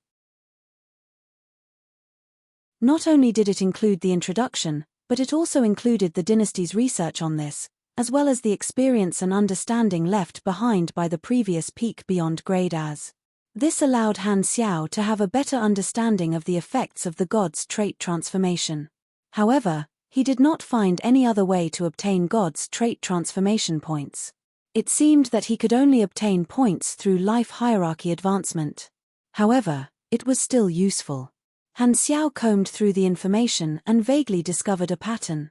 The God's trait transformation points that came with every life hierarchy advancement was not fixed, and it seemed to depend on many factors. Although the others did not have an interface and could not quantify their attributes, Han Xiao calculated based on the information and guessed that there might be a few conditions that affected the God's trait transformation points for every promotion. The highest attribute must exceed 20,000 points, the secondary attribute must exceed 15,000 points, the energy rank must exceed 85,000 points, the class knowledge must be maxed out, the soul link to a universal treasure, and so on. Every time these conditions were met, the God's trait transformation points would increase by 1 every promotion. He had obtained 2 points on his first promotion, which meant that he had fulfilled 2 of the conditions. If I want more points, do I have to be well prepared? Han Xiao thought to himself. Obtaining 2 God's trait transformation points on his first promotion was not the best, but it was not bad either. It was just average. This meant that at the peak beyond grade A level, suppressing one's level was the mainstream way to fight. Only by fulfilling more conditions would one gain the most from the promotion. If I'm not wrong, the subsequent promotion missions might require me to reach a certain level of God's trait transformation. Han Xiaoshan thought about it and immediately understood where the difficulty lay. If a normal peak beyond grade A did not accumulate enough God's trait transformation points during the promotion, they would not be able to reach the required level of transformation for the next promotion. Then, their path would be completely blocked, and they would not be able to continue evolving. Their strength would be capped because of this. No wonder. This difficulty is too high. There can't be any mistakes. Perhaps this is the main reason why all peak beyond grade As are unable to step into the higher realms. Han Xiao was speechless. One wrong step and he would fall into the abyss of no return. It was scary. However, after thinking about it, he gave up on the idea of suppressing his level for the sake of God's trait transformation points. The existence of the mission completion card allowed him to ignore all kinds of harsh promotion requirements. I don't get many points for one promotion? Then I'll just have to promote a few more times. Leveling up is my biggest advantage. Suppressing my level is neglecting the essentials. Although the God's trait transformation points were good, the increase of the promotion was much greater. Han Xiao's thoughts were very clear. It did not matter whether the God's trait transformation points were high or not. It was fine as long as he could fight better than anyone. The information on the God's trait transformation points was obtained smoothly, but the information on the first sanctum shocked Han Xiao. Because even the dynasty did not know what it was. I only found out that I obtained the first sanctum skill fragment after my promotion because of the interface. Is that why the other peak beyond grade as in history did not obtain this ability, leading to no one discovering this thing? Han Xiao was secretly surprised. Even the 3 universal civilizations did not have relevant information. This was probably a major discovery that set a precedent. What is the sanctum? It sounds like a location, and since there is a first sanctum, will there be a second or third sanctum? It would be great if, Bold Explorer, could be used on this. Han Xiao felt that it was a pity that this ability could only be used on unknown items and locations. It could not be used on the skill fragment in the interface. Putting away the communicator, Han Xiao looked out of the porthole. It was not dark space outside but a bright sea of light. This was a certain location in the central area of the Emerald Star Cluster. There was a large cloud of bright nebula filled with gas and dust. The gas was ionized by the radiation of the stars, releasing light. At the same time, the nebula reflected, scattered, and projected the light of the nearby stars in the area. The colors of the entire star field were mainly green and red. It looked dreamy and beautiful. In the universe where most areas were dark, this was considered a rare beauty. The primal chaos mysterious energy will appear in this nebula. It's time to set up. Piloting the stealth spaceship, Han Xiao looked for a place to hide, carrying out the strategy of hiding in the bushes. He planned to hide in the dark and be unaware of the Oriole behind.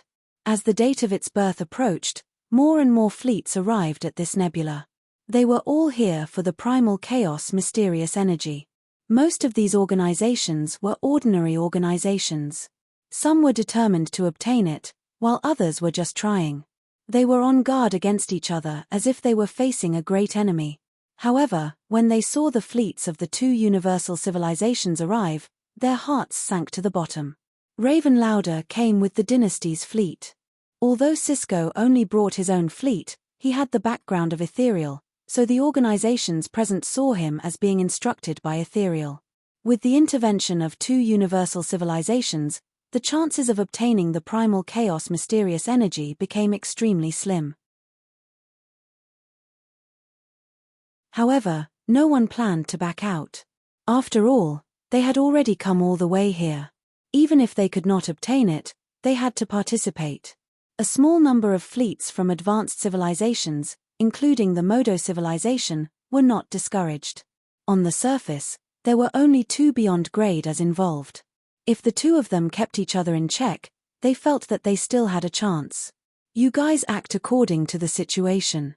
In the communication channel, Roddick ordered the elite troops made up of a large number of calamity grades. On the other side, in the eyes of Raven Lauder and Cisco, the other competitors were all small fries. They only saw each other as their biggest competitors. Inside the dynasty's flagship, Raven Lauder looked at Cisco's fleet from afar and narrowed his eyes. Cisco didn't bring the Ethereal fleet. He didn't report to Ethereal and wants to snatch it himself. He's much braver than me. He originally thought that this trip would be easy, but now that a Beyond Grade A was involved, the difficulty immediately increased significantly. However, Raven Lauder was not nervous at all. His expression was very relaxed. Only Cisco came, and Raven Lauder was confident that he could take care of this seven-eyed brat. With his strength, dealing with Cisco was not difficult. This guy was not someone he was afraid of. For the universal treasure promised by the dynasty, Raven Lauder was determined to obtain the primal chaos mysterious energy. From the current situation, he felt that victory was within his grasp. On the other hand, Cisco, who was in the opposing fleet, felt troubled. Even Raven Lauder is here. Cisco's expression did not look too good.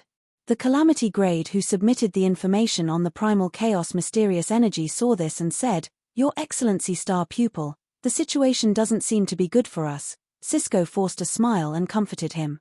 "Don't worry. Whether we can obtain it or not, I will remember your contribution of submitting the information." He did not only care about his own strength but also the strength of his race. He tried to cultivate more talents for his race to fight for the primal chaos mysterious energy. He did not want to use it for himself but wanted to find a suitable host in his race and create a new strong person for his race. "I believe in you." Hearing this Calamity Grade who submitted had a look of trust on his face but started to plan in his mind. He did not join Cisco out of gratitude, but it was not intentional either. It was more of a coincidence. With the information on the primal chaos mysterious energy in hand, he did not let it get to his head. He knew very well that he would not be able to obtain the primal chaos mysterious energy with his own strength. Therefore, he decided to use this information to find a backer and use their strength to compete. However, he did not give up completely.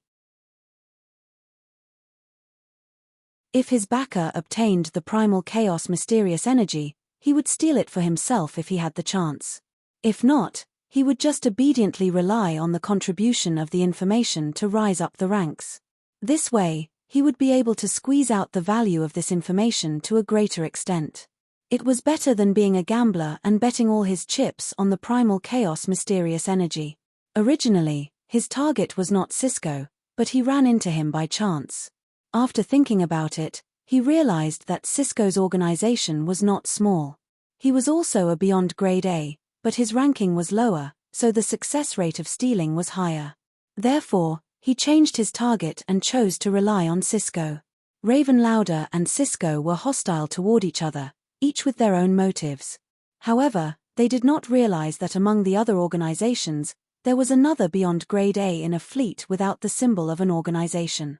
It was Secret Master. Both the Dynasty and Ethereal are here, A gleam flashed through Secret Master's eyes. He was stronger than both of them. However, the enemy was in the open, and he was in the dark. He decided to hide in the dark and wait until both sides were heavily injured before jumping out to take advantage of the situation. This plan is feasible. The chances are very high. With that in mind, Secret Master cast a bunch of stealth spells on himself, restraining his energy waves and hiding even deeper. A faint sneer appeared on his face. The primal chaos mysterious energy must be mine. Raven Lauder and Cisco faced off, and the other organizations were not chased away. Therefore, they tacitly agreed to set up a space-stabilizing trap in this area that had yet to be activated. The primal chaos mysterious energy was a primal Esper ability entity with independent thoughts and the ability to travel through secondary dimensions.